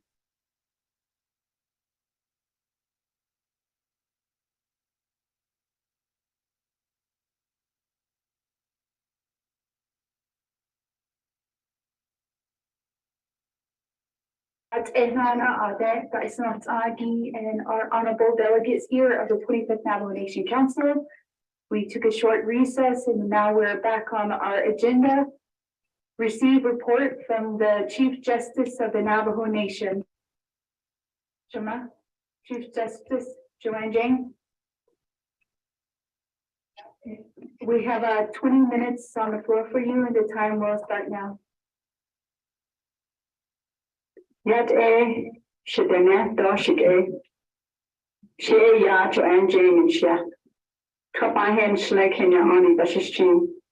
Turich ini dashiche, Ado Kapahen Esto. Dashanale. Forage and day I use a ade in Shan, a ade Shia Hoa. Step out the aya Shibishin. A quinde Shia Ho Igi a ya to Hachin. She say ya. Goyonde a ya ade narande a motto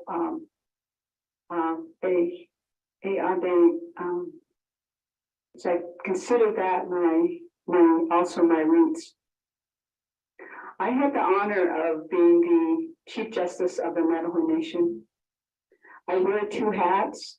One is to do the administrative function of the administration for the judicial branch. I also have the opportunity and the sacred function of being a Chief Justice for the highest court in the Navajo Nation, the Navajo Nation Supreme Court.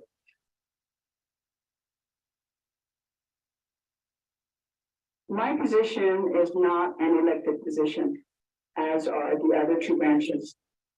The process for selecting a Chief Justice is by process whereby individuals will make application and you go through the process of going eventually before the Law and Order Committee, and then you get recommended to the President's office, and then that recommendation comes to the council. So that is the process.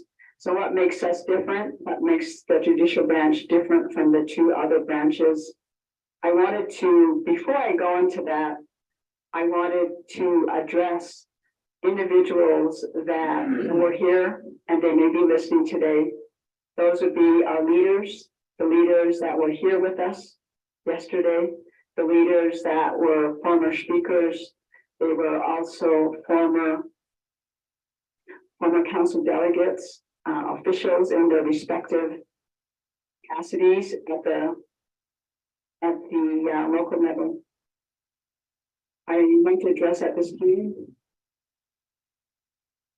our president, Dr. Nygren, as well, and his And the First Lady, I would also like to address Vice President Michelle Montoya at this time. And I would also like to address also our new speaker, Madam Shirley. And thank you very much for giving me the time to represent the judicial branch.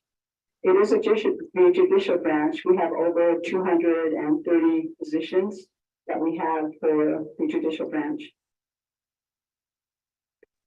For those that do not know me, I will just take about a minute to tell you about who I am. You may be wondering, you might be wondering, who is she? So I did tell you what my name was. I told you that where I was born, where I was raised there. I have a family in in County. I also have brothers and sisters that live throughout the United States. I wanted to share with you some of the studies that I went through before I became Chief Justice. One of those was having worked with agricultural industry, knowing, not teaching, but knowing about food sovereignty, the fact that we would have to have knowledge about our food sovereignty. As it is now, we do know that the economy is such that we are dependent upon other nations. Not only the United States, other states in the United States, however, we're dependent upon other nations. We're dependent upon foreign countries. And so we are at a stage where the economy has affected our nation. And the reason why we think that is because when that affects other people, it affects their lives. And when it affects their lives, we may or we may not see increases in cases that are filed.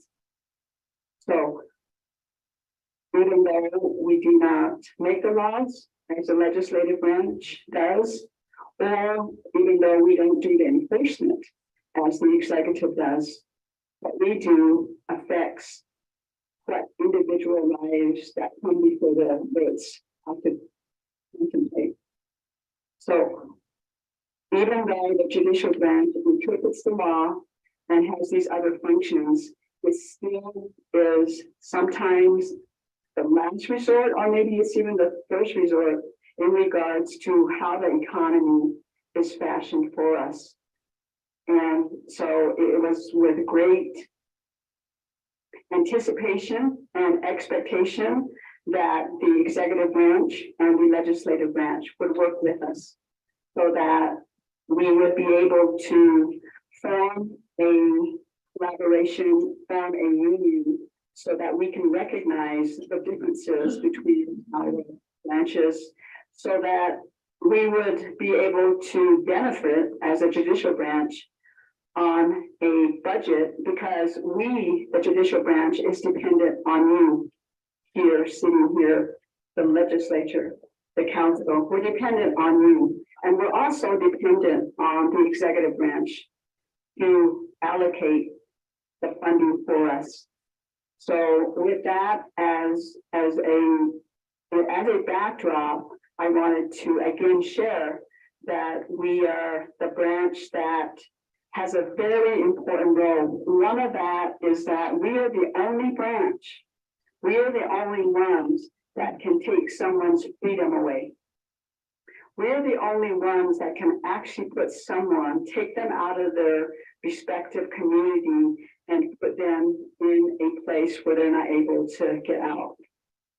So that is a huge difference between the branches. And that's why our branch is so sacred. And that's why the over 230 employees that we have are dedicated. They have passion. They have passion. And I want to thank all of them individually today, right now, that if they're listening, if they're working, which I assume that they probably are, because that's what they do. So I want to thank them from the bottom of my heart that they were individually responsible for making decisions, individually responsible and have the duty, and they have completed their duty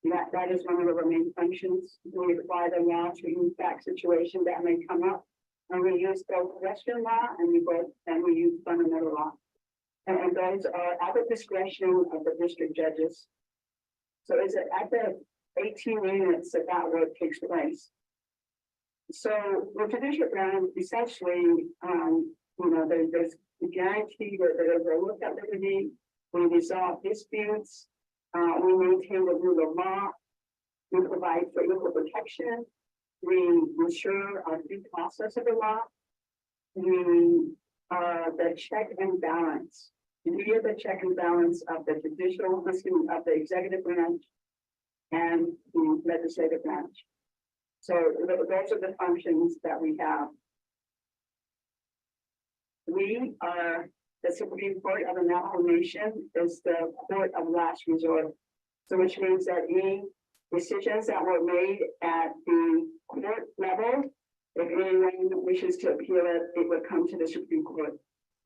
And so it's the Supreme Court that makes that final decision. There is no other place above that you can take your case to.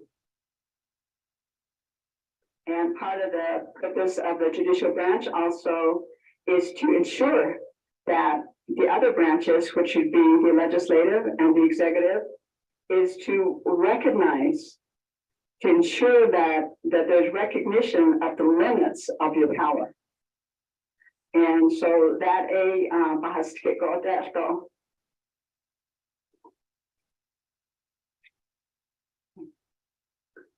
just a brief summation, and you'll see it in the 75-page report that we gave to you. All of the courts providing services.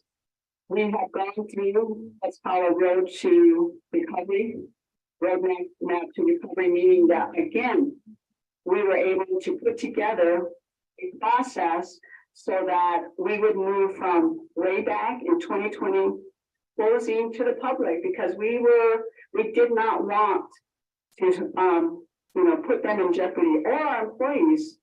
So fast forward 2023 now, what we have is what's called a roadmap to recovery, meaning that we're in phases. We look at the gating criteria. And so we can report to you that each branch or each unit is now moving forward into those phases. Some of them are phase 1, phase 2, phase 3. Phase 4 would be the next step, where it's complete opening. I wanted to address at this time also is that the judicial branch right now, we are operating under an administrative order, and we've incorporated what we call the continuity, I'm not sure why. Okay, the continuity plan, the map, also the roadmap to recovery. So all of that, we have that. What we're doing is we're looking at the mandate that came out, because when we initiated our plan in 2020, the first thing that we did was we had a mask mandate in the buildings, in all of the judicial branch facilities. Wear a mask, social distance, et cetera, because we had to be there. A lot of individuals or employees had to telework. Okay, we had to telework, and I'll tell you about that, and then I'll tell you about an innovative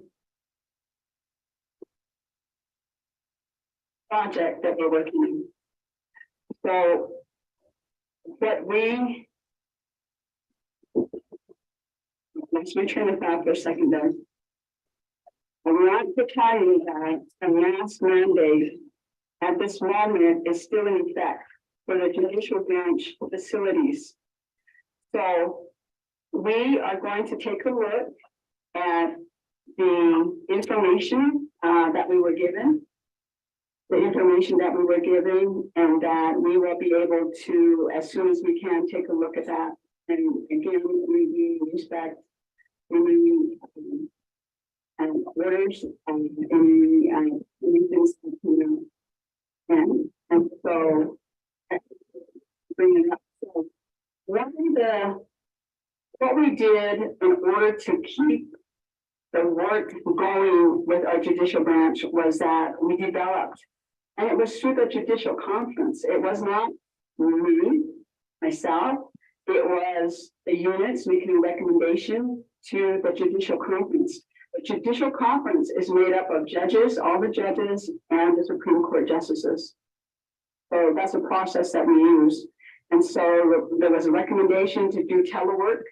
And so because not everybody could be safe in the buildings, we resorted to telework, meaning that people, individuals who were, they fell into a certain criteria, such as because of health reasons, because of services that were not available to them, such as daycare and so forth. And then also, and people that had compromised immune systems. So fast forward, and I want to conclude with this, is that there was talk about housing. We face that, we know that. It is hard to recruit. It is hard to recruit judges. It is hard to recruit in that area because of housing. And it's also hard to recruit because of salary. So right now, what we have is an ongoing, which will be completed soon, salary study that will be completed. So in March 2023, we will be having a discussion in the judicial conference about non-emergency telework. And now this is different because right now we did an emergency telework. We had an emergency because of the pandemic. We're moving into an area now for in between. And so at some point, what happens because of no housing and all of that, we're going to talk about how about a non-emergency telework. Only in cases where it may be applicable, only in cases where it might work. And that might be something that today we talked about, we heard about housing. How do we recruit people? How do we? And so I want to conclude that. Thank you very much.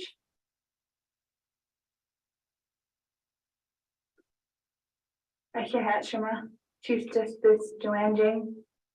At this time, be entertaining a motion and a second. Motion, Honorable Toth, second by Honorable Juanita.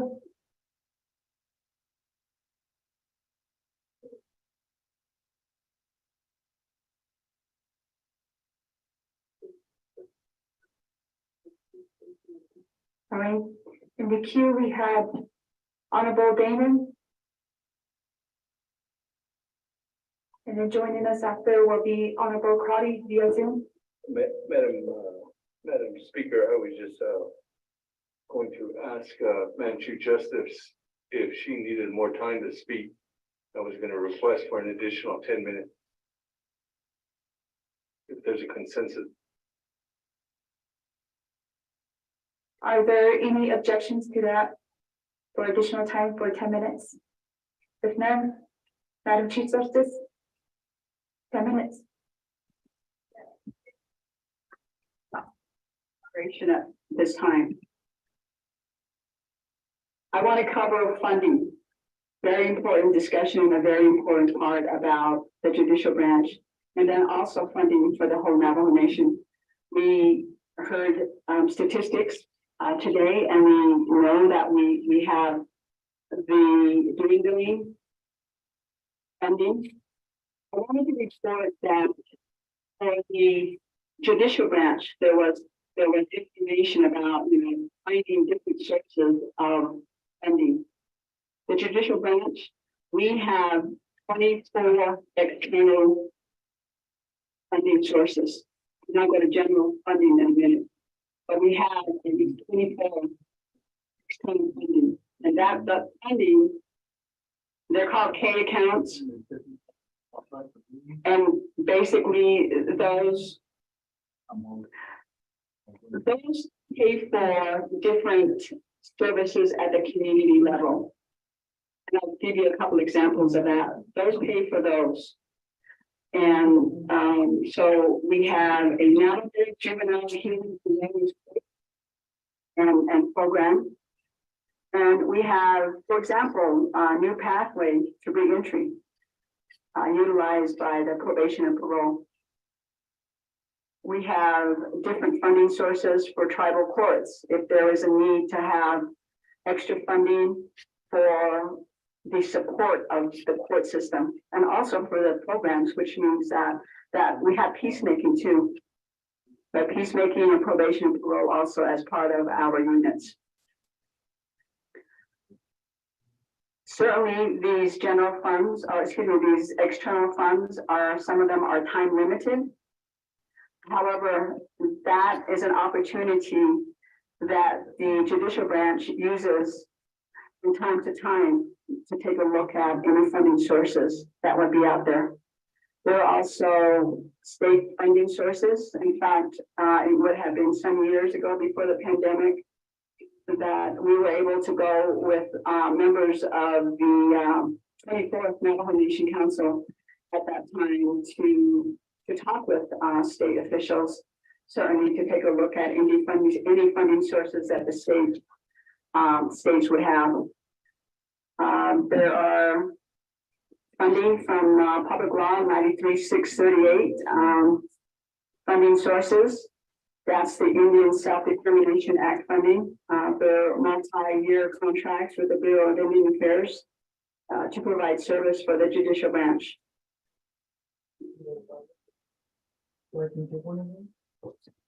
Certainly, I want to talk about some challenges that we've had, and I believe I covered all that. What's important also, I just want to conclude with this, is that the decisions that the judicial branch made with the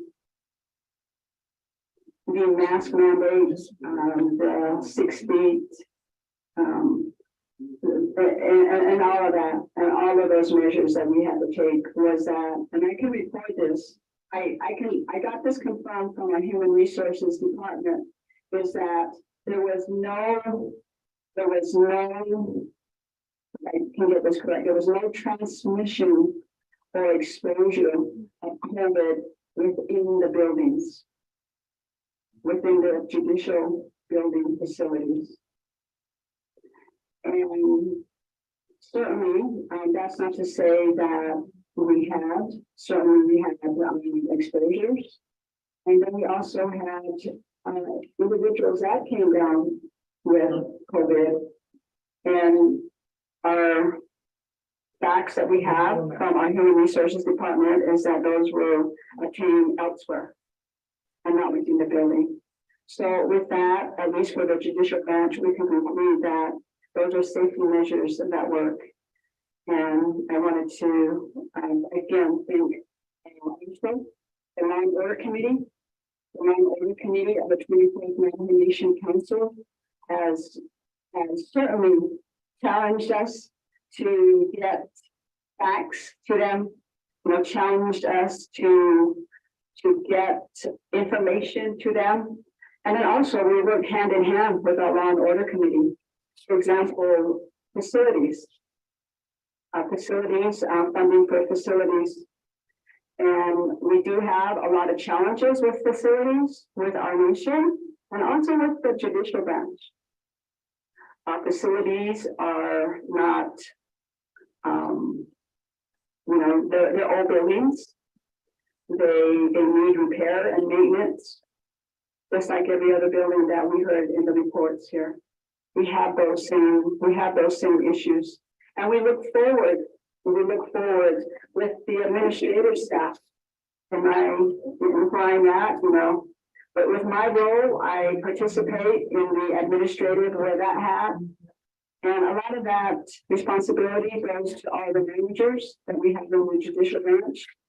I work with the Supreme Court. And sometimes there are times, well, not sometimes, but there are times when I've got to keep that long arm's length, from the courts. because they are judges, they make the decisions, and it might be that someone who is not in agreement with the decision would come up to my desk, as well as the justices that are, you know, that would be on the Supreme Court. So I wanted to conclude here by saying, yeah, thank you, and we look forward to working with you. I wanted to also introduce, I'm sorry, I didn't introduce Stephen at City. He has been a director for the administration of courts for 6 years. And he's done a fantastic job with the Supreme Court.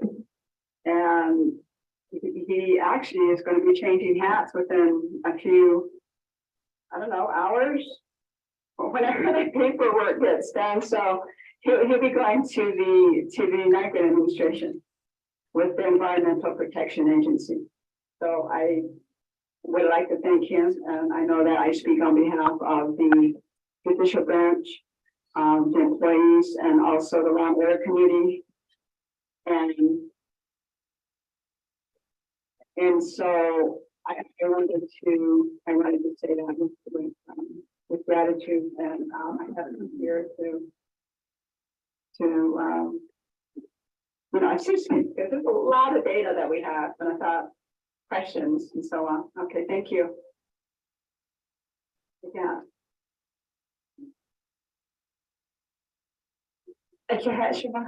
Madam Chief Justice, and also Mr. Stephen Atkinson, welcome to the chambers. We do have a motion and second in place. Next, what we have on queue is Honorable Crowdy. I believe she's joining us today. Oh, yeah, thank you, Speaker Curley, colleagues, Madam Chief Justice, thank you for your report. I wanted to ask in this time, what could be some of the follow-up for implementing the tribal access plan here on Navajo Nation? It's critical that we have the judicial branch. Either we could provide additional training from our federal partners. They are willing to not only provide training to the new leadership, but in researching, it looks like the judicial branch also undertook some leadership changes since the last memo was issued. And I'd like to extend an invitation to start that conversation so that we fully understand the dynamic of the TAP, how that will be beneficial, especially when it's regarding protection orders, as we want Navajo Nation protection orders to be, if relatives are traveling, that those protection orders protect them whether they are on or off the Navajo Nation. My second question is, and I hear, and I am concerned the role that the Chief Justice plays as being the administrator and also serving on the bench. And an option that we can work with council is to develop a set-aside budget for the judicial branch at a certain amount with a yearly percentage increase so that you have the ability to know what your budget is and you're not negotiating with the two other elected branch chiefs on your budget, so that we can reduce as much, whatever those discussions take place, that we can agree on a different percentage point. And if there's additional needs, that the judicial branch also has a place to convey their unmet needs and be part of the UUSB discussion. This council will look at its first appropriation bill this week for emergency. The focus is on chapters, but we had agreed last council to have a comprehensive conversation about the priorities of the nation. I believe it's the appropriation laws that may state it's the 3-branch chief that will convene and identify priorities for the nation. That has yet to happen. And so I'm reevaluating that information, but want to make sure when we're having those discussions that the judicial branch and your leadership have an opportunity to make recommendations. And so I wanted to provide that in terms of either future discussions with OMB, the Office of Management and Budget, the Office of the Controller, and an executive, legislative, and judicial to discuss how the budget will look like in the future, especially as there's been a move in the past to have a 2-year budget, or at least get into a place where we're providing appropriations, not every like an annual appropriation, but every 2 years. So I just want to share and I'll reserve my time.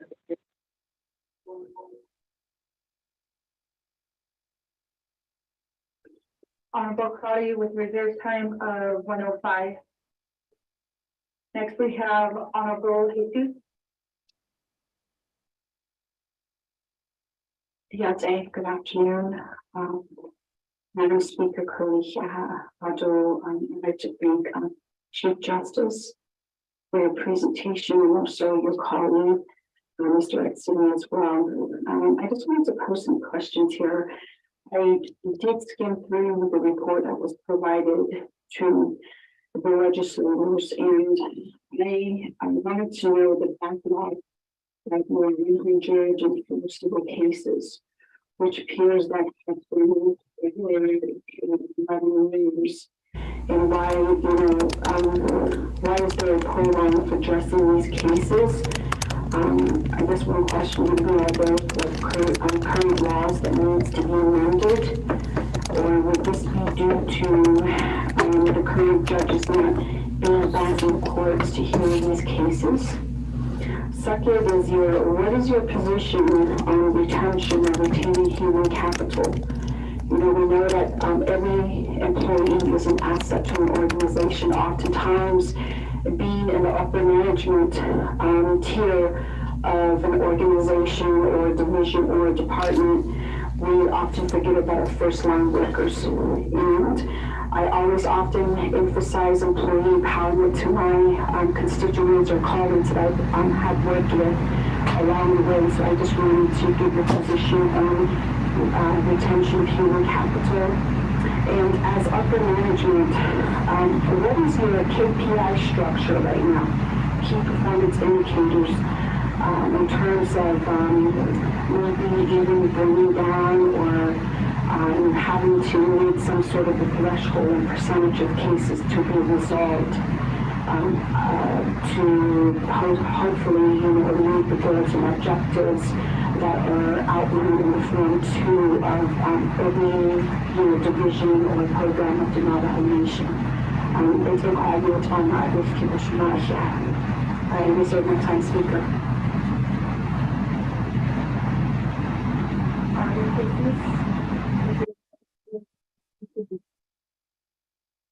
Next we have Honorable Johnson.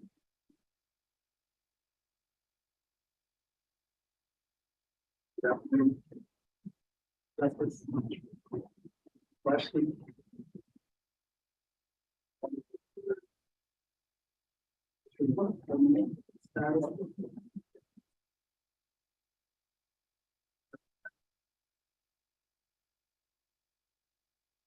Reserve time of 4:45. Honorable Charles Smith. Thank you, Speaker, and thank you very much, Chief Justice, for that report. I want to say that I appreciated working with you in the past 3 years and also making sure that we were investing in the system with federal funding. I do want to ask you, there was one section that you didn't talk about, but I think that was council, this body needs to be made aware of, and that is that the third branch of government, the judicial branch, didn't receive any ARPA money. And there was no allocation or no appropriation given to their branch. And it is all upon the administration at the one where it convenes, but how real branch is going to happen, how would that be treated and for money.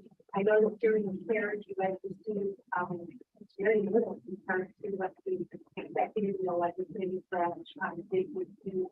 And I know that you barely funding but as you stated in your report, you guys did such an excellent job in this very unique to the North Holding within your buildings.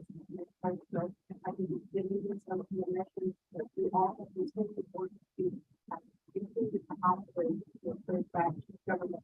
So we can elaborate a little bit more on your ARPA money, how much the judicial branch is leading to invest or backlog of business, and then how much your administration is doing to prepare properly for the aftermath of COVID and just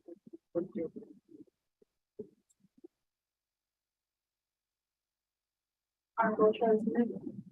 We go count like 322. We'll have is that the first to answer the question. Okay.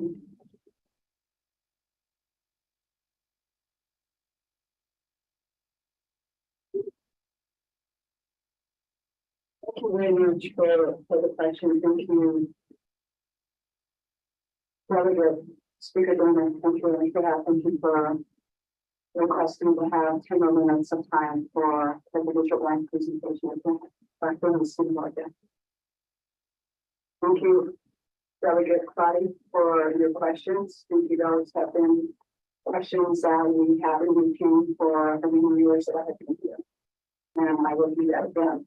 The tribal access plan was the one whereby there would be cooperation between the Navajo Nation, specifically the court system, to share information with the other entities of the TAP program. Now, the judicial conference I spoke about is a combination of all of the jurists, of all of the judges, and all of the justices. And so before I got here, and so I believe this was in 2017, that the judicial conference had a session and they unanimously made a decision that the judicial branch would not participate in the TAP, the Tribal Access Plan.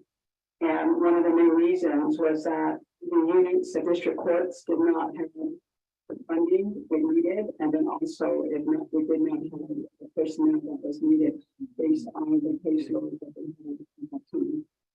So certainly there would be the necessity, and we would certainly like to have conversations about that. Delegate Claudia, members of the 25th legislature, certainly we want to revisit that and take a look at that again and see where we are at. And I wanted to address it that way, Delegate Claudia. In regards to developing a budget and separate from the other budgeting of the Navajo Nation General Funds budgeting, so that the judicial branch will be able to get an allocation, a very specific allocation with timeframes and or percentages or whatever those measurements would be in regards to how we would be able to get funding. I believe that would let me take that back. That is discussion that we would like to have. That is something on the table that there would be discussion, what are the pros and cons of this? How can it work? How can we do this? So certainly what that does is that it takes that requirement and it takes that responsibility of the judicial branch, which would be myself as head of the judicial branch, to make those these with the executive and also with the legislative. Right now, the process is that the executive portion of the judicial branch has a major role in doing that. So absolutely, we would entertain that and have a discussion about it. In fact, we have the budget process for 2024 just started. In fact, well, I'll take that back. It started the day after we got a for 2023. And that was what I would tell our branch is that, okay, President, the President signed this last one for 2023.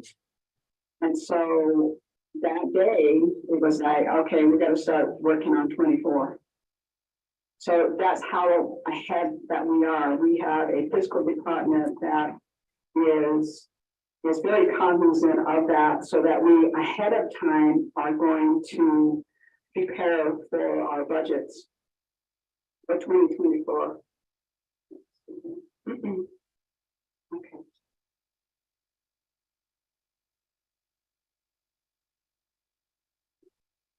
That would also address the second part of Delegate Quadi's question in regards to, you know, how does the unmet needs get addressed?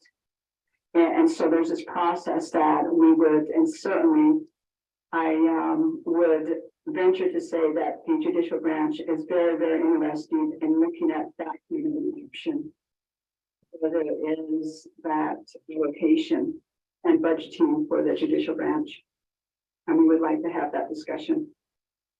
In regards to Delegate Jesus, thank you for that question. Certainly backlog has always been a challenge to the judicial branch. It's been a challenge looking back at the statistics, going back 11 years, going back even longer than that. We do have a case disposition policy in place for the units, the courts, and there's also one for the Supreme Court. Those have been developed long before I got here. Those were developed from previous chief justices and previous judicial conferences. So certainly those, we take a look at those because we are very concerned.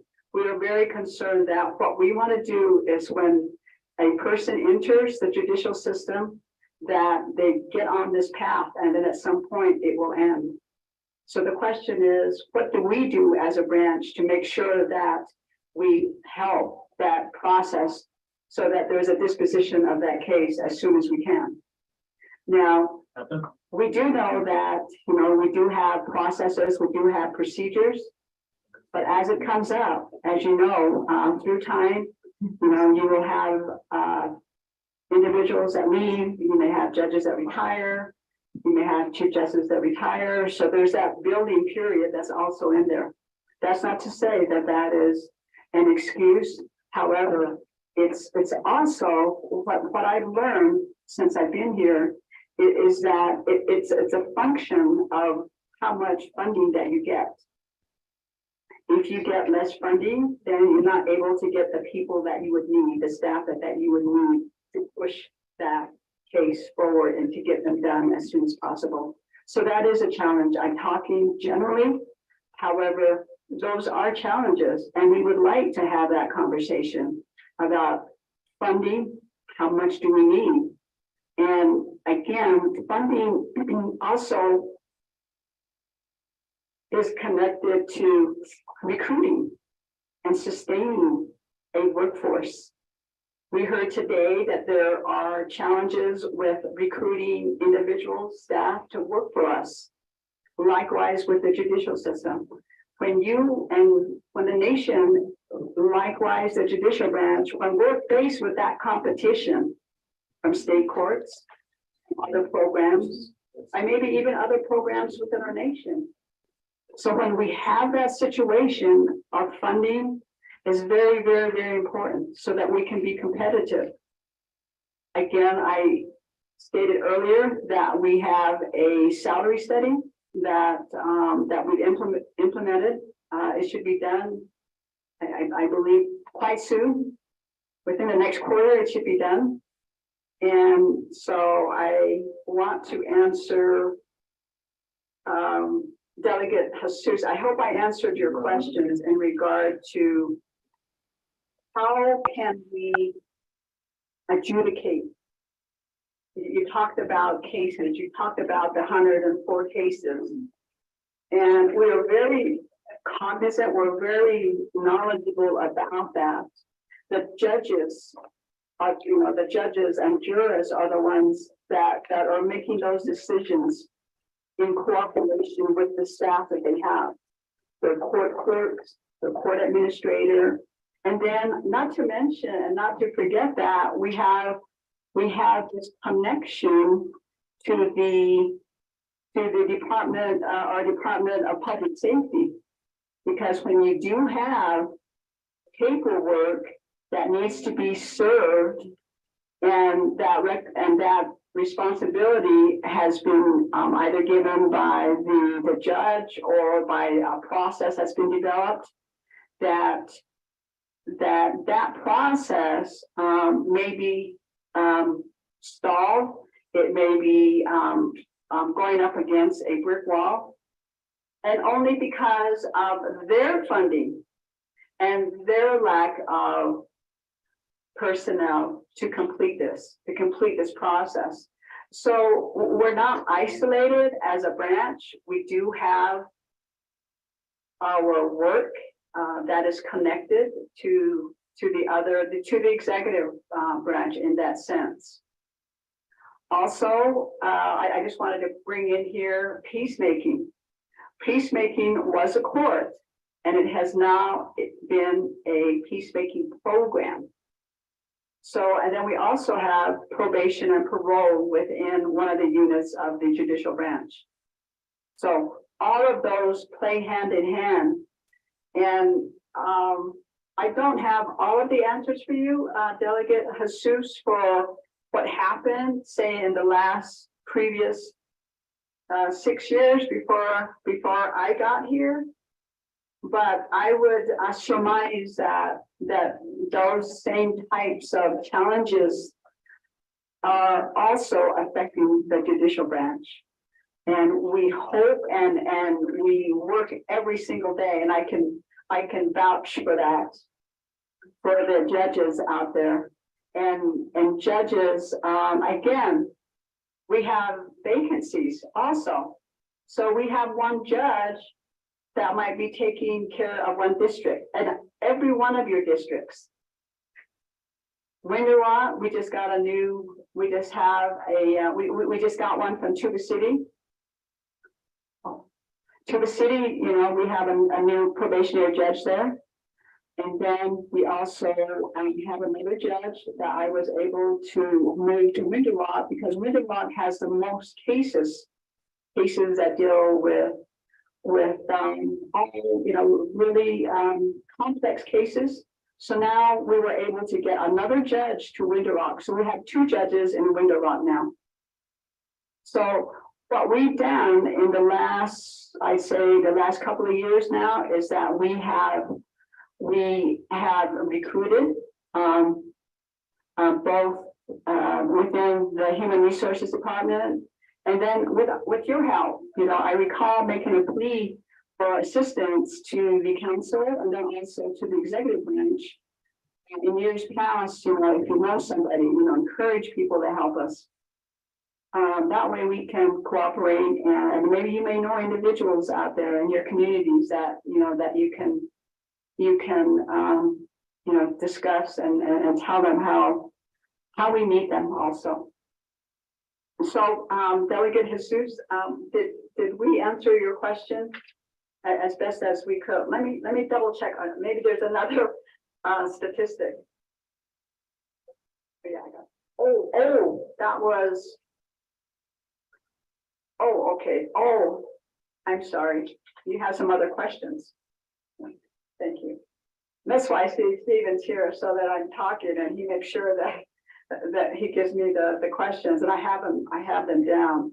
So the question was human capital. Human capital is very, very important to the judicial branch. We have, I don't know if the public and yourselves know that we have a separate human resources department than the executive and the legislative. We have a different functioning, separate human resources department.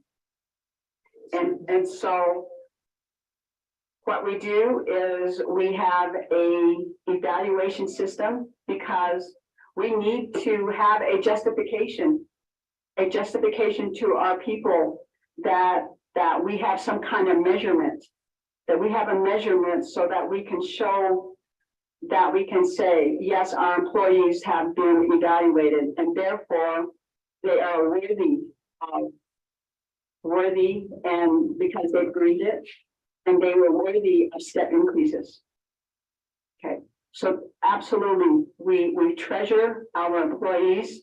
In fact, in 2021, in the midst of the COVID, we were able to give employees a step increase. All of the employees in the judicial branch were able to get a step increase. So likewise, because we value our employees, what we did also is that we granted special duty pay. Special duty pay for all of the employees. There were certain people that didn't take that. Myself, I didn't take that. There was others that chose not to take it. They just felt that we had we did our job and we had what we had. Well, I just get that we waived that. I'll just put it that way.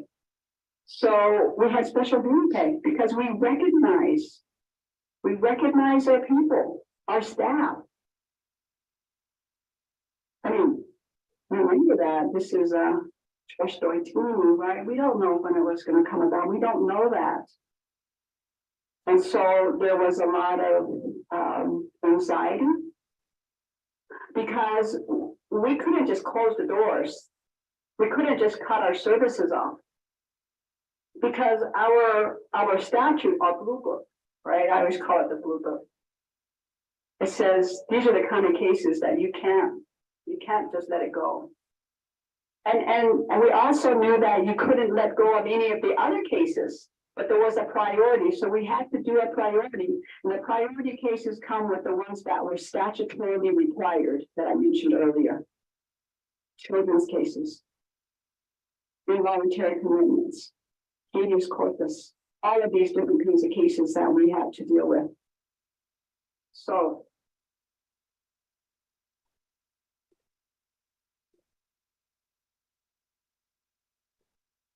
in regards to the key performance indicators, that was another one of your questions. Yes, I certainly because we at the judicial branch, certainly because we support, we support our employees. Certainly doesn't mean that we don't have challenges, but we support them. And I just explained also that, we did give a special duty pay and we had step increases. And so, and those are justifiable to you here, justifiable to those that are listening on the World Wide Web. We have performance indicators with evaluations and so on. So I'm very happy to report that. And let's see, let me double check on something else. Okay, all right. Okay, I got that. Okay, so Delegate Johnson, thank you for that question. So I can tell you today, January 24th, 2023, 5 years ago today, January 24th, 2018, I was in this chambers, I raised my hand and I took the oath of Chief Justice for the Navajo Nation 5 years ago today. And it's an honor. It was an honor then, and it's still an honor now, today. I wanted you to know that. It's, you know, we, in our lifetimes, we have all chosen a place that we want to be that's hard, right? We make that decision, the seed is planted, and because we have that belief. We have that belief that we can do it. And it's not alone, we don't do it alone. So I'm here, and I'm kind of going around, just a little preface to your question. So I wanted to say that.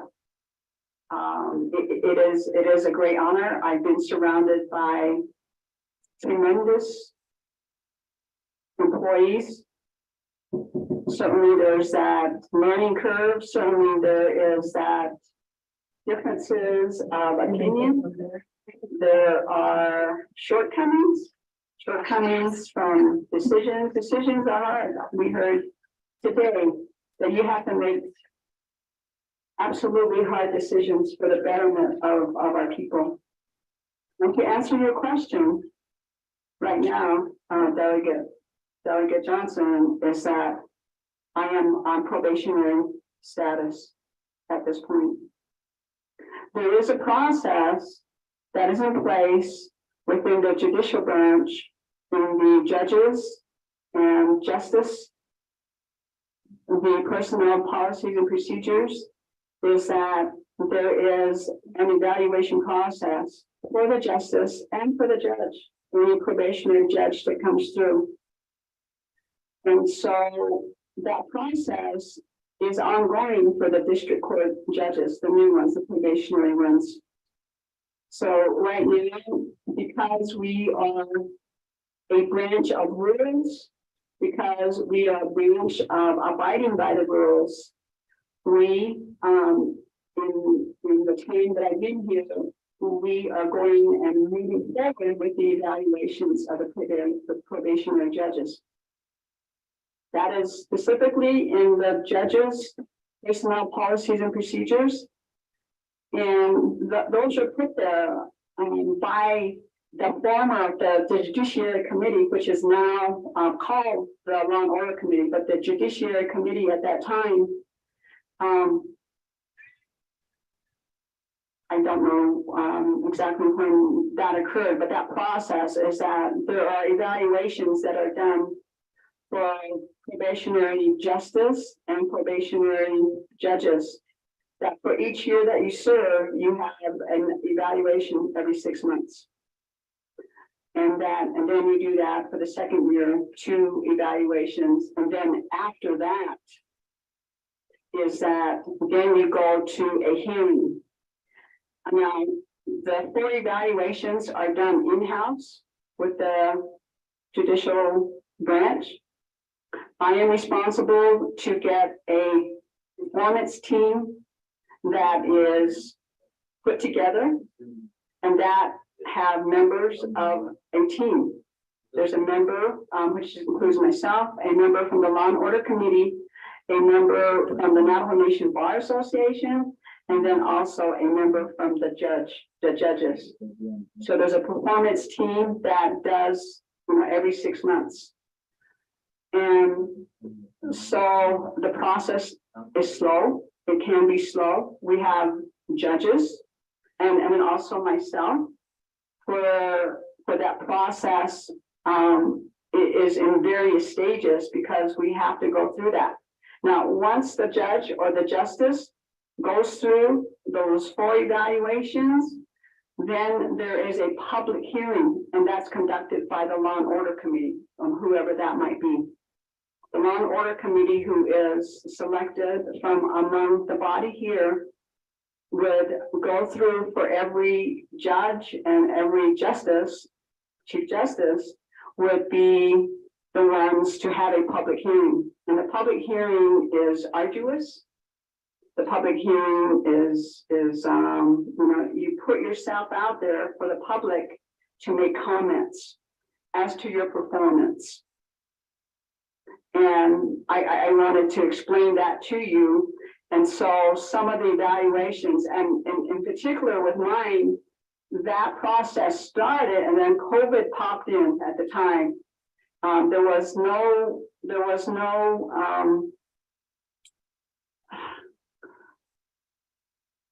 when we closed out, there was not that opportunity for a hearing, because basically, to be fair for judges and justices, is that there would be a hearing, like individuals coming and testifying and so forth. And so I can answer that way, and I expanded a little bit so you will know what the process is. And this affects applicants. If applicants want to go through that process, and because there is scrutiny, certainly through that process, and then there is scrutiny also by the public, and in the field that the jurists, which is judges and justices, in the field that we make, unless there's some type of mediation and compromise, somebody is not going to like a decision. And so jurors are in a situation where I want to say that they're very, very tough. They are very dedicated to what they do. They are there to there's complaints, right? There's going to be complaints, and there's a process to do that, to go through that. And I don't have any statistics that say that. That eliminates, that pool of applicants. I don't have that data, but it would just seem that might be a factor that we've talked about just certain times. It's like, well, when we're recruiting, well, I don't want to go through that process because I've got to go through all that. Now, the way that other jurisdictions handle this is through, there's a couple of ways. One of the ways a lot of jurisdictions states have, I don't know if there's any tribes out there that use this, but they have an election. Right, during the election process, some of the states have election processes where they will have elections for their judges, and so it's just that particular jurisdiction is the one that's going to determine, whether they want that type of a system. Some jurisdictions say no, we don't want to have that because we need to have our judges impartial. We don't want them elected. There may be politics involved in electing judges and so forth. And then there is another system, though. There are sister states, for example, New Mexico and Arizona. They have a specific type, and they have a combination where they do have review, either review by their peers, review in some form. So it's a mixture of that. And many times I have thought about that in regards to the challenges that we have in regards to the recruiting of judges, because right now we have 7 judges that there's a vacancy right now. And so of jurists. And so, that is a discussion that needs to happen. The other obstacle that we have is again, housing. The other obstacle is distance. And so I wanted to, I believe I answered your question on that. Thank you for the question. Moving forward, Delegate Charles Newton, thank you for your questions also. It is correct that the judicial branch did not get funding in the ARPA.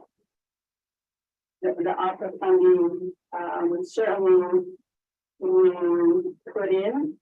Certainly we put together, in fact, a whole units, 18 units of our people, ARPA units, to put a budget together. And let me take a look at the numbers here. We requested for $9.6 million for the ARPA funds, but they were not approved. And basically, this money was to 100 positions to focus on our case backlog. And we didn't get that. So we wanted, we desperately wanted to have that. And we did our part, we turned in our proposal.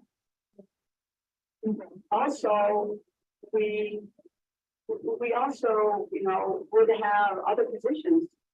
We would have a lot of positions, such as judicial hearing officers, who would be able to be delegated the work to do, such as that was required of us. Clerks, for example, more clerks, document technicians, the archiving. There are a lot of needs that the judicial branch does have. Also, for probation and parole, report writers, for the peacemaking program, traditional program specialists. Now I want to highlight also the peacemaking program, because the peacemaking program is the core of the judicial branch. That is the core of who we are as a nation. We have our traditionalists, we have our individuals making decisions there. In fact, it is a decision making between individuals. They get to choose how they are going to resolve their problems. Further challenges, that's what they do there. And the need is great there. You have the report, you have the judicial report that we gave you. There's 75 pages. We're very transparent. We even have we have the 24 funding sources. We have the general funds funding. So they're all put together. So this is what the book about. The judicial branch is very transparent. And we do that for you every 3 months. We'll have another one for you 3 months from today. But you can have that information at any time. So between the report that we do.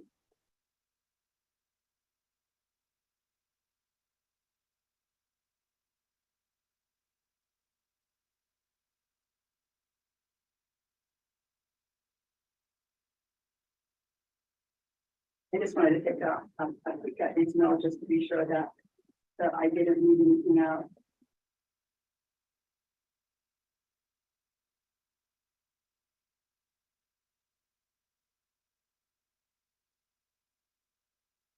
Some of the other uses for the HVAC would have been for the Adjournment of COVID-19. Isn't that what the reasons were for ARPA? Right, the reason for ARPA was, okay, how are you going to recover? And we had a budget together. We said, this is how we're going to do this. We needed facilities to expand, where we were at, because we did find that we were cramped. And there were times when we couldn't maintain a 6 foot distance between employees. So therefore, they went to telework. And that's why we developed teleworking. And so we're gradually moving back in to our courts, and we have had indoor, in-person hearings. Crown Point has had 48. Supreme Court, we had in-person hearings recently. So we are moving back, and we have always been open. It's just that we just didn't, have people come in because we wanted to protect them. But we developed measures so that they can get filings. We reverted to email filing. We reverted to drop boxes outside our doors. We reverted to what the employees knew best about their communities. It did not come down from Stephen or myself or the administration. It came down from the unions because they know their districts and they know their communities and how the communities work. It wasn't a perfect system, but it was set up. So the aftermath of COVID-19, we have, we're moving forward. We're resuming in-person hearings. We have been doing that for some time. We have our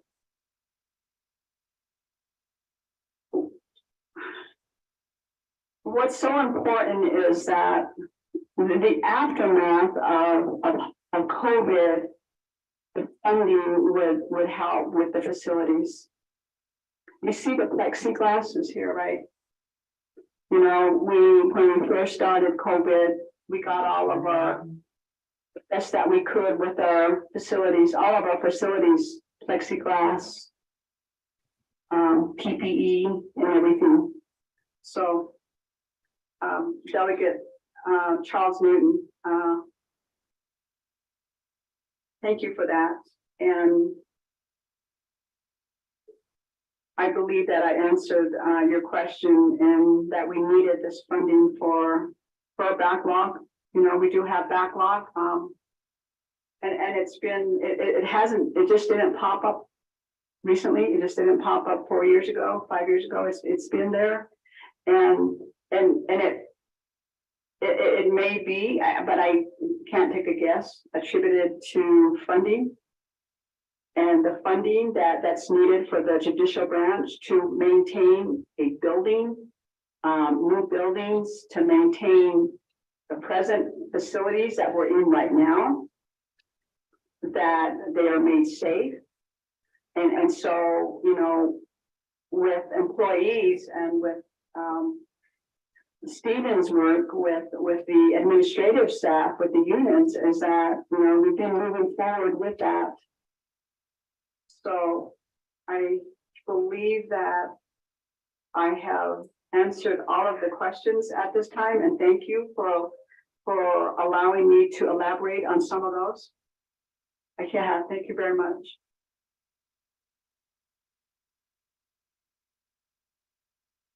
Thank you, Madam Chief Justice.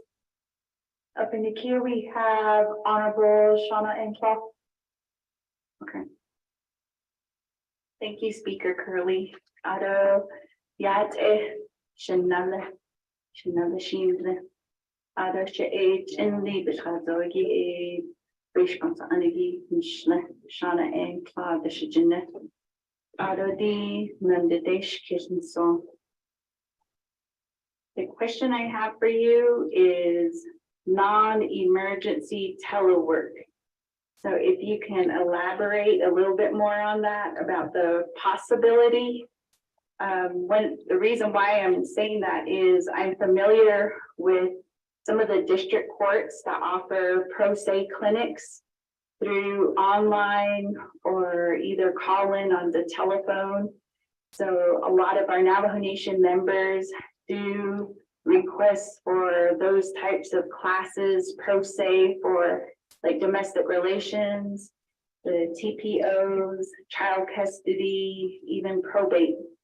So what are some of the plans that you have for all districts to incorporate that using your non-emergency telework? And then also, I just want to say thank you to your court staff, your administrators, for seeking outside external funding. I feel that that is very important. And I have had the opportunity to be a part of the team with the Chinle District Court, serving with the Juvenile Healing to Wellness. So we have an awesome group with the SOS. And I just think that we can learn from judicial, knowing that that is the branch that goes and seeks external funding. I'm very thankful. So that was the questions that I have. And then also, I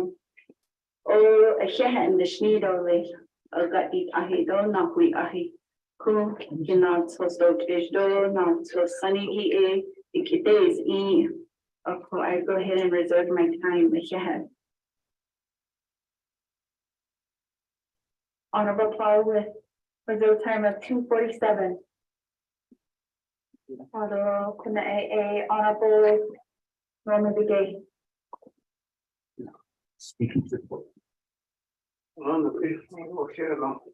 Madam Speaker. Chief Justice on the report kind lagi. Shay Yagi Elmodo, Raymodo, Torture Panasha. It seems like at the end of the fiscal year, yeah, we seem to have a budget problem with Elmo and Torture. So they initially not their back road. They usually take the back road through the Elmo. Stable. And I'll think their tires on their vehicles always blown up or the way the weather way they go around Socorro. And they never put that in their budget, I guess, to realize that they're going to have a shortfall. Socorro staff they travel back and forth, yeah, the judge and Socorro. But Nashada, yeah. Is there a way we can have a budget meeting formula before we present it to the budget? What about how much over can they ask for? So cases should be money on budget between Elmo and Torchy Lake. Raymond's under Navajo Nation, right? Court system? Okay, there's still. It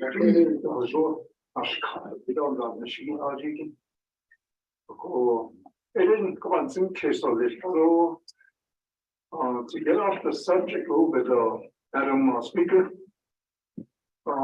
Queen, I see Tony on your word up and I see Tom as a council, yeah. What is the rules now?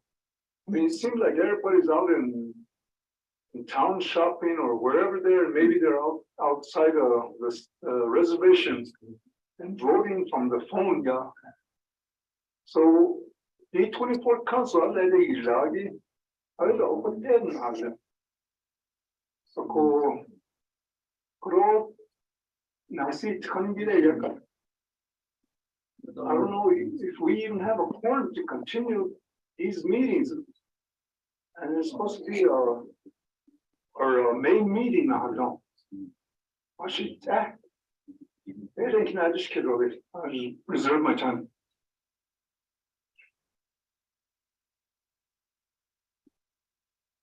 Honorable Begay will have a reserve time of 2:23.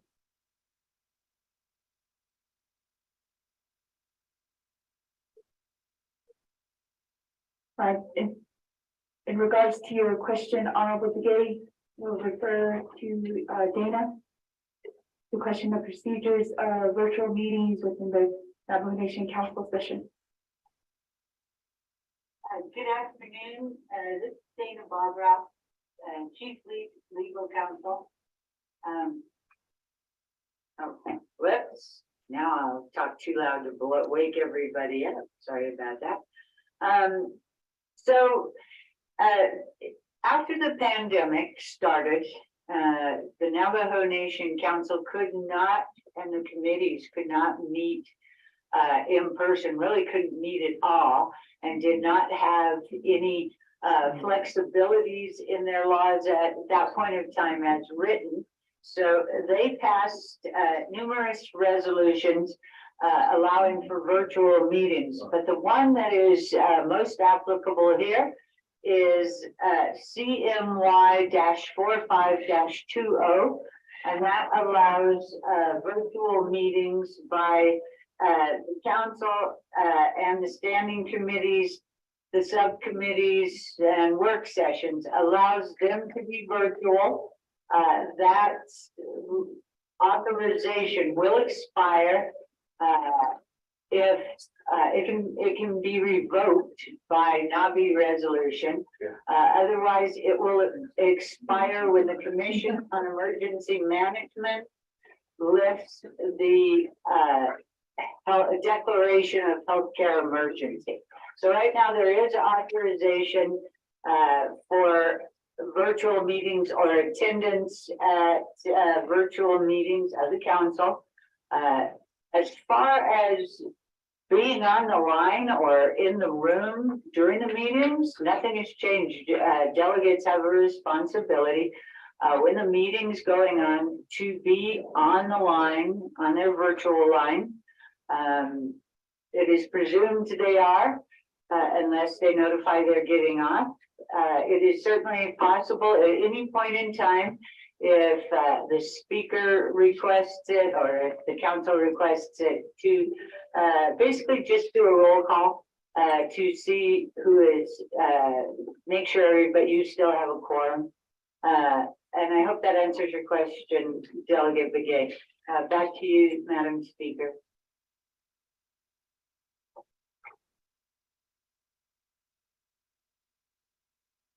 Honorable Begay, hope that answers your question. And we do have more than a quorum in the room. And we also have 3 delegates on Zoom call, which they notified me before leaving. You know, we only have one excuse absent. But Honorable George Toll. Madam Chair or Speaker, Yana Tekwe. I have a few questions for our Chief Justice here. All I hear is we're backlogged about 20 years now. It tells me all those cases are old, they should be dismissed. And we shouldn't have that. Is it?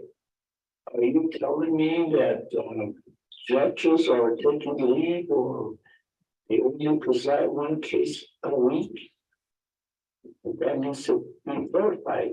Is this case that you're talking about, is it?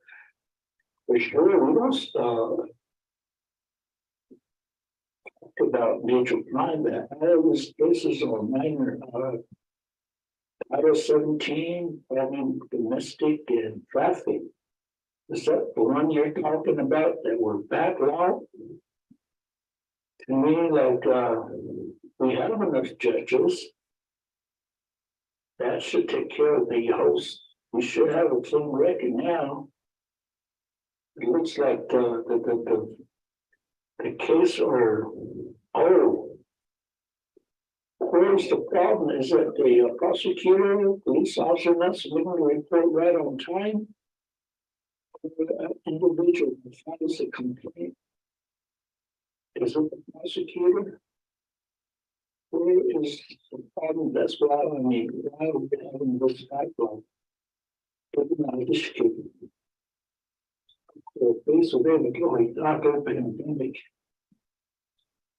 Let me tell you, Chief Justice, the nation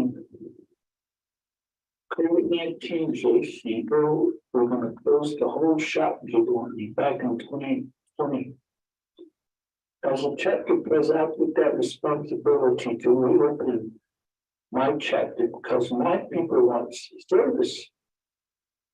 All we do is wear a mask and then social distance. 1 year, so we had people coming, requesting for having discretionary PEP workers, scholarship. Look at it here. I knew every chapter or order that I'm on net under this kind. My chapter have faith that they can survive. Yeah, we are some people. So that tells me the case that you're talking about, it's backlog, so. Sean, halfway where you cut on.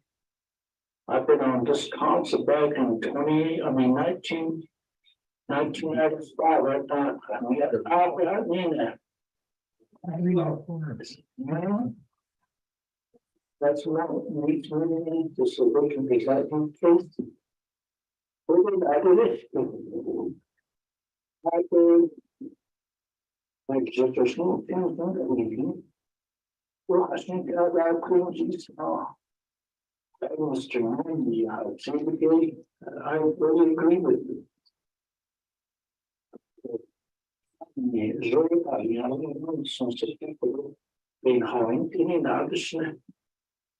Diego will not change so deeply. Only to them, you might really not see coming. I ain't got the same brand about the business I do. So those are some of the issues that we need to really talk about as a council. That should be out. But there's over need Peter resourcing, it's not the law. It should be here. It should be here and ask questions. Yeah, there's no. Now we make some rules that the federal conference, okay. They don't have this, they can.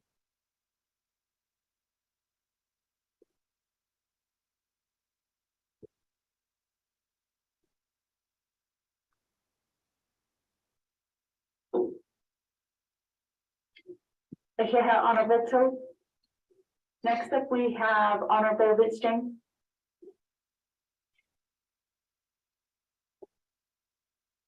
Yeah, Donna, the Shana, Shamaki, Adota, Padoshima, Padona, the Niki, AED, Pado, not crossing the linkage, Queen down as the branch ports, peacemaking, probation, and the parole system. We will ensure that the continued provision of efficient, fair, and respectful judicial branch. And my questions are going to be pertaining to respectful, being respectful within the judicial branch. Ako ade has ando why our probation period documents not completed? Why do we have evaluations that are not completed? Within the last 2 years, how many staff has resigned from your office? How many vacant positions do you currently have within the last year? And my last question is going to be pertaining to hostile work environment in the office and in the branch.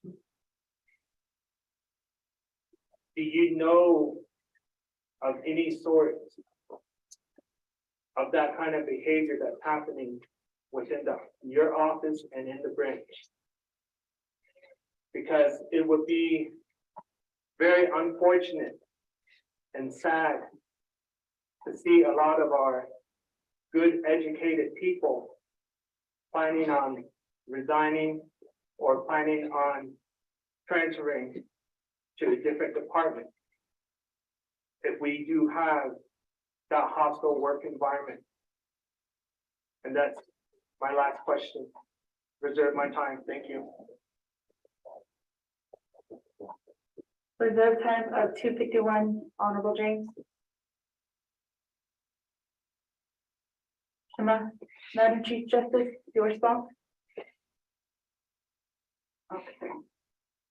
Thank you for your questions, and I will respond to Delegate Begay. Delegate Begay, thank you very much for the recognition that there is a budget process that is done every year for general funds. And I wanted to explain the process of putting together a budget. So every court or every program, which means probation and parole and peacemaking or the court system or the Supreme Court. What we do, the process is handled by putting together a budget for every year. The budget is prepared at each unit. The budget is prepared by and under the direction of the court administrator, as well as the court administrator having worked with the court staff, and then also with the judge. The ultimate decision for what type of budget and how much of a budget that they would present is from the units. They're the ones that put the budget together. So once all the budgets come together, then I have an opportunity to look at that. So the budgets, the districts know more than say central, just saying central office, if we have a central office. So those budgets are made there and they give it to myself, take a look at it. And so the encouragement has always been to budget what you have to have and what you need. So that is how the units have that autonomy. They have that decision making to make and present a budget. Every year they do.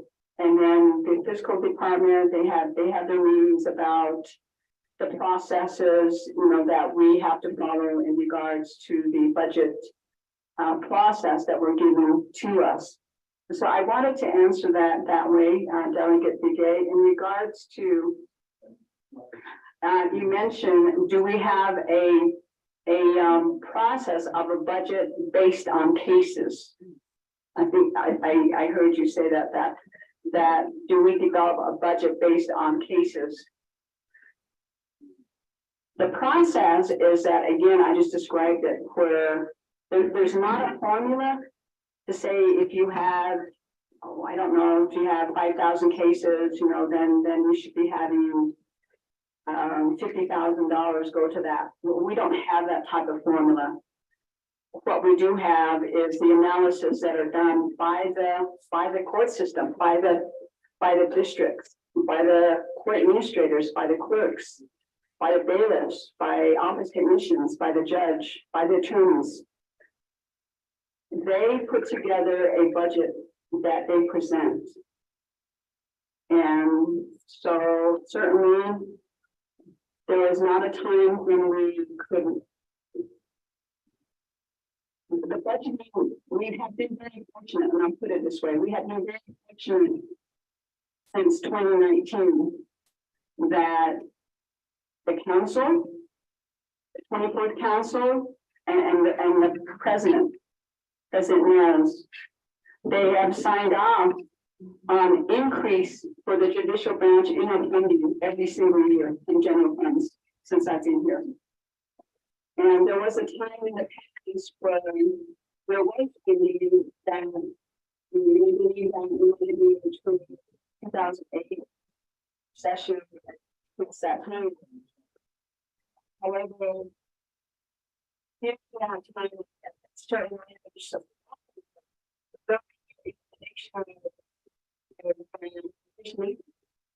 there was a reduction in for the judicial branch. And therefore it resulted again in a reduction in personnel. And so I wanted to just answer that way, is that the units are the ones that decide how they do that. And certainly the analysis is looking at their caseload. They're looking at their funding needs for facilities. They're looking at their needs for and the materials that you would need to do your job, to look at those cases. So that's how that's done on a delegate again. A budget adoption. Although Delegate Paul, thank you for your questions and your comments. Certainly.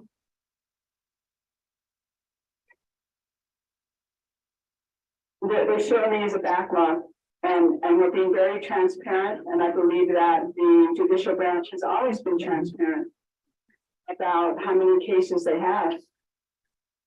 And the cases, no doubt, have increased through the years. The population of the Navajo Nation has increased. The population were over 400,000, and if you happen to have the need to file something in the Navajo Nation courts, and you have a greater population, then you're going to have increases in cases. And so within the administration, within the judicial branch, we have an executive administrative team right now looking at this kind of trends. How are we going to do better? How are we going to do this? Because we do agree with you and the public that we want to be able to get as best as we can those cases finished. And a lot of those cases are not traffic tickets. There's a lot of complex cases at the district levels that deal with the sovereignty of the Navajo Nation, the jurisdiction, whether the Navajo Nation has jurisdiction of a case. And so we do have a complex case backlog. We have attorneys that are slotted for every one of the districts, the court system. Again, we face that same challenge of not enough applicants. We don't have any applicants. And a lot of that goes back to housing. It goes back to salary. And so if the other two branches look at our 2024 budget, and if we get increase in salary for our judges, for our attorneys, that's what we need to help with. Because as long as we stay at the current salary levels that we have for attorneys and judges,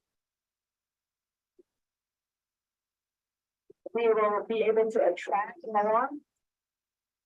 We will be able to, for example, to the city, I'll use to the city. Right now they have one judge, there's 2 positions for it. Why not add a third? Why not add another judge to come from Shipwalk? So the backlog is connected. It is very much connected. And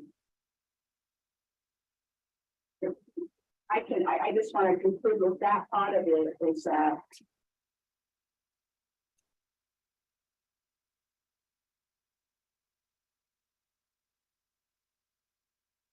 we would very much like to be at a place so that we don't have as much of a backlog.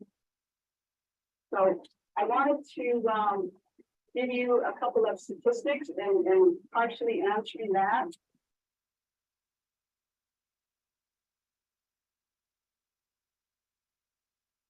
In 2022, we just finished the 1 year, 12 months, just a few, 24 days ago, 3 weeks ago. In 2022, there were 17,823 filings in the district courts. 17,000. That seems like a lot.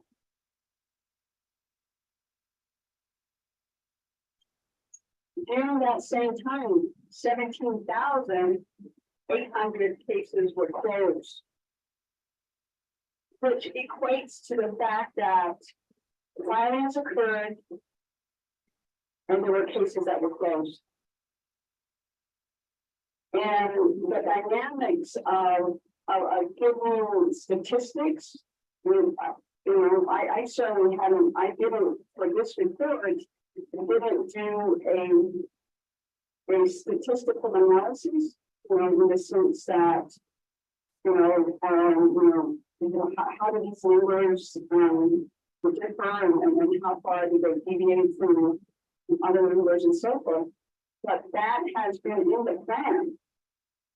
Discussions with Mr. Ed City here is that let's make an analysis of our entering to be and how is it that we're going to talk about. I mean, this is not just a measure that I'm talking about today. It's a measure that we talk about constantly. We talk about it, and it's at the district level. I understand the frustration. I understand the frustration of our public out there in wanting their cases to be adjudicated, to be finished. Cases get complex. And when you have a system where you don't have enough people to handle, if you add those two numbers together, that was 34,000 filings that were completed in 2022. And our judicial branch employees did that. So I'm very proud of them. And that they have worked to reduce that backlog, and we need your help. We need the help of the legislature. We need the help of the executive. When it comes to 2024, when we are going to sit together and talk about how much general funds is the judicial branch going to get. I have been in meetings with the other two chiefs in the last 4 years. We talk about the allocation of general funds. I have been in meetings with Speaker Damon and President Nez. And we have talked about those. Certainly the process can be changed. And again, we have had a blessing, and to give that, they were able in a 3-branch chief meeting to say, okay, judicial branch, you need more funding. So the judicial branch is very thankful to, once that allocation was made, that it was able to be passed through the 24th Council, and also for the president could sign on it. So we implore, we are hoping, and we're assuming under the assumption that President Nygren and his team are listening, so that we can all work together, so that we can get more general funds. Although we have federal funds, why not can the judicial branch not have part of that general fund money? Are we to always resort to federal funding? Are we always to resort to something else? Because we are 3 branches. We are the same government. Thank you for that question. Mr. Twelve, thank you for your questions.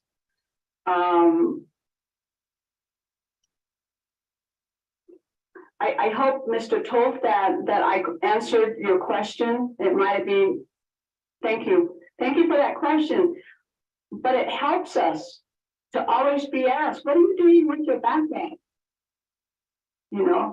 That's not something that we're going to say, well, don't ask us that. Because that is the very essence of what keeps us going also. To remind us, what is that? And so it's okay, Bayatkio, Jonia. We have our teachings where we, hashkeje, right? I mean, we're open to that. We're open to having some constructive criticism or the constructive criticism, solutions. We welcome that.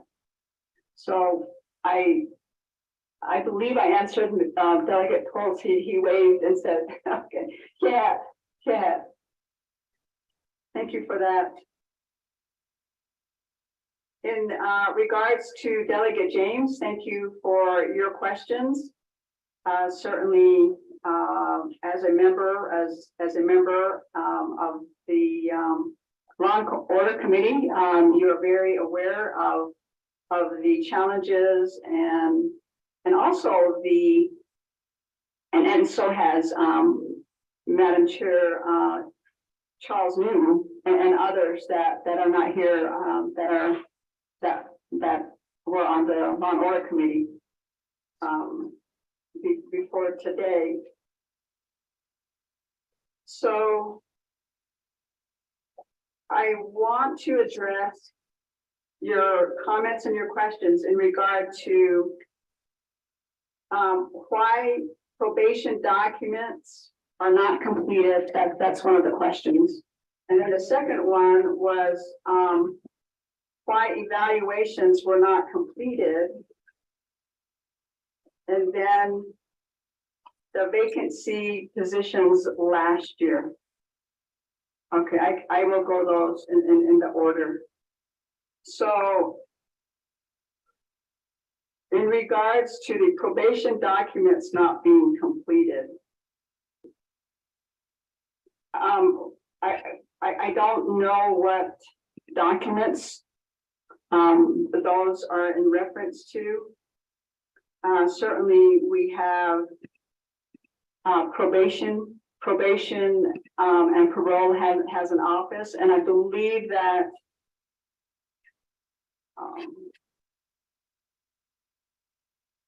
if we can get more clarification on that particular question, I think that we can be able to answer that. Let me check with Stephen on that. There might have been maybe a session, or maybe we address that at some point.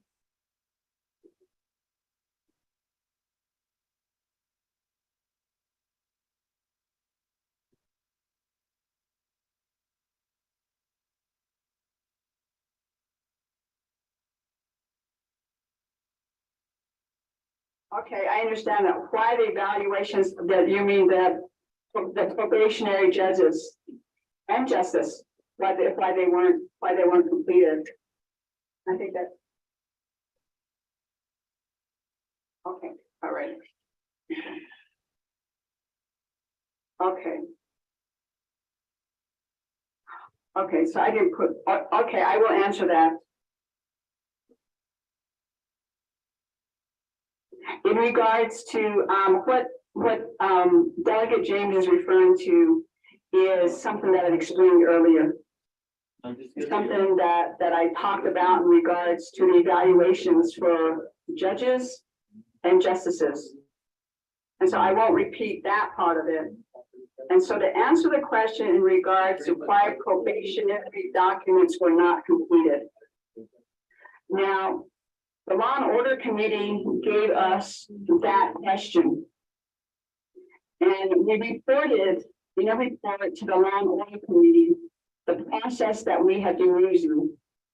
And we put in there all of the dates, all of the time frames, and so on for the evaluations. And keep in mind that I can talk generally. And the reason for that is we're talking about evaluations of judges. And the process is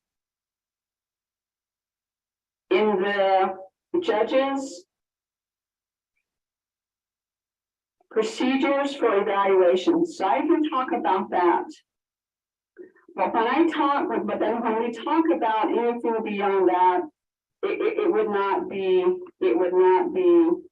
I would not be able to do that. Only because that process is confidential. And that, let me take a look at that question again. When we're talking about why probationary judge documents are not completed, we have a performance evaluation team. And I mentioned that already. And that performance evaluation team is the one that helps a judge or justice go through the process of the evaluation. And part of the process that I can share with you, because it is in the judge's policies and procedures, is that the Chief Justice does an evaluation as well for each 6-month period. And the obligation to do that has been completed by myself. A lot of the processes have not moved forward. It's because the team performance evaluation schedule did not allow for a team evaluation to take place.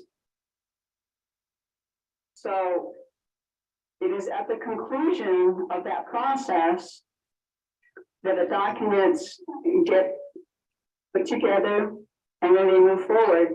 They move forward to the evaluation process for a hearing that I discussed earlier today. In regards to the vacancy positions in the last year, I'm assuming that means for the judges, or that wasn't clear. So I'm assuming that to me it was the vacancies positions for the last year in the judicial branch. And I will answer it that way for the judicial branch. Right now, we have about 237 positions. We have 100 and I believe 193 right now that are filled. And the Human Resources Department is the one that certainly is tasked with the responsibility for advertisement, for recruitment, and so forth. The judicial branch has those same responsibilities, and then we have the same challenges that we talked about, that I talked about earlier. And the same challenges that the executive branch has. And so the judicial branch is not the lone branch that has those challenges. And I don't know about the legislative positions, so I can't talk about that. I haven't heard that part, so I can't talk about that.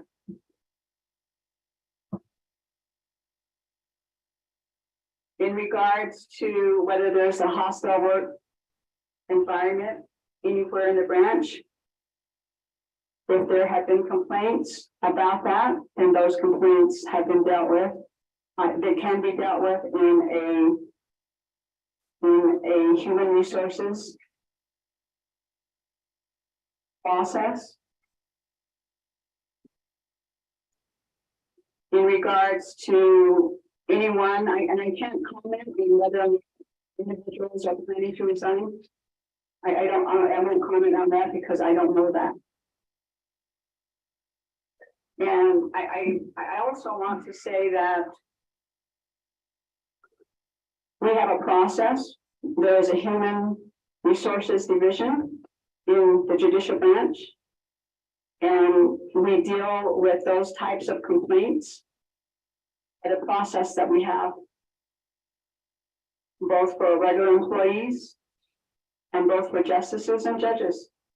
They are in place. And so that's how I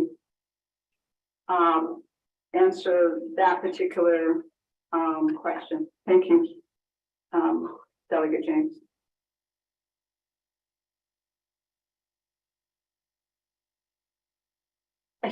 Madam Chief Justice, for your responses. We have on cue, Honorable Yunito.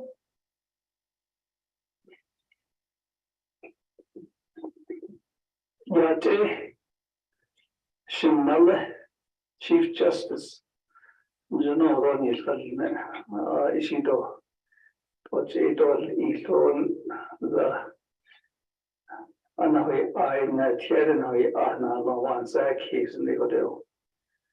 But my question would be, these cases, you're saying that there's a lot of population, but not that there's a lot of cases increasing in Mungi. You know, in these cases in our justice system, are we winning these cases? Prosecuting. And they have a really good team. They in the justice, now, you know, they win cases and then they win a lot of citation fees. I would want such cliche at all. If we're that powerful and you really do the prosecution, I would that's a, you know, because of the population increase, that would generate a lot of citation fees and so on such case. I don't have a lot you know, based on non kids though. You know, to based on your own, I don't know. On these fundings, are we losing on cases? I want to ask you that simple question. Yeah.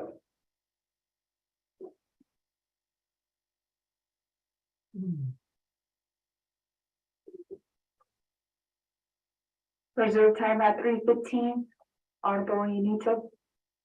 Up next, we have Honorable Sherilyn Yazzie. A most good evening, everybody. I think Yunito and Yazzie, we're kind of used to being last. But we're listening to all your, you know, what you're telling us, and please thank your staff for putting the report together. I'm going to go back and reread everything based on what was talked about here.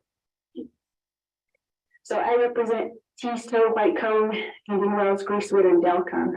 And I would like to meet the Delcon Judicial Office and to introduce myself to them. And I just want to know what would that procedure? Is it okay if I just go in and talk to them, or do you want me to send a memo? You know, just let me know. I just want to make sure I introduce myself and let them know who I am. I haven't done that yet. It's what, 3:14. So the next question I have is, you brought up the telework, and I have a question about that with domestic violence cases. And I'm wondering, are the domestic violence cases being held in the courtroom? How are they doing with telework? And I don't know how the victims would feel about sharing details about why how their cases are being held in either the courtroom or with telework. I just kind of want to just explain to me a little bit more how that would look. Thank you. Those are my things.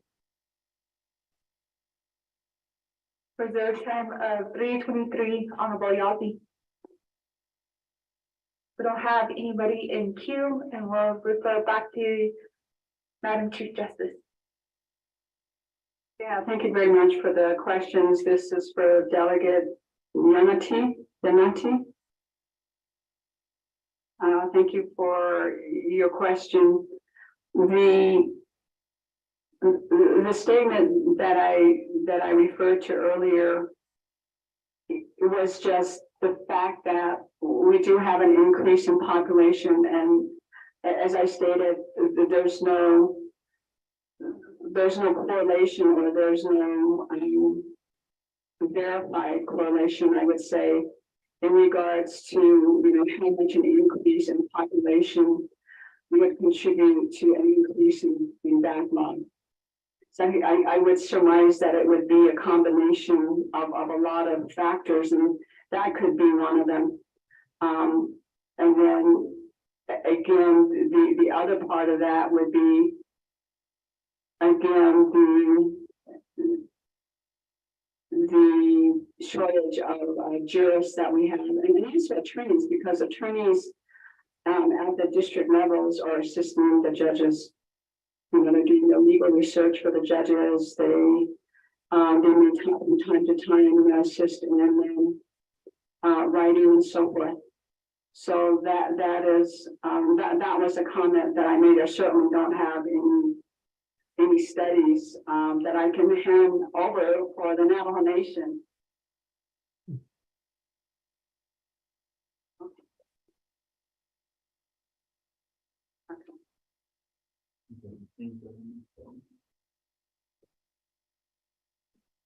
In regards to your comment and question about, are we winning these cases? And that was in reference to, and they made a statement about referring to prosecutors, and let me address that.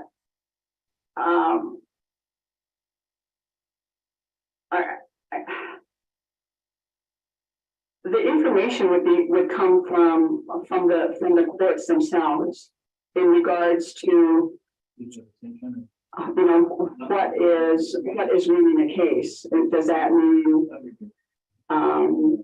one side or the other is going to mean? Certainly we have decisions that were made, and it may be favorable to one party over another. And then in regards to the prosecutor's office is under the executive branch. And we have here, Madam Attorney General, branch, who has that part of the process. Some of those processes under her watch. And so the prosecutor's office certainly is not the judicial branch. The prosecutor's office is a department entity under the executive branch. And they are tasked with the responsibility if occasion arose to file charges against individuals. And certainly those charges would be filed in the court system. And so I wanted to make that distinction. Sometimes we hear that, when we hear judicial branch, individuals may think about the police department, they may be thinking about prosecutors and so on. They are not under the judicial branch, although part of their work does involve the courts because they file filings in the court system.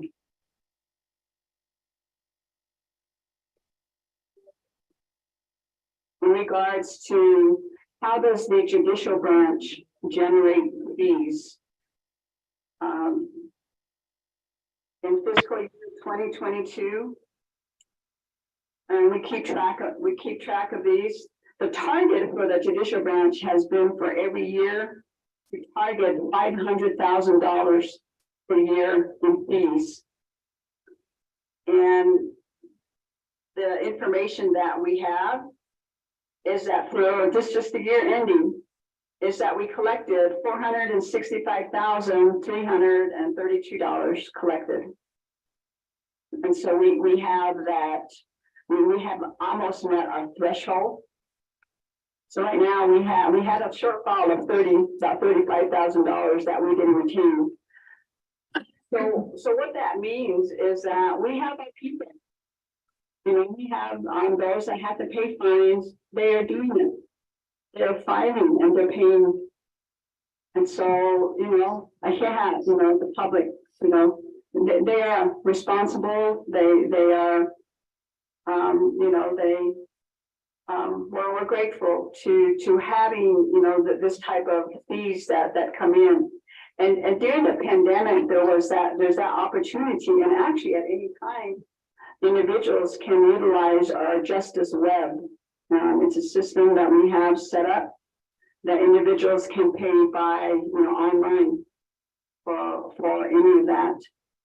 And certainly in regards to the fees that are no, let me go back. I won't say fees, but if there's an award, right? I mean, judges make awards in certain cases, if it comes before them, an award of something monetarily or otherwise to individuals, one side or another. Some judges may ask attorney fees, and some may not. So that is a discretion at each of these districts. And so some of those fees would, would play into generation of and normally though, those have always been to the other party. So, but the fees that we're talking about of getting that threshold of 500,000 is for the judicial branch, and that is an amount that we have exceeded. Not in 2022, but we have in the past. And so that is a decision that the branch, and there is this that we have made, and that's been recognized that is the limit, or not the limit, but that could be a minimum that we would generate. So,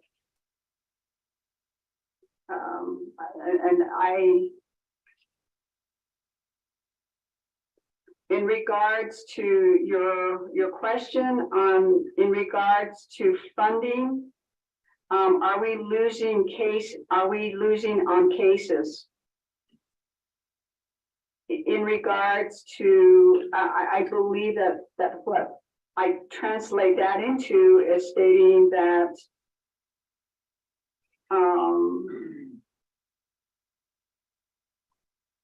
is that in reference to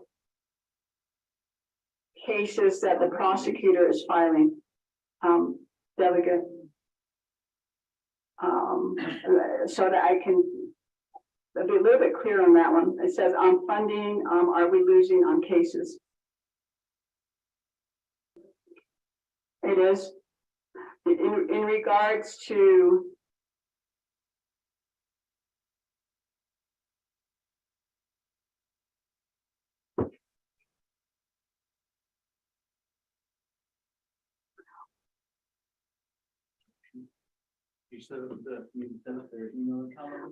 prosecuting, again, as I stated earlier, it would be the executive branch that would either issue a ticket, issue a complaint, or whatever that is, and then whatever the outcome would be from that particular transaction would be that there may be, again, let me think really quickly here.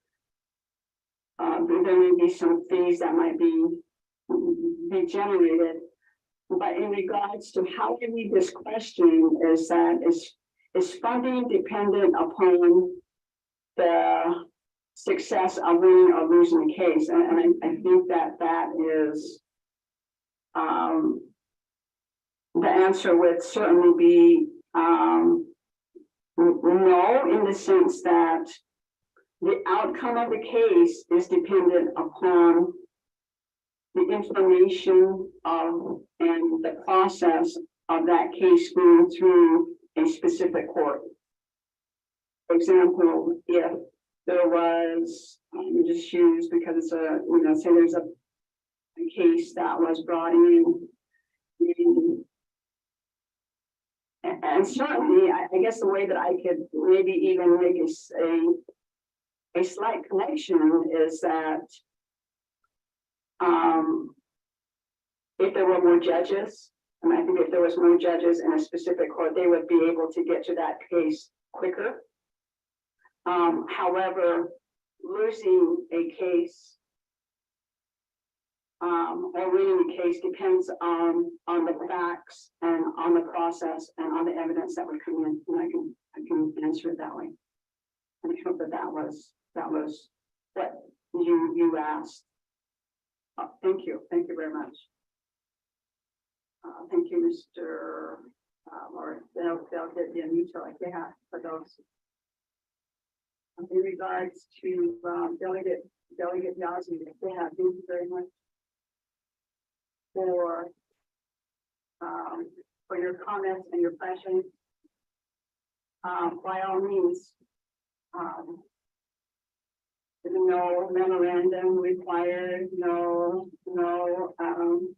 just, and certainly, call up staff and we can run that, you want to meet with them and that you're, we know about that system and that's great.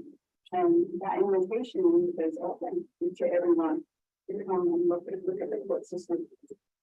Contacting your district, contacting your district court, and talking and learning about what they do and seeing what they do, and also seeing the condition of the facilities, so that when we do come before a budget presentation, we would have seen the facilities, because they are.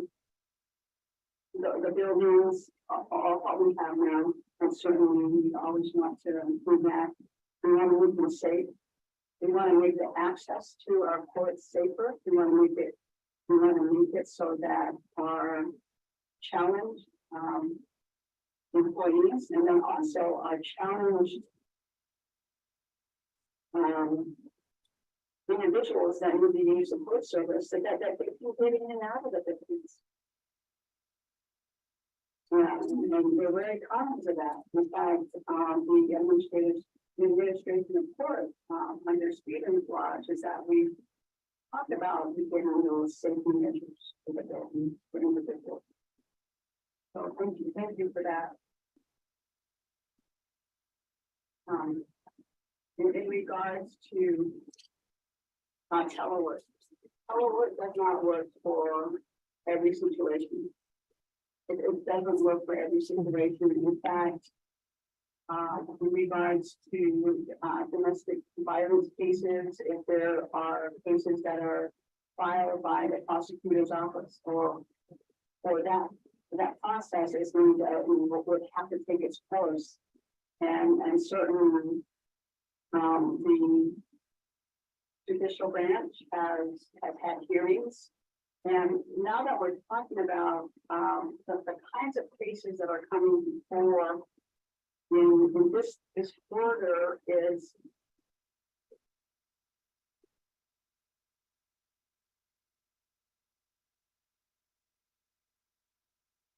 the district courts, judges, court administrators, they make that decision, and the judge makes that decision in regards to how they will handle that domestic violence case.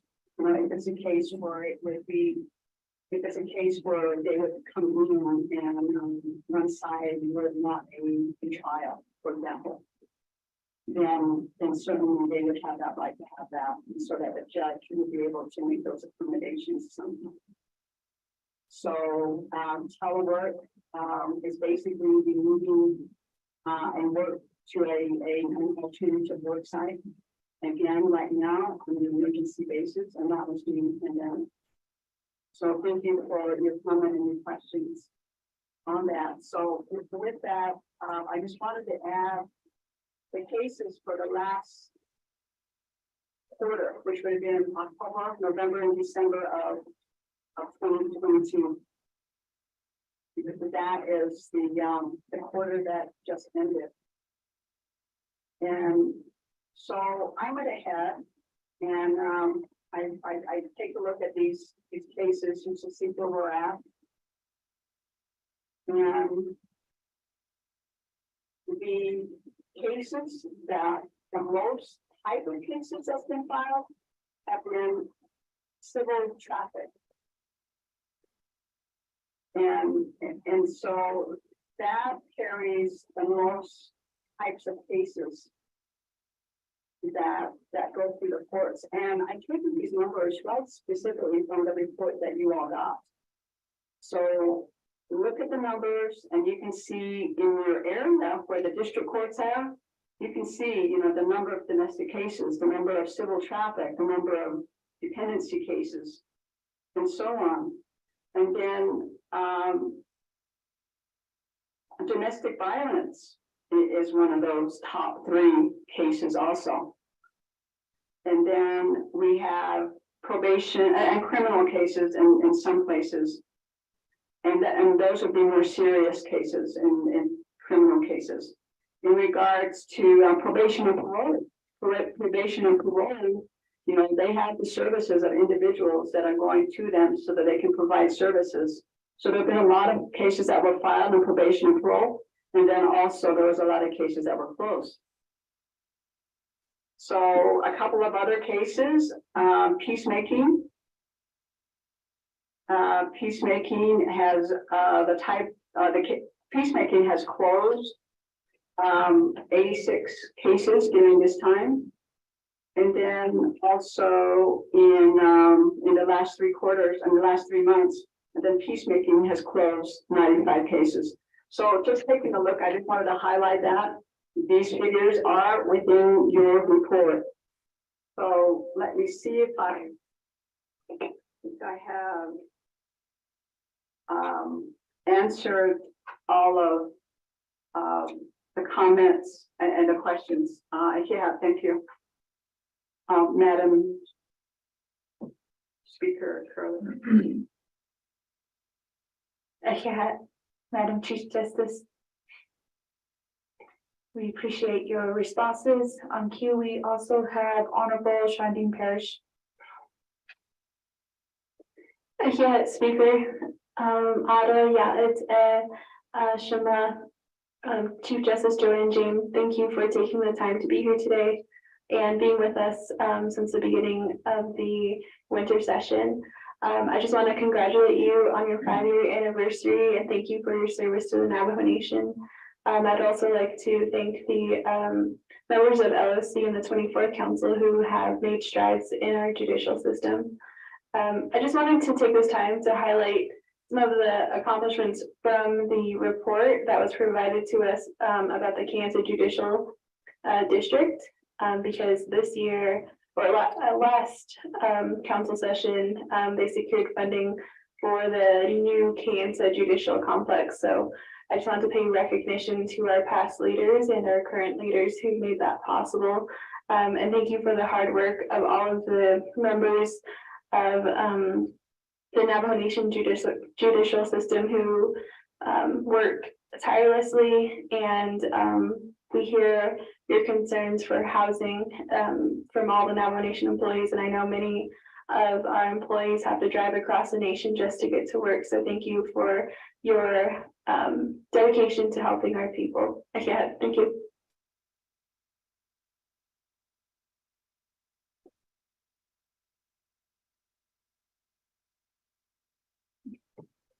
Thank you, Honorable Parrish. At this time, there's nobody else in the queue. We'll be going forth with the reserved time. Honorable Crotty, via Zoom, you have reserved time of 1 minute and 5 seconds.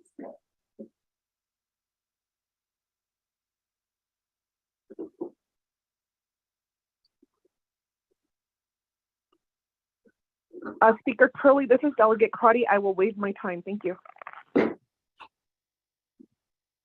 Thank you, Honorable Crotty. Next reserved time, Honorable Jesus, of 2 minutes and 50 seconds. Good afternoon or good evening again, Madam Speaker. I just wanted to do a follow-up question.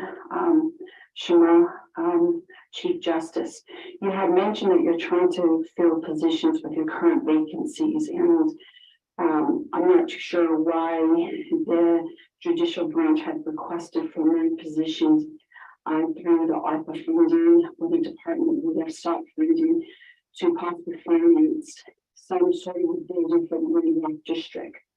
And I know that the facilities are very much in need, because I understand that the Windy Rock District Court, the jail, and the administrative offices have been deemed dilapidated or unsafe. So for that reason, I believe that the staff there are staggered everywhere. And another question is, you had mentioned that on an annual basis that you had brought, or the department had brought in over 450,000. Do these funds go back into the general funds for appropriation to the overall free branch government? And recommendation that I just want to make, just listening to some of the areas, benchmarking analysis would be logical, in this area to pretty much close gaps, to prioritize areas of department needs to work on.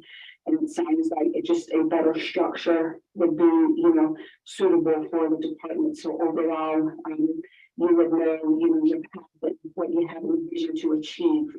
And one of the other areas that I'm really centric on, because I've been in a management or a manager for over 13 years. And that's the reason why I really advocate my employees that have worked for me. And for that reason being, micromanaging, I just want to put this out there, is that micromanaging is a big killer of motivation in the workplace. And the morale of the team and members of the team will diminish.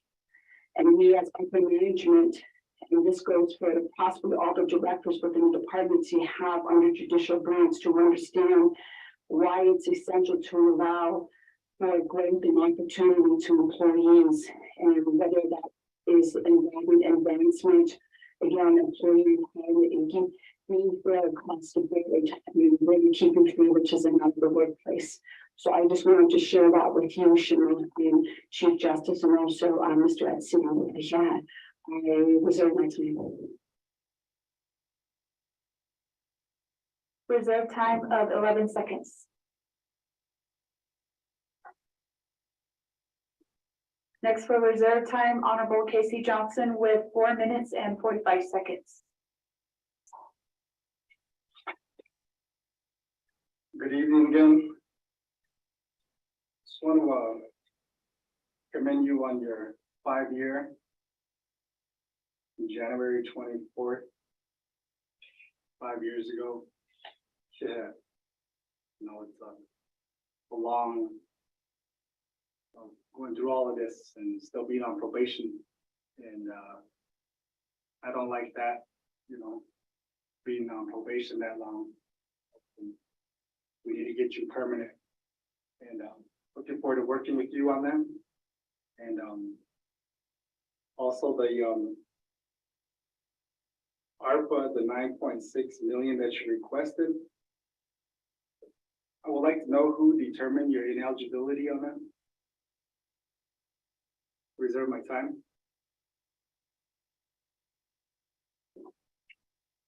Reserve time of 3 minutes and 54 seconds. Honorable Johnson. We'll go over to Honorable Charles Newton with reserve time of 3 minutes and 23 seconds.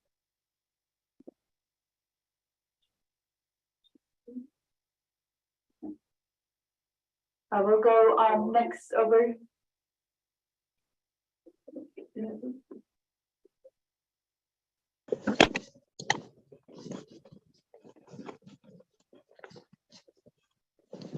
Honorable Charles Newton.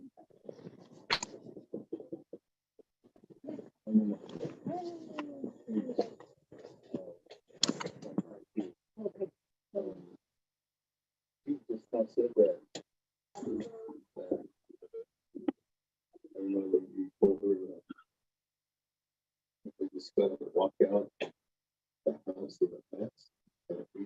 Honorable Charles Newton, are you on call? I talked to Walter, she was asking when the property can be ready for customer. Yeah. I didn't know you were still in there, and then I called the program and they said there's a virtual there. And then I guess the guy went over the guy coming back. I believe that that's Charles Newton, you have reserve time of 3 minutes and 23 seconds. 2 lines on the pole. Is that? But that's why she called. I just really don't want I'm tired. Yeah. Staff, may you mute your phones on Zoom. That's. Honorable Charles Newton, you have a reserved time of 3 minutes and 23 And seconds. if you're saying that housing to you, I want to know. Thank you, Speaker. Madam Chief Justice, I do have a question, and I posed this question in the 24th Navajo Nation Council when a certain legislation did come up. I understand, and perhaps I'm wrong, but the Navajo Nation has adopted the judicial canons, which outlined, I guess, the rules or the ethical rules for judges.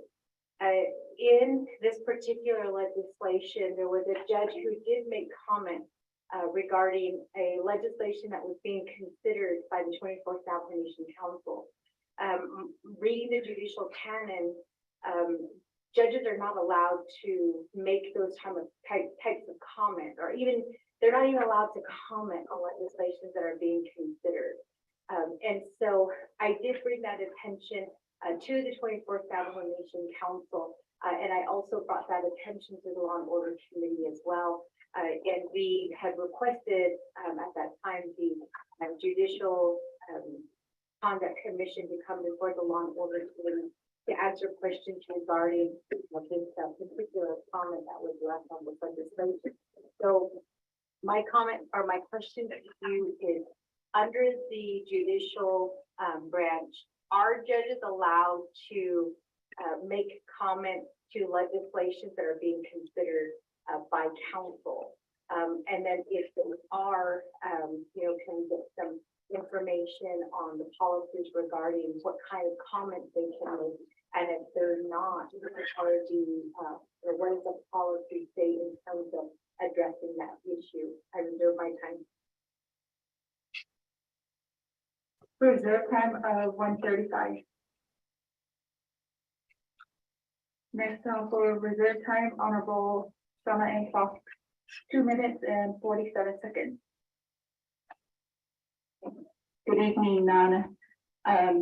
I just want to go back to the previous question I asked. The question that I posed was regarding the non-emergency teleworking, and to ask what are the plans as far as providing pro se clinics for all the districts. And then also, in addition to that, I just want to find out if we have any plans as far as working more on our juvenile justice system, as far as maybe ideas on implementing a teen court.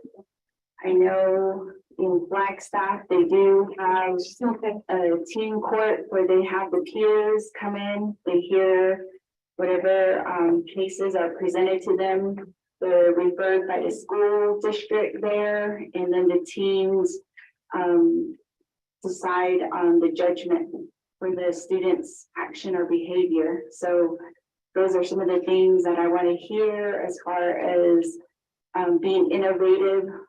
After all, we do say that we are trying to teach our students, the people, about our justice system. Although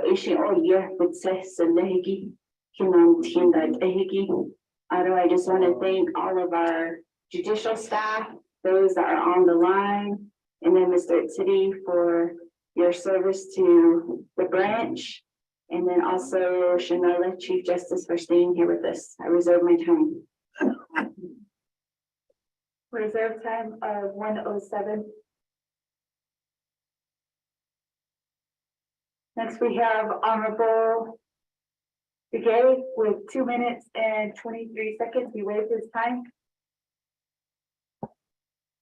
Honorable Vince James with reserve time of 2 minutes and 51 seconds. Nana, Shadow Speaker Curley, Ado Shama, Chief Justice. Within your office, how many positions do you have? And how many of them are currently vacant within your office?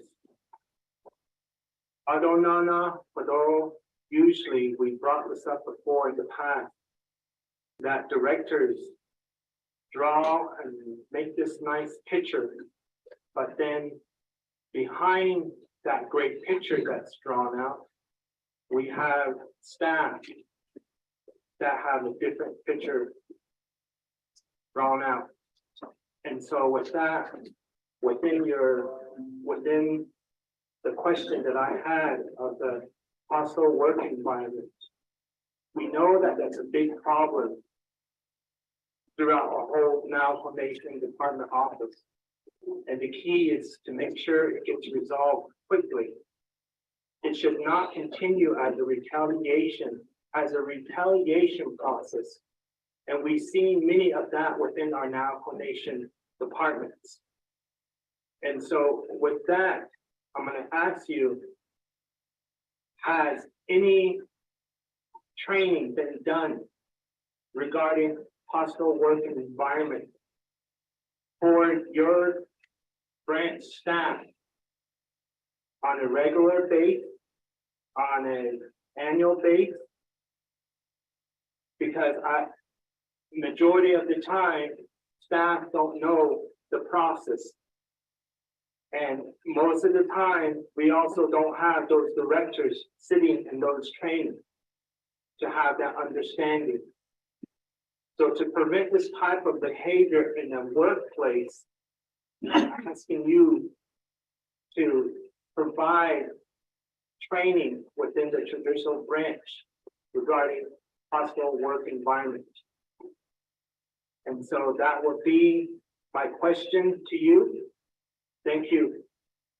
Reserve my time. Reserve time of 33 seconds. Next on reserve time, Honorable Yonito, 3 minutes and 15 seconds.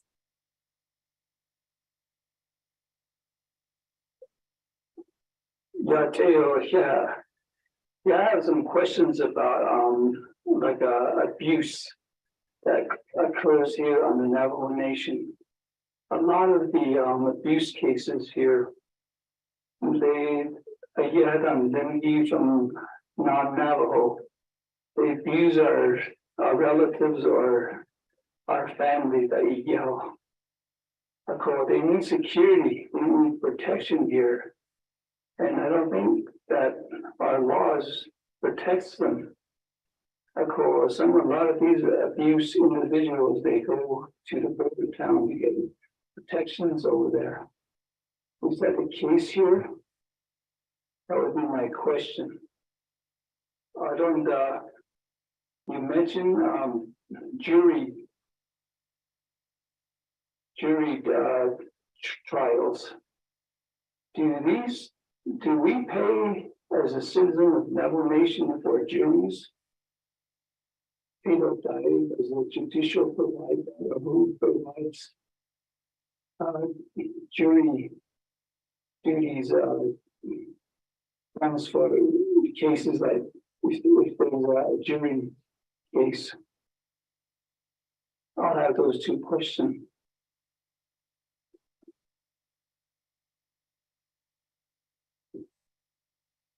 Reserve my time.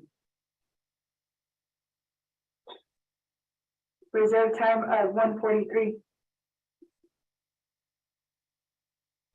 Next on the reserve time, Delegate Carolyn Yazzie of 3 minutes and 23 seconds. All right, thank you again. So yesterday we wore blue to honor or bring awareness to human trafficking. Today we're wearing yellow for Amber Alert. And so some of the in-depth parts and kind of what you're talking about, salary, a lot of the services are tied to salary, housing, and just the infrastructure of the buildings. And what I want to know is how do we, maybe there's two questions. One is, for me, how do I help to make sure that, you're getting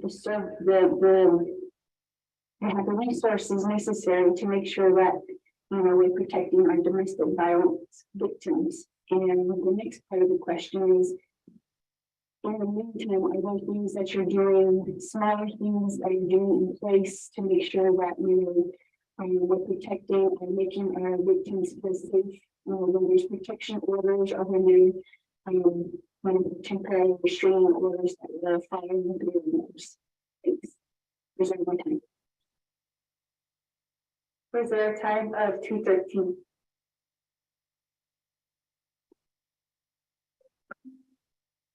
Madam Chief Justice, will give you the floor for your responses.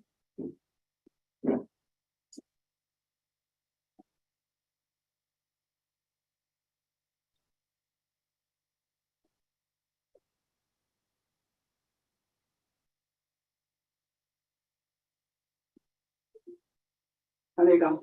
Thank you. This in regards to Delegate Jesus. You asked more questions, and then you also made a recommendation again for the recommendation.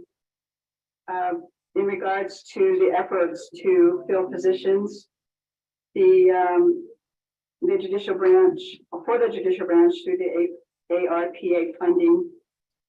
For example, you brought an example of the Window Rock district building and the need for that, the establishment of that district court. Just a quick summation of Window Rock District Court. Certainly they were in, if you all notice where the old police department was, the Window Rock District Court used to be on top of that. And so because of the health and we noticed that it was not habitable anymore. So the judicial branch had to find for Window Rock Court an alternative court system, a court building. And so that was secured with a modular building right north of the Window Rock Navajo Arts and Crafts building. And so they were there for some time.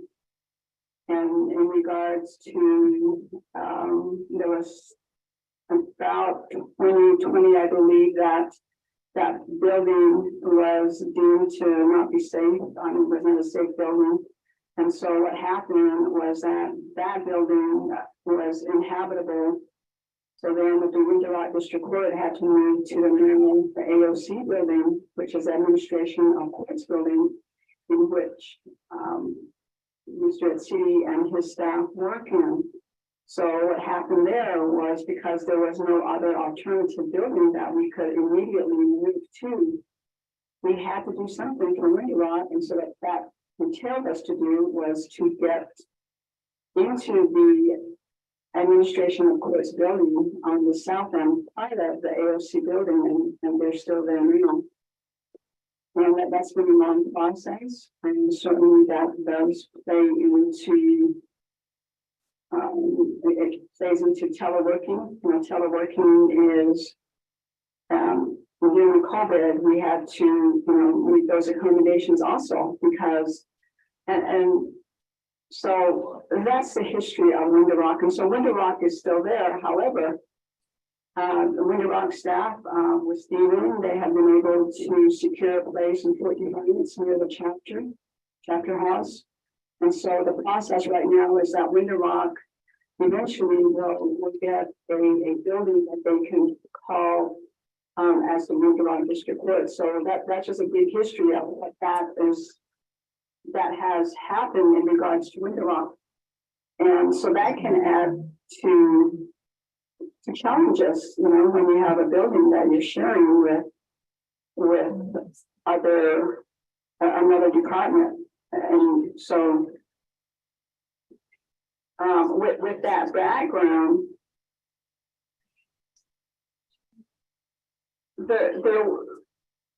when we put together that ARPA funding, that was put together by the districts.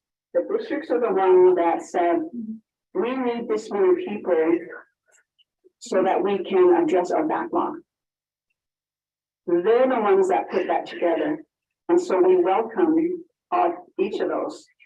And that's how we came up to our number of 100, is that they decided we need to have these people because we know what the cases are that are before us in that particular court. So I hope that answers that part of your question, is that absolutely that was what they submitted. And so certainly there are districts that and programs that somehow developed their own strategic type of plan for their units. For example, some of them have staggered their time in the building. Some individuals, according to their particular predicament. For example, the employees, at least at the time, and possibly and still are compromised. It was during this COVID period that we're still in. And so that's an example of some of the processes and strategic thinking that each of these programs did in order to maneuver through what we had to do both statutorily and for what we know that we had to do. In regards to, just a second.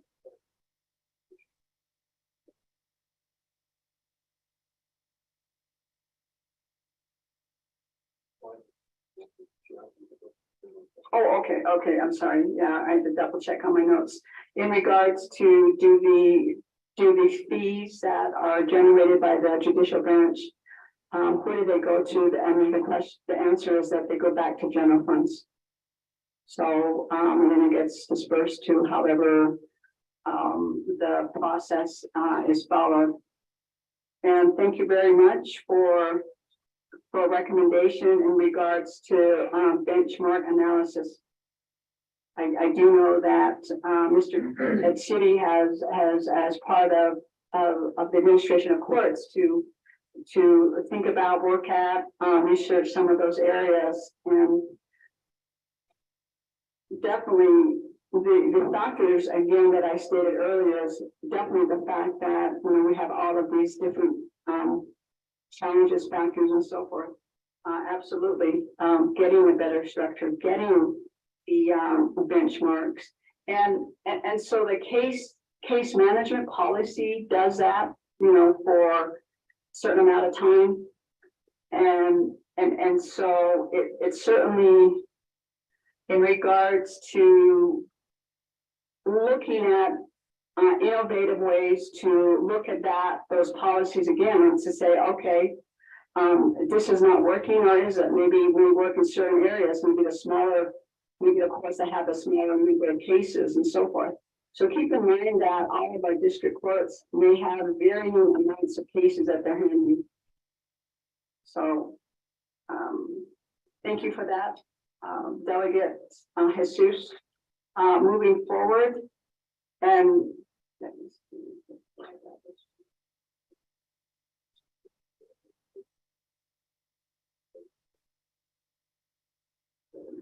All right.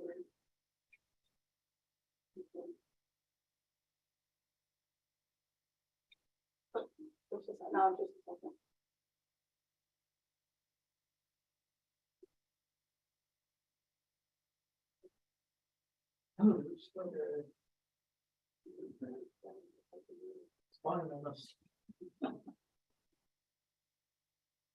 So next is Delegate Johnson. Thank you for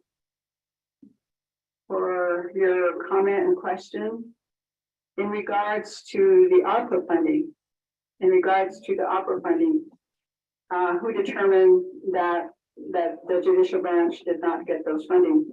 So the process is that in regards to the ARPA funding, there are federal guidelines that dictate what types of funding that will be allowed. Again, this was for the recovery from the pandemic, from COVID-19. And so the process, in a simplistic way, generally is that a request would be made. In this case, a judicial branch was made, and it goes to the Department of Justice. And it was the Department of Justice and the executive branch that would take a look at that. And certainly because they were versed with the requirements, they're versed with the eligibility requirements, and whether or not the request would muster federal guidelines. And so the ARPA funding that we submitted certainly was approved by the Department of Justice. And thereafter, the process is that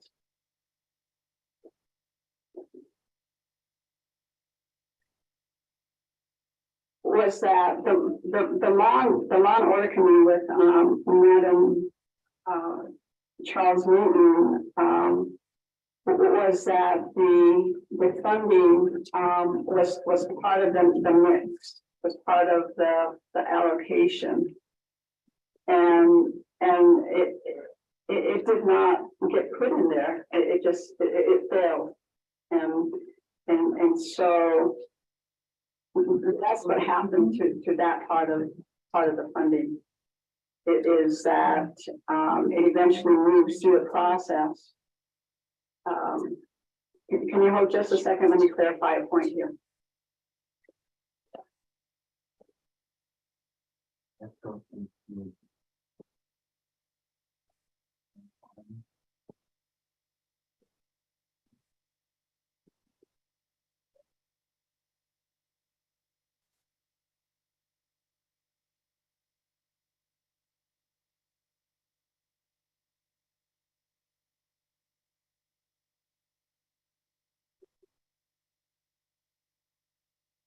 I'm sorry for that short delay, but I had to make sure that I would get that process correct. And so during the process to get the ARPA funding, that the amendment to put in the judicial allocation that was requested did not get accepted. In fact, our delegate Charles Lee would know the inside and out of that particular process is that the law and order committee assisted in doing that. So then it went to council, and then it was eventually then approved by the president. So it went forward. It was approved by council, the whole ARPA funding, but it lacked the judicial branch allocation. I believe that I answered your question, Delegate Johnson. So there was a process of a legislation, and then there was that long process of requests that were made, and so that part of it didn't make it through legislation. So that's how that ended up. So thank you for that question. In regards to thank you. I mentioned that to your question. Also next would be Delegate Charles Newton. Thank you for the question, and thank you for the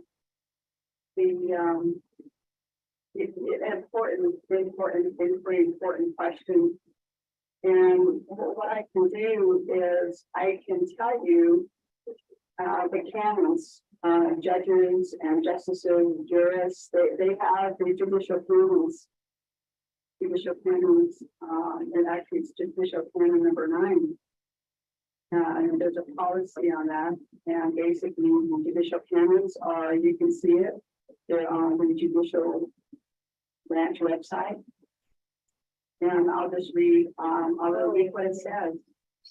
It says a judge shall not lobby or educate or advocate, in a position before a legislature or administrative agency unless done in conjunction with a judicial activity or improve this natural nation judicial system.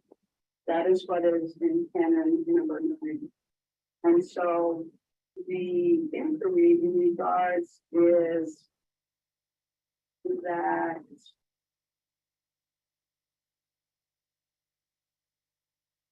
and I believe that I can't comment on why the Judicial Conduct Commission did not. I don't know about what happened in that process or anything happened in that process there. The judicial, for your information, the Judicial Conduct Commission is a commission that's been set aside as an entity that would handle complaints on judges and justices, and those are complaints that would be either one against a judge that the Chief Justice does not take upon herself or himself. And then it also covers the process should there be a complaint put on a judge or justice. So I don't know the process about it. That part of it, I don't have definitive information about that part of it. In regards to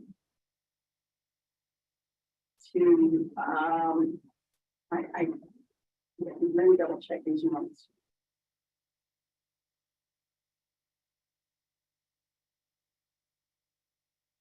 What I can say about if there is a complaint that is wagered against a judge or justice, that it has to come by a written request to the Chief Justice. And then at that point, then the Chief Justice responds to that process. And so in regard to the specific example that was given,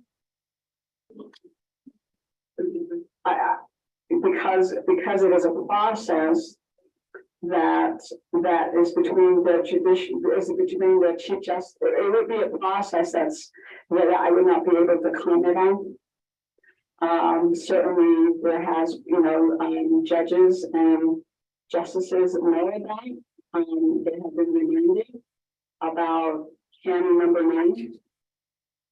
And so I can answer that way, Madam Chief Justice Charles, not Chief Justice. I called you that twice. Yeah, I called you that twice. Most recently, I think maybe even in the last report, I think I called you that too, but that's fine. So thank you for that.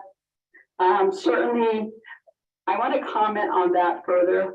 The judges and justices are very cognizant about their judicial conduct. And there are canons out there. And they're very aware of those. And I didn't say that. And they abide by that. Again, without going into details about any specific examples, I would venture to say that that is something that we can always improve on. It's something that we can always have training. The judges have 13 hours of training that they have to take every year, and that would be one of them. Thank you. Thank you for that inquiry.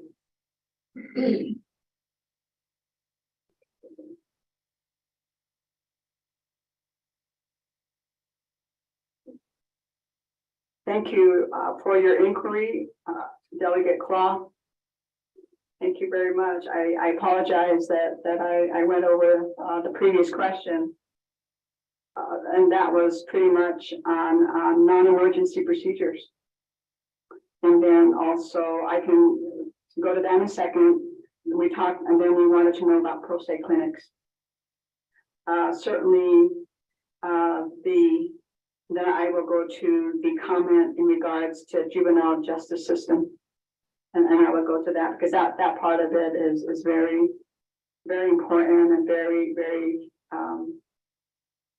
dear to, how we can assist our younger members of our community. So I'll go to pro se clinics first. Certainly pro se clinics. Pro se clinics are the ones that is an educational clinic that is provided, and the judicial branch has provided that for the public.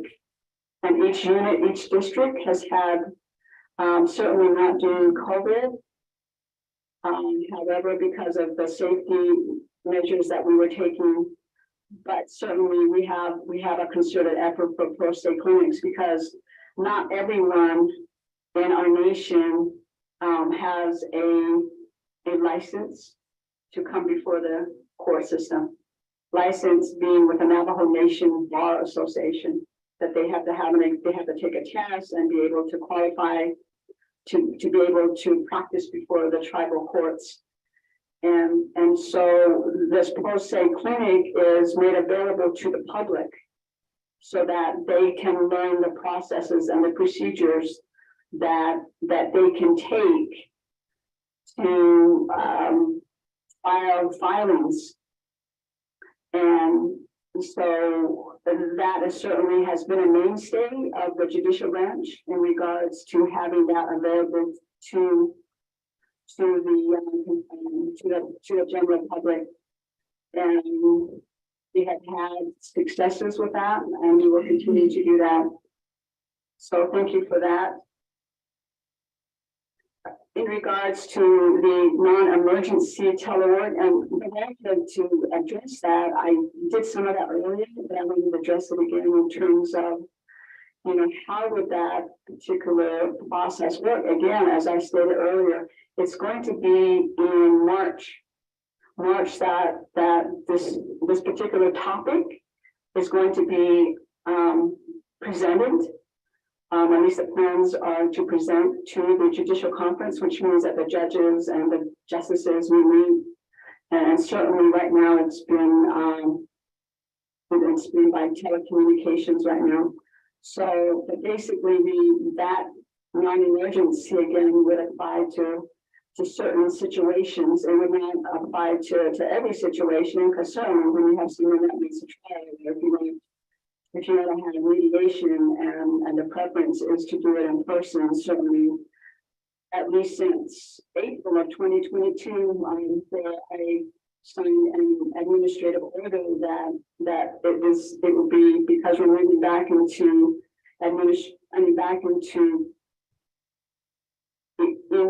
providing services to our people that process can be made available. So we're hoping that again to the foresight of our employees, they said, okay, we have an emergency one now. How about a non-emergency one? I mean, you know, let's talk about it. And we said, yes, we will do that in March. And I think that is an innovative way to address lack of housing distances. Getting to certainly may not work with every situation, but that is, and we will have that discussion, and it's probably going to be the end of March, and we look forward to doing that. And again, I want to commend the judicial branch employees for bringing that up. You know, they've recognized that, you know, it may be that for certain circumstances that they've been able to accomplish more. There was, I believe that there was a report or a statement earlier today. Recall that there's time to drive because of the long distances, right? Because we live far away, and if your office is in Winterlot, the time that you have to drive, some people drive maybe 2 hours one way, maybe an hour one way. And so, you know, for production, you know, it may be that when you telegraph, for the time that you were driving, you could be working on a case, right? So those are the types of discussion that we're going to have, you know, because we don't have housing, right? I mean, and so we don't want people to live actually kind of like nowhere here if they have to come here, or if they come to your districts. So I hope I answered your question on that, Delegate. Also in regards to juvenile justice system. certainly that is a very necessary and important part of society. And that society is us. That is us. There are rules that are specific to young adults under a certain age. That part of our society are just growing up. They're young. And if there is an innovative way, if there are programs, if there are community members that can assist with that, I think that would be a great system. You know, what do we do with prevention? And how are we going to do that so that if that particular case doesn't move forward to adult system? How can we do that? And so we would like to have work with the legislative and executive branch also. And that also reminds me of the economic conditions. I might have said this earlier, I don't want to repeat myself, but the economic conditions that we're facing right now, because of either global warming or the fact that we're not going to be able to get from other countries, and the fact that we're paying $8 for a carton of eggs. And so we're looking at, how do we as three branches work together so that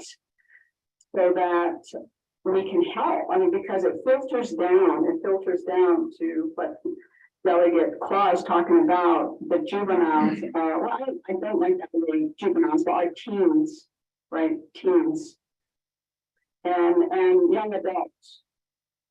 And so it's a great, because we are working with that. We have a federal grant that has and that's in the Chimney area. And we have a judge here that's been working on that also with the community. Thank you, for being part of that. Okay, so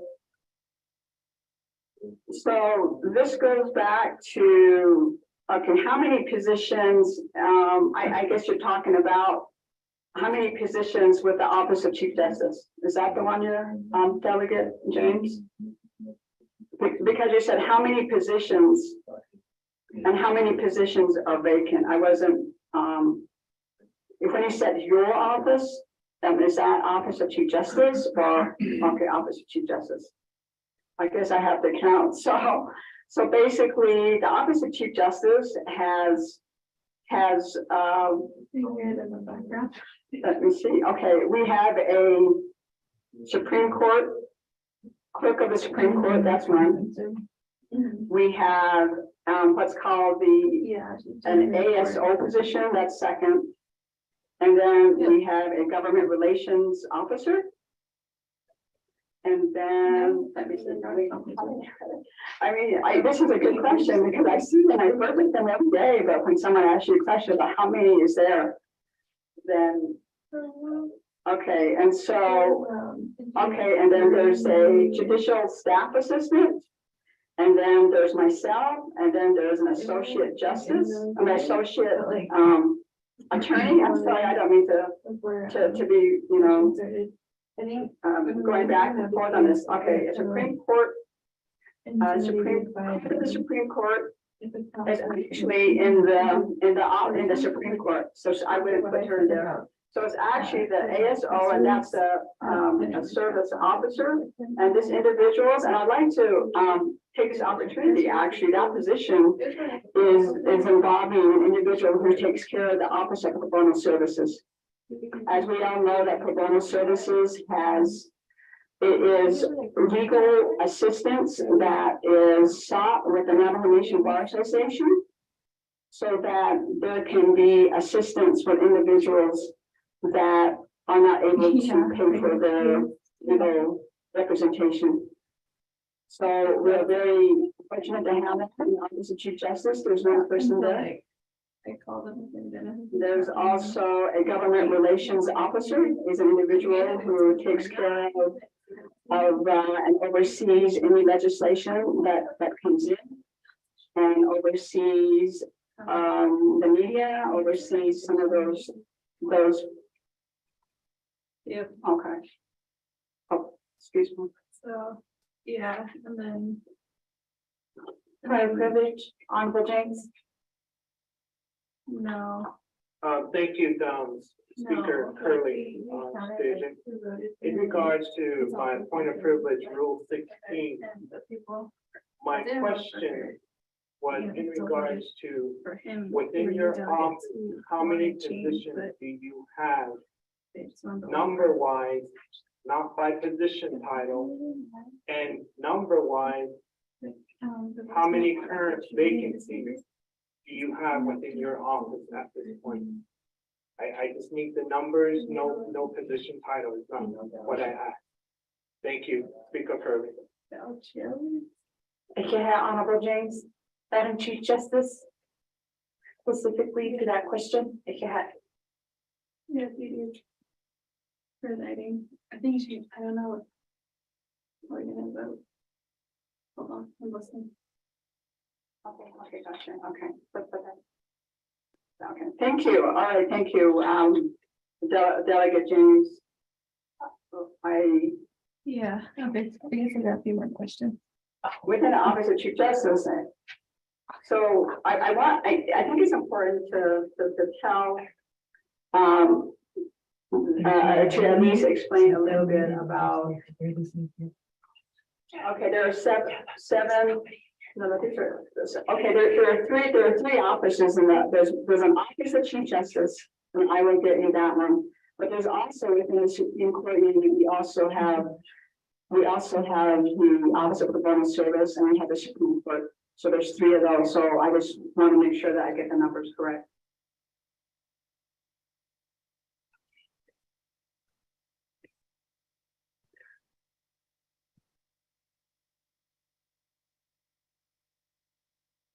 There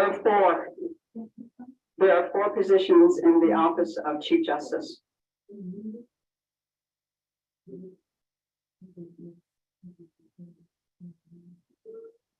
And there are no vacancies in that within, so that's why I wanted to be sure that I separated those positions. So in the Office of Chief Justice, again, sorry that I went ahead and started to explain who they were. So that is the answer for the Office of Chief Justice. There are other sections again, such as the Supreme Court, so. And I will move forward on that. In regards to a statement for Delegate James, you made a statement for I'm responding to this, stated that directors draw and make nice picture and the staff have a different picture. And then moving forward, this is in reference to a hostile work environment. It should not continue as a retaliation. Have any trainings been done on hostile work environment on a regular basis? And to answer your question on that, not in the judicial branch, no, not yet. That would be certainly one to do. We do have specifically a training position that we're coming up with the types of training that we would have, and certainly that recommendation would go to the specifically the training manager position that we have in the judicial branch. So we do, I know it's not part of the question, but we do have a sexual harassment training that's required for all Navajo Nation employees that is conducted on a regular basis, which is because it's required.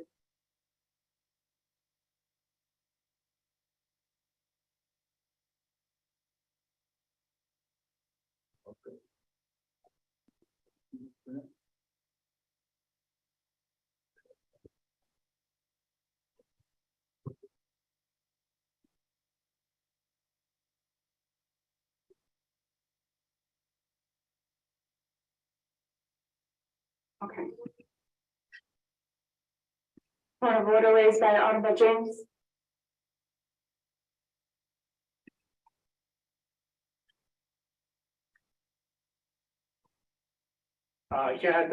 Speaker, Curly Stasia, I raised this point of order in regards to Rule 3.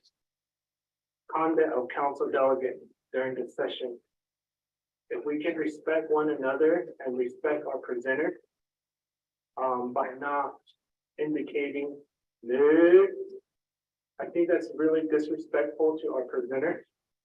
And at the same time, we also need to watch our body language on addressing, on moving on, or rolling your hands or your fingers. We need to be respectful. We have Chief Madam Justice in Florida, and we need to respect her to provide response back to the questions that have been asked respectfully to her. So if we can give her that respect, I'll greatly appreciate that. And I'm referring to Rule 3, conduct of council delegate during sessions. Thank you, Speaker.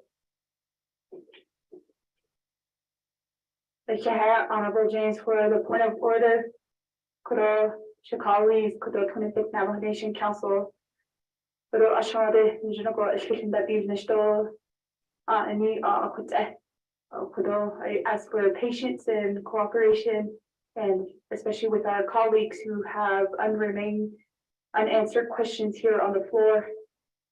And we'll just go forth on with Madam Chief Justice. You can go forth with your report. Thank you. Moving forward, this is in regard to Delegate Benito's comments and then also questions. In regards to the security and protection of our people and people that might be on the Navajo Nation, is that there was a question in regards to jury trials. The question was, do we pay for jury the cost of conducting a jury trial? And the answer is that there are costs associated with all presenting a trial and so on. And the costs are directed by each of the judges that make a decision. And so it's placed on that premise. However, it is a cost that is associated in running a jury trial. I believe that I answered your question on that.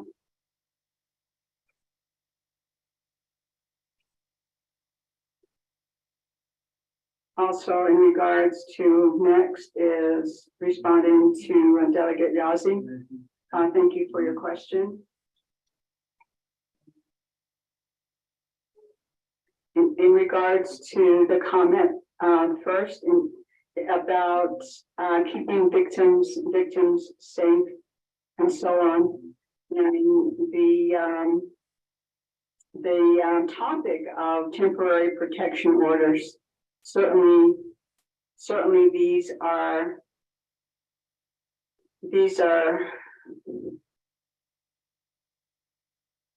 documents at the beginning of the process has to be served. And the challenge is that process servers, the process of delivering, whether it's within the nation or whether it's personal service of these documents, it has been a challenge, and there is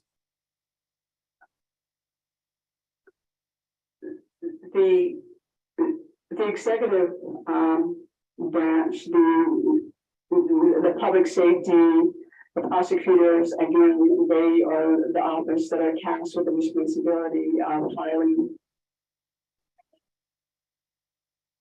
Basically, there's process serving that has to be done, but essentially, individuals can apply for a temporary protection order and have it through the process. And so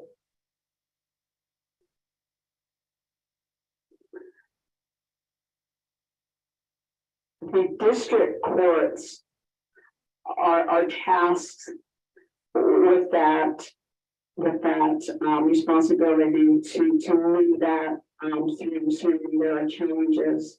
For example, if the temporary protection order for some odd reason they need served and so on. So certainly each of the courts and also with Department of Justice in regards to public safety and the involvement that they have. My thought is that, you know, that process still has challenges, but that process is in place and that it hopefully that it moves through the process as quickly as possible. Delegate, yeah, so I hope that answers your question.